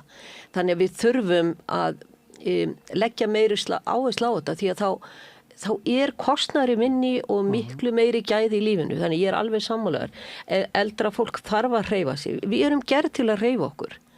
Þú veist í fótbolldósinu stóra, hvað heitir það í Keflavík? Nettohöllin held ég heitir núna. Já. Það er alltaf skiptun upp. Þanga mætir eldri maður á, ég held bara hverju mánuði eitthvað og svo kemur fullt af fólki, eldri borgurum, sem sitja svona á mótunum og hann situr í stólnum og hann og þau að hreyfa sig eftir honum og ég ætla að reyna að fá viðtalið mann, hann var svo hæfiskur, það var ekki nokkuð en hann bara, engin sem borgar honum eða... Nei. Það eru svona hópar og það sem er svo skemmtilegt að það var 102 ára sem var að hætta að sína dans núna í sumar, hann ákvað að hætta eftir sumarið að sína dans. Hann hélt sér með því að hreyfa sig og lyfta í COVID, keypti sér græjur, hann var búinn að vera í hreyfingu og svona, var kominn með göngugrind, hann gaf hana frá sér bara, hitt einhvern í sundi sem vantaði svolítið þannig og losaði sig við það og svo hreyfði hann sig mjög vel í COVID og hann er sem sagt bara í fínasta standi yfir 100 ára. Af því að hann passaði að hreyfa sig alltaf og þú þarft hreyfingu, líka með þarf hreyfingu og liðleika, þá dettur í síður. Mér kemur nú til hugar þegar við tölum hjúkrunarheimili að það er mjög takmarkað að fagfólki að vinna. Já, það eru reyndar alltaf fagfólki í forsvari fyrir deildana, en hvort það sé ekki best fyrir starfsfólki sem kannski að fólkið sofi alla nóttina og það þurfi ekki að vera að sinna því. Jú, það er náttúrulega freistni vandi þar í kringum að nota svefnlyf til þess að róa fólk niður á nóttinni sérstaklega. Og það er byrjað að nota lyf sem eru eru úr öðrum flokki lyfja sem þeir eru kallað hvað er þau nú kalluð? Geðrófslyf, já. Það eru að nota smáskammt minniskammt af því til að róa fólk niður og það er líka farið að sjá það sem ákveðna svona vandamál sem við þurfum að fara að takast á við að það sé ekki gott því að þau eru svo slævandi svo lengi líka oft á tíðum. Og þá ég var með, ég var svona stóð á hliðalínuna þess í Danmörku þar sem að verið að breyta í einu sveitafélagi, það var bara tekið á þessu notkunni þar með því að þjálfa starfsfólkið í að gera aðra hluti fyrir, þetta er mikið nota fyrir fólk sem eru komið með minniskerðingu og það er nú mjög margir á hjúkrunarheimilum sem þannig er ástatt fyrir.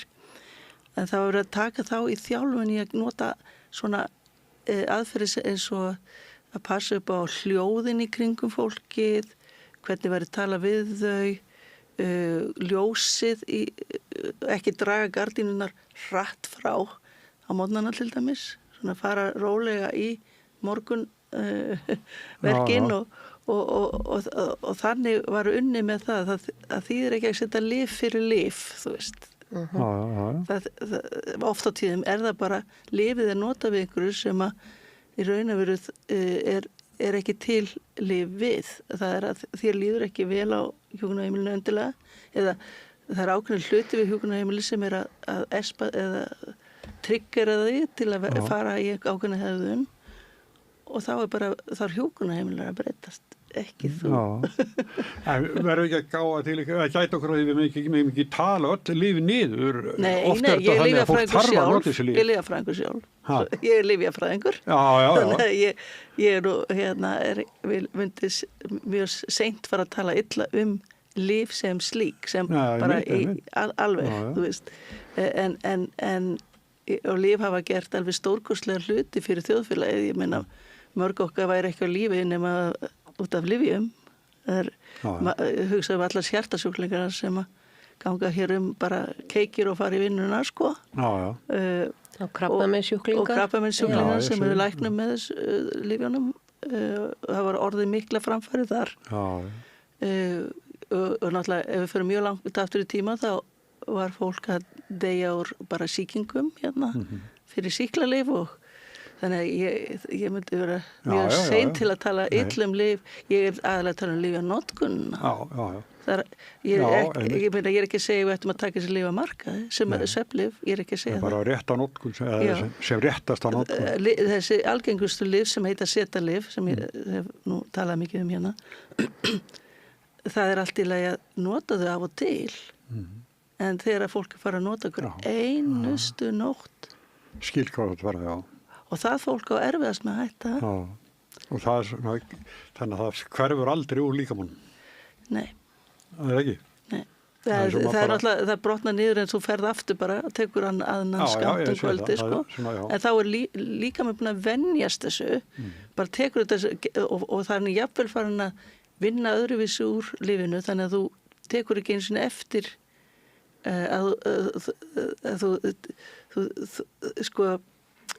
þú tekur ekki eftir því að þú ert að taka þetta. Þú finnur ekki sér slæmandi áhrif lengur af því að þú ert búin að venja líkamann við það. Það eru ákveðin ferli líkamann sem fann að venjast þessu og til þess að snúa því tilbaka þá þarf það að gera það mjög hægt til að líkamann fara aftur í sitt fyrsta horf. En ef þú tækir bara þetta lyf einu sinni segjum einu sinni ári eða í nokkra nætur einu sinni á ævinni þá hefur það áhrif á þann hátt sem að því var ætlað að hafa áhrif. Það er með svo margt hérna hjá okkur eitthvað. Við erum svona svolítið öfgarþjóð. Við erum það. Já, það passar. En þau sem þurfa nauðsynlárslyfjum að halda, þau gera það bara, en það má skoða þetta. Og eins að þá uppáskriftir, er það ekki, með lækna? Jú, það er náttúrulega draumurinn er að geta verið með vinna þannig saman, almenningur, fulltrúar þeirra sem nota lyfin og heilbrigðisþjónustan getur unnið saman í þessu að minnka lyfjanotkun.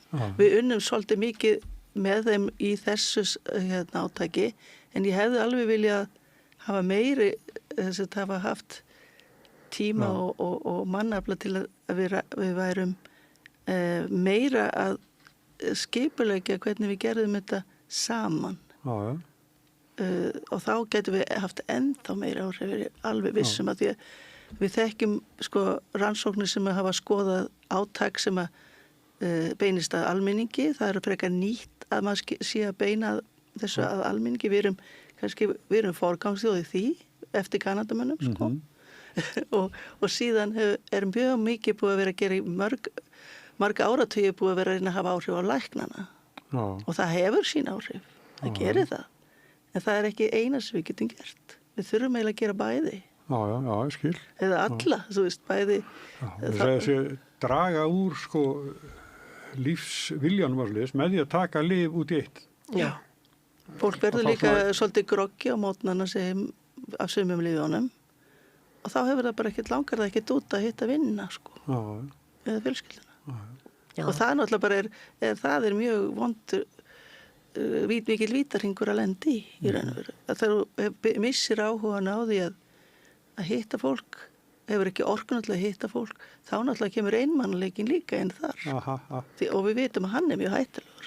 Og hreyfingarleysi fylgir með, af því að þú ert óöruggur, þá þorir ekki að fara út að hreyfa þig, þorir alltaf að gera ýmsa hluti og það er dálítið mikið. Ég held að þetta átak núna, þar sem við fengum tækifæri eldra fólk til þess að segja okkar skoðun, til þess að búa til orðalag sem hendaði þessum hóp og svo framveg. Þetta er nýtt og ég held að þetta sé framtíðin í að tala við þá sem eru að nota eitthvað. En það er náttúrulega bara alveg út í hött að við séum með svona 6 meira en Danir af svefnlyfjum, það er bara alveg út í hött. Af því við vitum líka að þegar þú ert búin að taka þetta í mörg ár, þá er þetta ekki að virka. Þú átt ekki að taka þetta lengur en í 4 vikur og þá er það hægt að virka. Þannig að ef að læknar myndu gefa þeim svefnlyf, þú veist, eitthvað lyfleysu, þá myndu það sjálfsagt hafa sömu áhrif og eftir 4 vikurnar af því að þetta er svona orðin vani. Og það er mjög erfitt að kenna kannski gömlu fólki sem búið að taka þetta í mörg ár að breyta notkun og einhverjum finnst að þetta sé vondur áróður af því að þau eru ekki að gera neitt nema bara taka sér svefnlyf sem fengur frá læknunum. Og ég skil alveg að það er erfitt að vera læknir og eitthvað sagði, já en ég sef ekki á hans að fara svefnlyf og læknirinn veit þetta. Þannig ég skil það en ég held að það vegi miklu þingrallan í mínum huga að draga úr þessu þannig að fólk fari frekar að hitta vini sína, fari frekar að hreyfa sig en það verður að hjálpa fólki til þess og þess vegna er svo ánægð með að Landssamband eldri borgara ákvað að styrkja hópinn núna til þess að prenta þetta aftur og áður var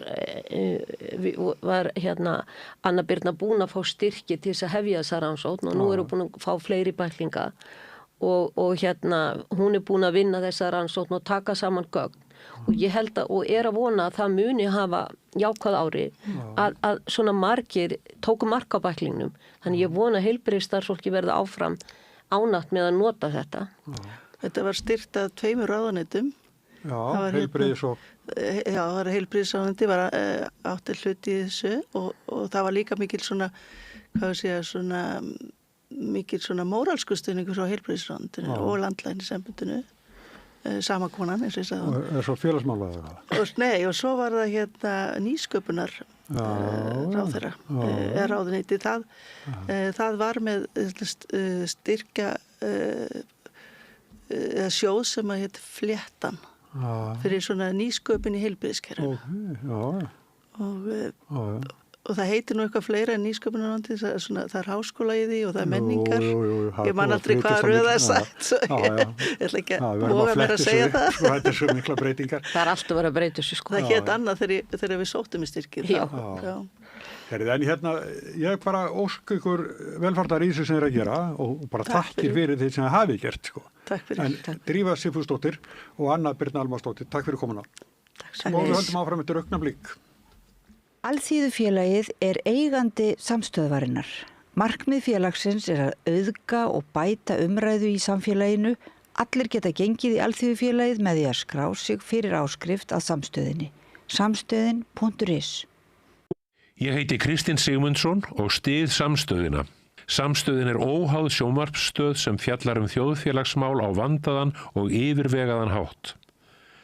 Ég skora á ykkur að styðja hana með því að gerast áskrifendur. Samstöðin er ómissandi.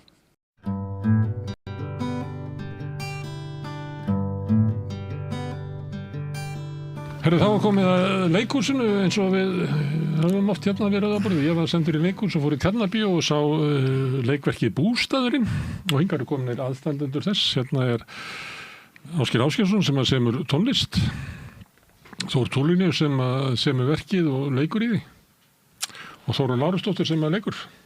Verið velkomin. Ég var eiginlega að byrja á þér, Þór, þú skrifaði þetta? Já. Þú varst náttúrulega út bók líka? Já. Hvað er að gerast fyrir leikarann? Ég náttúrulega hef svo sem alveg verið með þessa bakteríu sko, í svolítinn tíma. Ég stofnaði leikhóp bara 80 og eitthvað og þá gerðum við nokkur leikrit og meðal annars einhverja leikgerð upp úr smásögu og ég var leikstjóri þannig að það var einhver að skrifa út gera leikgerðina og þá bara held ég að bakterían hafi fæðst sko. Þannig ég hef alltaf verið eitthvað að skrifa með. Þetta er ekki einstæmi sko að menn byrja að skrifa því að engin annar vildi það. Já, því engin annar vill gera það, já. Ég þekki fleiri dæmi það. Já. Einmitt úr svona leikhúsi og bíó og svona við þar. Já. En þetta... En núna leikrit og bók er eitthvað svona... Það er náttúrulega bara svolítið tilviljun, sko. Þú þetta verja þetta bara út í búð þegar þú hittir fólk. Já, ég gerir það, sko.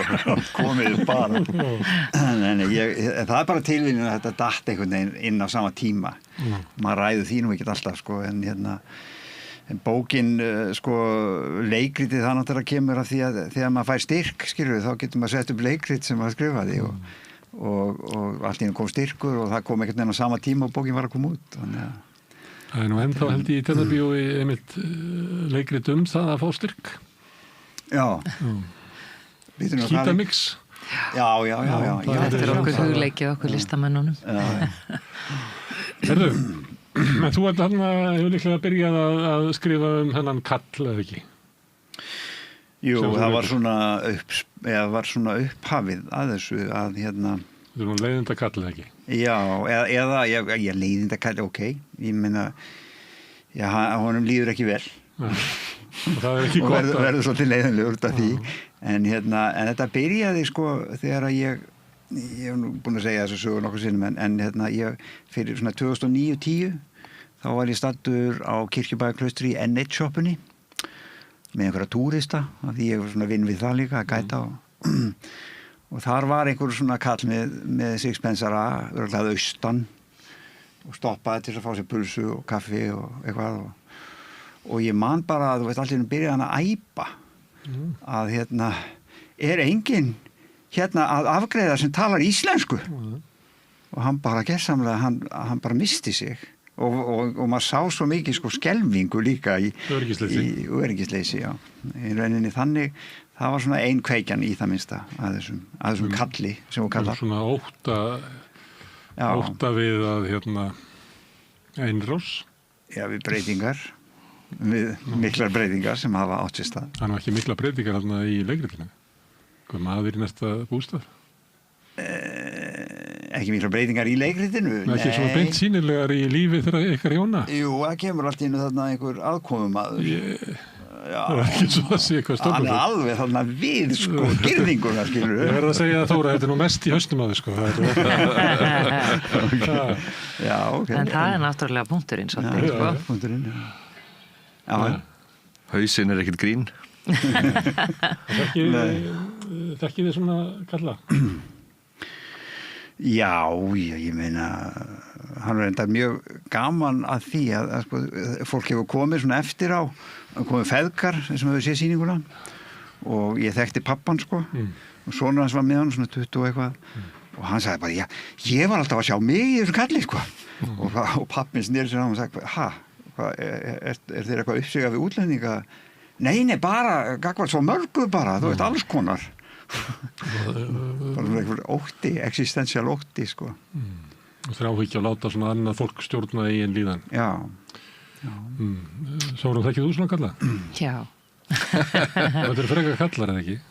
Ekkert endilega ég held að segja frekar jú, kannski eru þeir stærri hópur mögulega, ég er ekki búin að reikna út prósentuna nei, ég held að segja alveg, það er rosalega mikið en svo líka sko, það sem er svolítið skemmtilegt við einmitt þá sem koma svona bakvið og eftir og spjalla við okkur að við, og það ég held að ég hafi einna mest gaman af því að tala við fólk og svona skynja hvernig það upplifir þessa sýningu af því að það er mjög misjafnt hvernig fólk upplifir hana af því þetta er mjög vel skrifa hjá Þóru að mínum mati og það er hægt að sjá alls konar í öllu þessu eða í þessu fólki sem er í sýningunni öllum þessum 3 einstaklingum sem mætti líka kannski setja í samhengi við samfélagshópa til dæmis þú veist og öll þessi sko hræðisla sem kemur af því að þessi maður planta sér hérna við bústæðin hjá þeim og sko og meðvirknin í Boggu sem að ég leik sem hefur eflaust gengið í mörg ár og fer einhvern veginn sem við ætlum ekki að ræða hér en það getur farið illa skulum við segja að ekkert sé gert og Teddi færi ekkert að tala um þetta eða fá útrás fyrir hlutunum eða neitt nema bara við konuna sína og mögulega kannski einhverja vini og eitthvað svoleiðis þú veist það er aldrei rætt, það er aldrei tekið á því sem er kannski hvernig þá meinar að hann sé ekki andmælt það? Til dæmis já, hann fær að hafa þessu skoðan en hún hefur ekki það staðið betur? Hún Bogga, alveg klárlega hún er rosalega meðvirk held ég og alltaf að passa allt sé nú mjög fínt og að hún líði vel og að hún sé kátt og hamingjusöm umfram allt og þannig að sem að er alls ekkit endilega raunin leifir sér ekki að fara þangað, skilur Áskil, þekkir þú svona fólk? Já, örugglega en þú veist þetta er þú er svona á þessum aldri og þú og Þór og ég er umverðað líka sko já. Þú veist að það er túrismann ég man eftir því fyrir nokkrum árum að þá fóru svona fólk á kannski frekar á þínum aldri og líklega aðeins aldri ég þá voru hitta menn sem að maður hitta áður og voru svona eins og fólk getur gerst svona með aldrinum orðið svona svolítið leiðilegt og einhvern veginn og svo hittir maður menn og þá er það svo glaðir og þá er svo, hvað er þú að gera? Þá er það komin í túrismann þá hittir það bara fólk sem er í frí og er bara glatt og skemmtilegt þannig að gera rútu eða vera gæti eða eitthvað og alveg svo bara lifnaði yfir þessum köllum sko. Þetta er... Muni ekki eftir þessu? Jú. Annars verður bara tuðand og ringjandi inn í útarsögu og setja þetta í múlakaffa og bara hakkaböf, sko. En þú, Gunnar Smári, þekkir þú einhverja svona kalla? Ég er nefnilega verið að hugsa svolítið þetta, hvort þetta maður eldist, hvort þetta sé eigi að skilgreina eitthvað hluta af þessu eiginlega sem geði ekki. Það sem að fólk getur horfið sko með einhverjum svona fárálegar þráhyggjur upptekið af einhverju sem að kemur þeim ekki raskat við raunverulega, að einhver sé að koma og taka eitthvað af þeim. Ég tekið þetta frekar við aldurinn, eða ekki? Jú, nei, ég sko... Ef það væri ekki óttinn við innflytjendur, væri ekki bara óttinn við einhvern...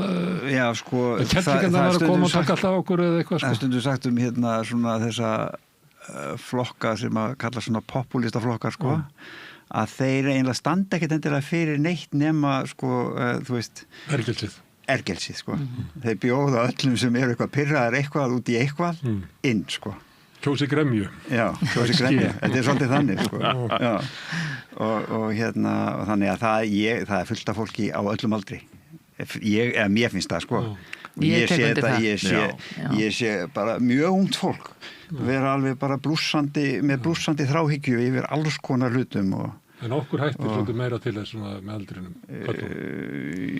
Ég veit það ekkert, sko. Nei, ég er ekkert endilega samanlega, sko. Ég sé nefnilega unga menn sem eru alveg bara mjög reiðir.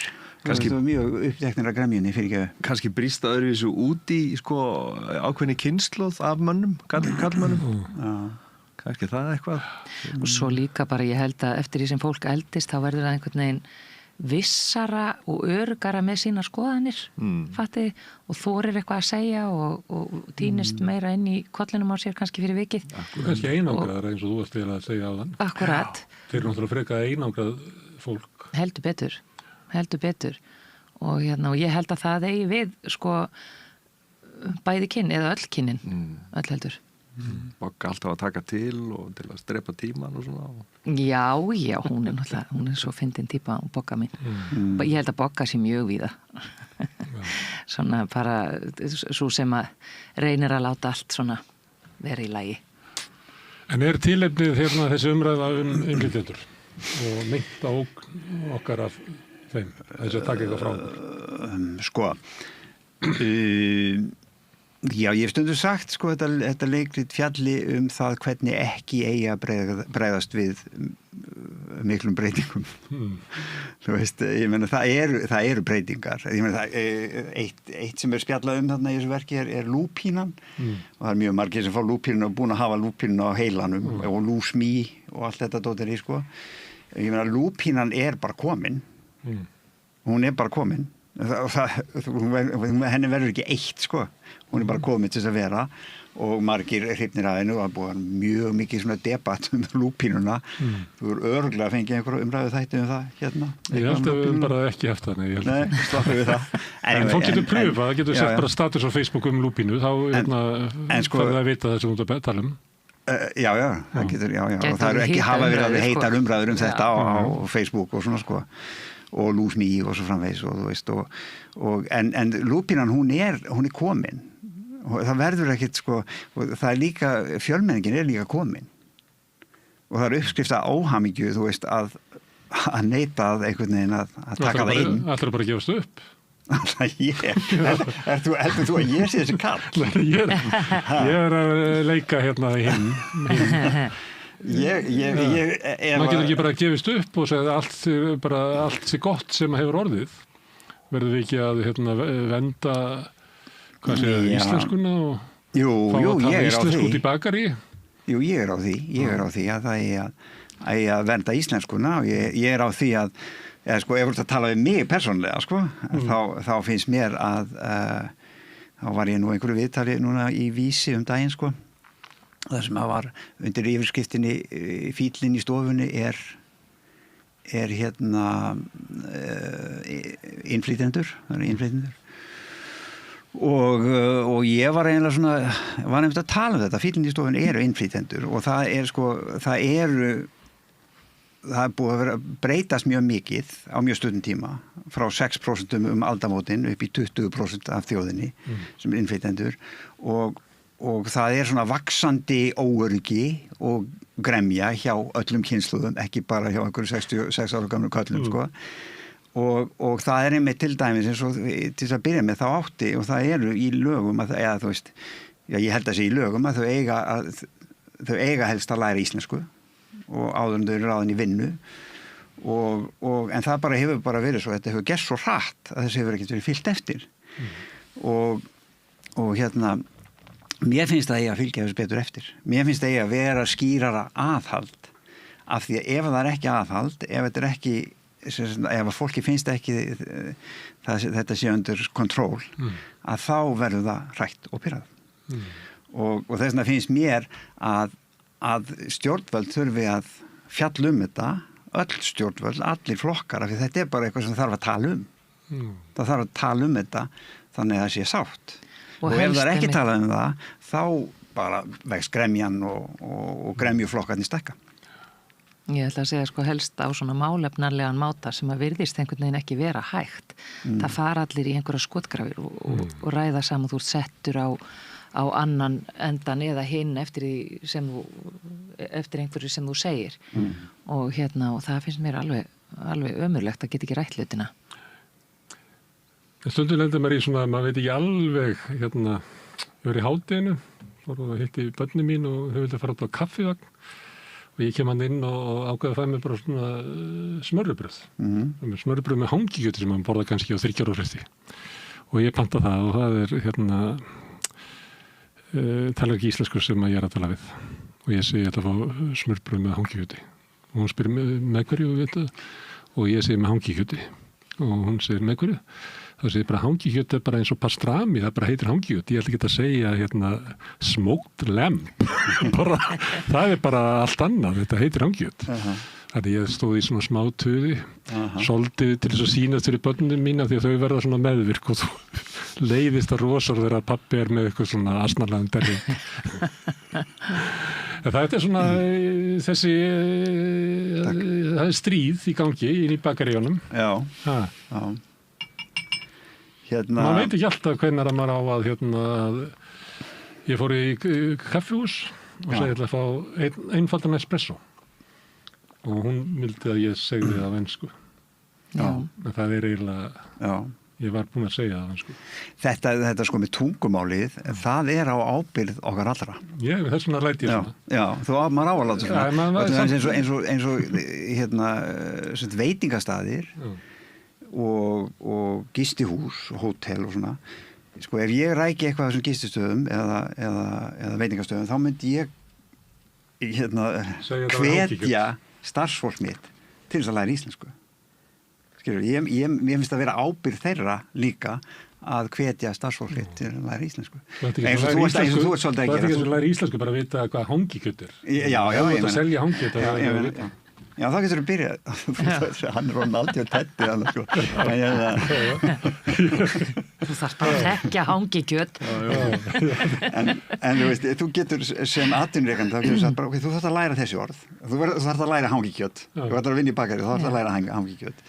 Og bara vera með svolítið svona bara skóla. Þetta þeirra ábyrgð, finnst mér líka sko. Þetta eins og verið bílasali og kaupa bílinn og hvaða bíl er þetta? Ég veit það ekki. Þetta er ekki Fiat, ég veit það ekki. Toyota, ég veit það ekki. Þetta er eiginlega að vita hvað það heitir. En svona er þetta. Ég meina, það eru samfélagsbreytingar í gangi og leikur til sprettur upp á því og það sem að fólk kemur til að tala við ykkur eftir er annars vegar það. Og svo hins vegar eitthvað hvernig maður festist í einhverju svona alveg óhamingju. Já. Þinn er ekki hamingjusamur. Einmitt. Nei, hann er ekki hamingjusamur, nei. Hann er í áráttu, sko, og svo náttúrulega líka svolítið verið að skopast að svona sjálfsbyrgingshætti okkar Íslendinga, hvað við elskum að tala hvað við séum frábær og hvað allir vilja sækja okkur heim. Best í heimi. Já, best í heimi, og kemur enginn í heimsókn. Já, túristarnir, þeir eru bara ramnastingað inn og elsk okkur og stjörnurnar, allt þetta, sko. Allt þetta sem er við erum svo gestrisinn, skilur. Þetta er bara eitthvað. Erum við gestrisinn? Hvað segir þú? Við vorum það, sko. gamla þetta. Ég man að ég var á puttanum þegar ég var 16-17 ára. Það voru fyrir 1980. Já. Bankaði upp á sveitabæjum og kom alltaf kallinn til dyra. Já. Og fór svo og sagði byttu aðeins og fór og spurði konuna og svo kom hann inn og maður spurði bara hvort það mætti svo í fjósinu sko, en maður var alltaf leiddur inn í svona oft kannski svona innri stofa. Svo maður vakinn morguninn og þá var svona borð eins og þetta, bara eins og meðal fermingavisla. Bara með kræsingum. Já. Ég lenti í þessu sko, allavega 4 sinni sko. Já. Ég er alveg sammála. Og ég borða aldrei morgunmat sko. Og þannig að það er svona manni þetta ég satt fyrir framan þetta og maður var náttúrulega að gera þessu eitthvað skil. Því að þetta var ekki eðlilega. Konan hefur vaknað kl. 3 um nóttina til þess að græja þetta sko. En þetta er náttúrulega alveg yfirgengileg gestrisni. En svona var gestrisnin kannandi. Já, þetta var í sveitum og líka svo sem og hjálpsemi sko, ég man að þú veist 1980 og eitthvað þá fórum við á einhverjum rúbrauð, gömlum rúbrauð vorum að fara í leikferðalag Norðurlöndin og bílinn byrjaði að bíla bara strax einhvers staðar á Mýrdalssandi og byrjaði tvisvar á Íslandi og það var alveg, þú veist, fólk flykkt í stað til þess að hjálpa til sko, að Íslendingar eru líka svo miklu reddarar, elskar redda og hjálpa öðrum og svona þannig. Og svo vesnaði þetta eftir því sem fjær dró Íslandi, þú veist, þá var alltaf minn og minni hjálp. Heldur þessum að missa þetta? Ég sá eitt kort og svona grein sem var að fjalla það. Í hvaða löndum er þeir boðið upp á mat þegar þú kemur í heimsókn?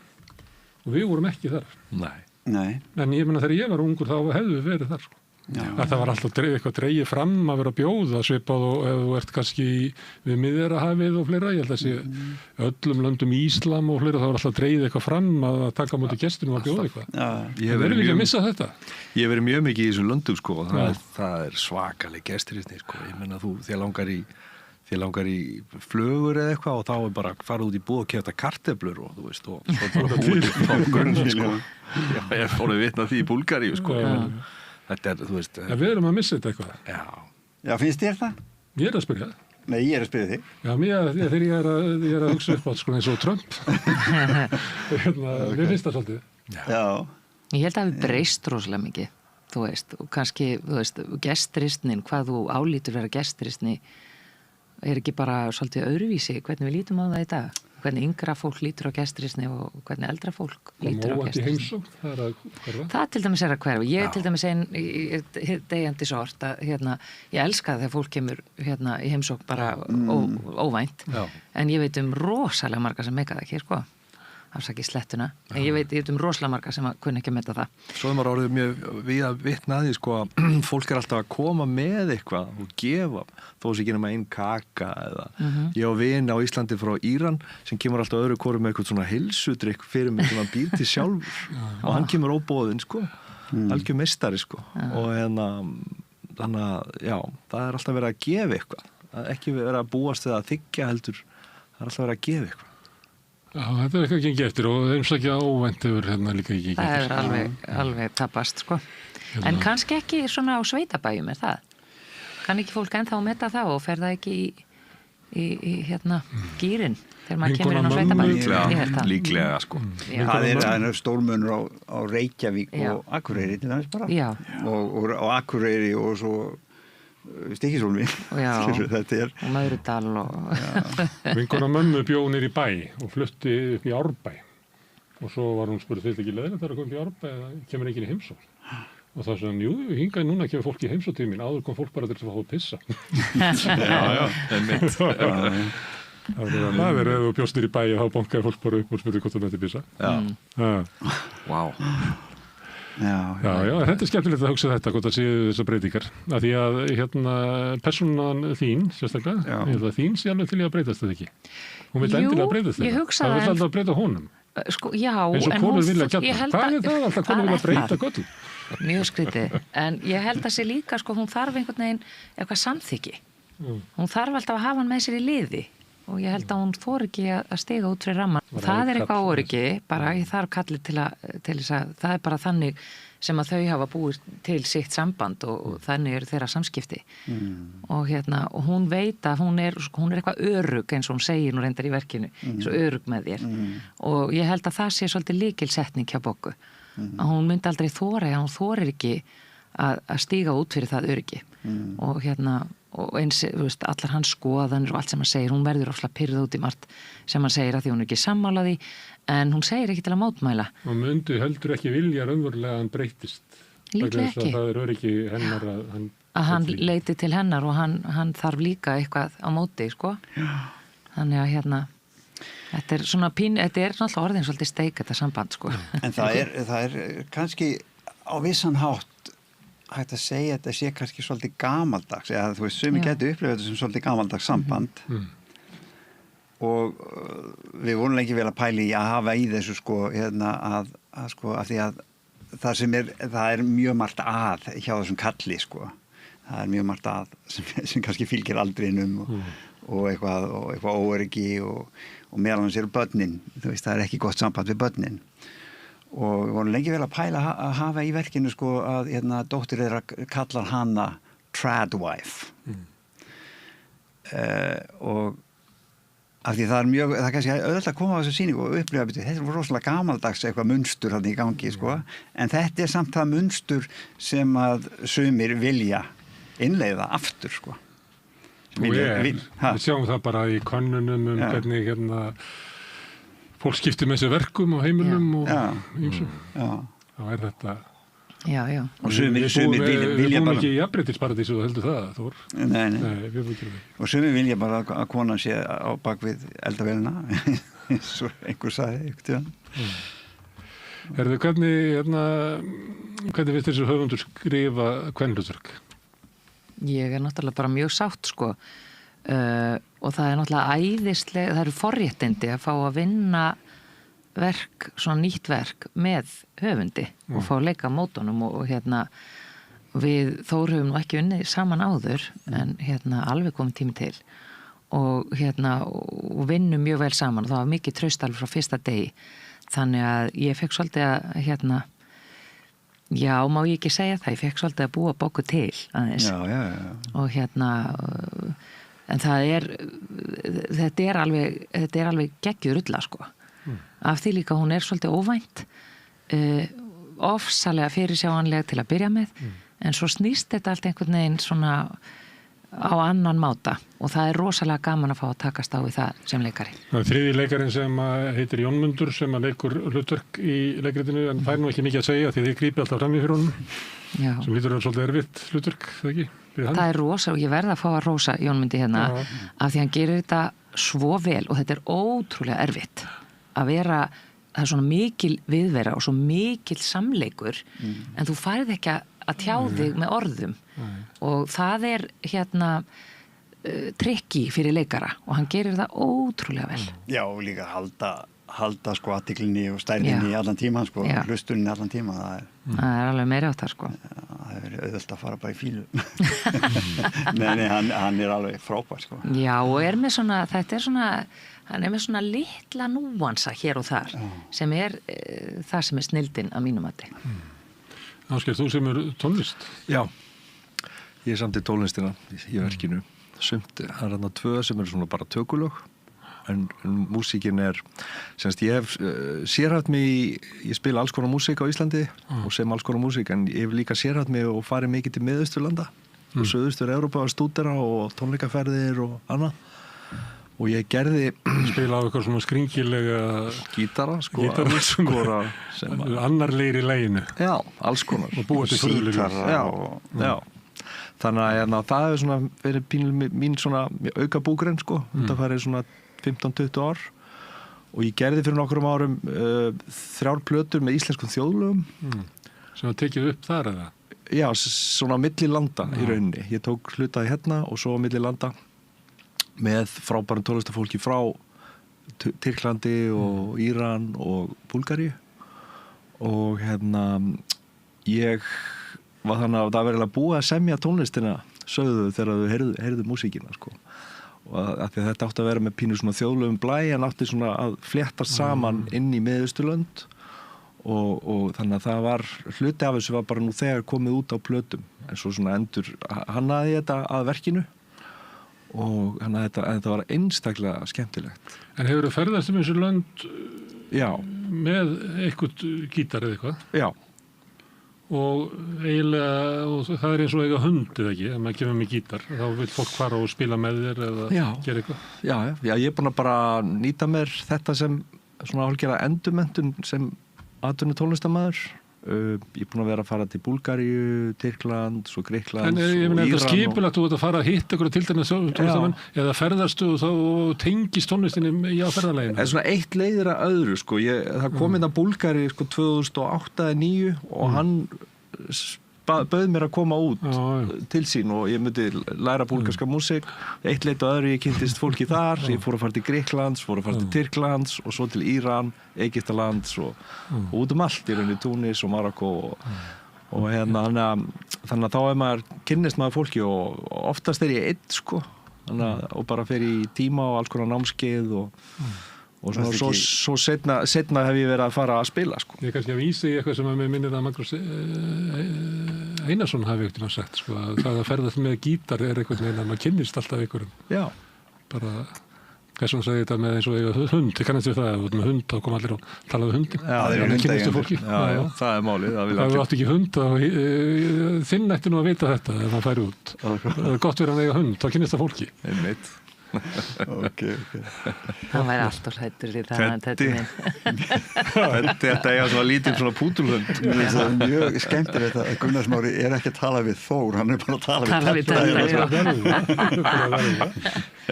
Þú segir Finn, segir það ekki í leikusinu? Finn eins og verður að leika sér. Jú, við segja það stundum. Þannig þið eru bara að leika ykkur eins og maður gerði í Granda.